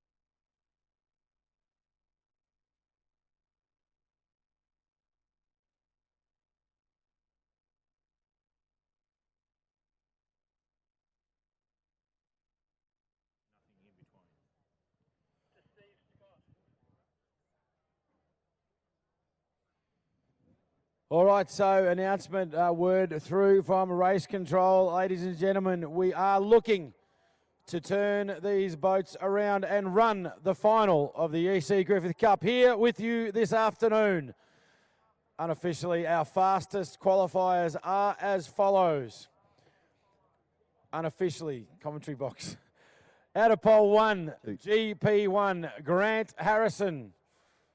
Pole 2, White Noise. Pole 3, Reckless. Pole 4, Desperado. Pole 5, Stampede. And pole 6, Big Bad Dave Satterley in Titan, ladies and gentlemen. So, the committee are working furiously, as are the teams, to get these boats turned around and uphold the deed of gift of the E.C Griffith Cup. So we will look to run it today. I can see it being asked on the live stream. That's what the plan is right now. GP1 out of pole number 1, mate. Alongside them, White Noise, Ricky Howard. The first of our blown alcohol displacements, the Ramsey Rebel in Reckless. 6-litre Hydro, Liam Holland, Desperado, Stampede, Russell Jones, great job. Dave in Titan. Now, there is talk that there was a penalty issued in relation to Titan, which has dropped him 1 spot in that E.C Griffith final. Again, commentary box, no facts involved here, mate. What do you make of that? Well, don't hold us to it. Yeah, don't hold us to it, but that's the way that we see it up here and from the chatter that we can hear. But 4 hydroplanes and 2 blown alcohol displacement boats for your 2024 E.C Griffith Cup. There'll be a lot of work happening right down there at the pits at the moment, trying to turn these boats around and get them more or less straight back out for the final. Brought to you by Moala Water Ski Club. And there'll be a few people over there having a few sherbets and telling lies later on tonight around about 7 o'clock. Yeah, it's an interesting thing. It's an interesting thing that when we say turn these boats around, obviously these are high-performance engines. It's not as simple as just refueling and throwing it back out there. So there's a bit of a checklist that these teams will want to go through. But we appreciate the commitment of the committee and, of course, all of our crews. Particularly a man under a lot of pressure right now is Greg Holland up there managing the crane pits for us in getting those boats on the water, and he's done an exceptional job. Paul Thompson online, couldn't agree with you more, mate. The crowd is still here. We are waiting to see who will be crowned the E.C Griffith Cup winner for 2024 in this hugely prestigious trophy. Right now, Vaughan, my money is on the man in pole number 1, Grant Harrison. But to finish first you must finish. Yeah, you're gone for the pretty safe option, but yeah, he's in pole position there in GP1. He's going to be very, very hard to beat. White Noise, I think, would probably be the only contender there. I don't think the blown alcohol boats have got the same speed down that main straights, which are, been extended for the E.C Griffith Cup. They're bigger than what they were for the rest of the racing that we've seen this morning. So, yeah, I'm going to go the safe option as well, mate. Grant Harrison, Melton Toyota, GP1 for me, with White Noise in 2. We'll just have to look back through the record books. I know Harrow was up here earlier and he was talking about it, and he's going, Murph, I don't care about how many of these things I've won before, mate. I am here to win this one today. 100% focus from the team down there at Melton Toyota and all his hard-working crew. This is one of the things when you put a mic in Harrow's hand. He's had a lot of accolades, a lot of awards. He always defers to his crew. Obviously, his dad, Keith, that's the inspiration behind his racing career. But, mate, in this GP1 boat, I'm looking at 1, 2, 3, 4, 5, 6, 7 previously for this particular boat. And it's been won before as well by Harrow and other boats. So, mate, it's, if you're a betting man and you're playing the odds, you're going to put it on GP1. But again, something as simple as a fuel fitting that let them down last year took them out of the race when they were running for a front-running position. So it won't be too far away, ladies and gentlemen. No, Danny Oliver, you've tuned in. It has not been run and won yet. We are just in the process of turning these boats around. Conditions here perfectly Lake Marwala. We're going to take a break and we'll be back very, very shortly with the 2024 E.C Griffith Cup final.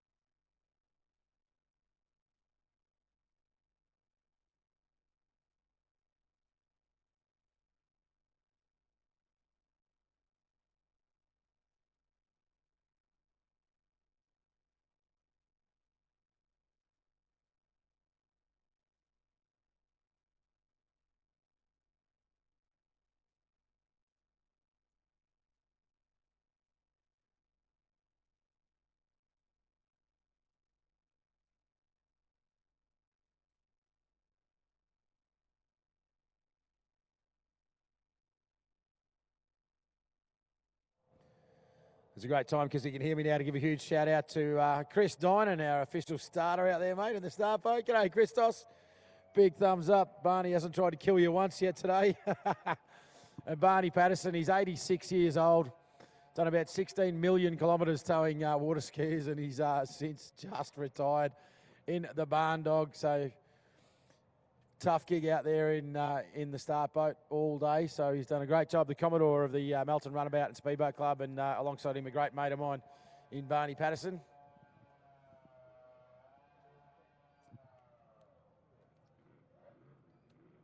So the final fire-ups happening down there at the hydro pits. Got word through from the other end of town that we're all good to go down here as far as Reckless and Titan.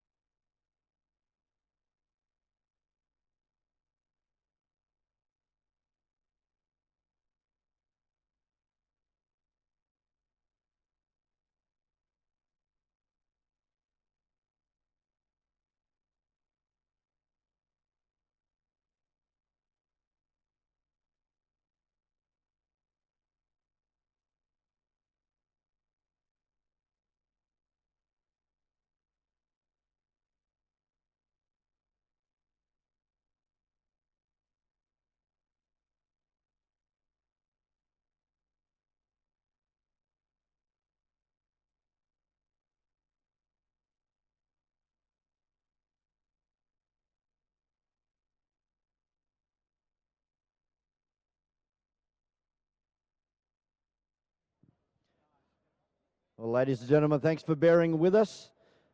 Word from race control is that the E.C Griffith Cup for 2024 will commence in 7 minutes' time. So just bear with us for a little bit longer while we get these boats turned around. And I'm sure that this is going to be one of the best races you're going to see in Australian powerboat racing here in Lake Moala. Stick around, 7 more minutes to go for the E.C Griffith Cup of 2024.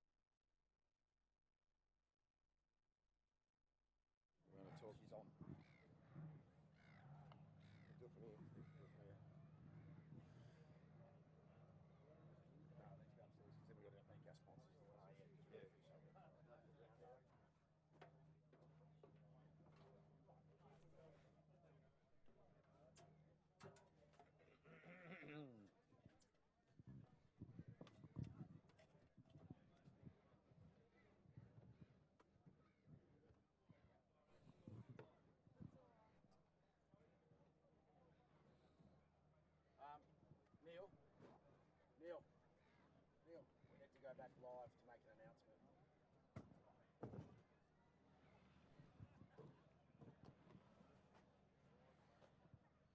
We're going to wrap up as well. Yeah. 2.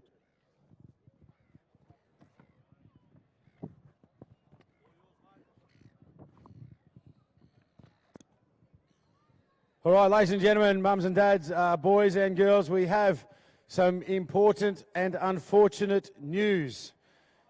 We have just attended a meeting with our Officer of the Day and at Race Control and been advised of the following. Due to circumstances in relation to the turnaround time between the heats, sunlight conditioned and a protest, we will not be running the final of the E.C Griffith Cup this afternoon. Okay, after me, 1, 2, 3. Oh. I want to give a big shout out to the VSBC committee because they have moved mountains to try and put this show on the water. But as an Australasian Championship, there is a rule book that must be followed, and a pending protest would mean there is not sufficient time. Drivers have raised concerns in relation to sunlight in this late part of the day. So, mums and dads, boys and girls, I want to thank you so much for hanging around and hoping that we're going to run that thing, but unfortunately it will not happen, Vaughan. But we have still got a massive day of powerboat racing ahead of us tomorrow. Yeah, we certainly do. We've got the Les Spears Memorial, the Sammy Smith Trophy. We've got the Anzac Day Trophy as well. And then, of course, round number 2 of the Australian or the National Drivers' Championship coming up. A disappointing way to end the day, Andrew, but lots of highlights through today.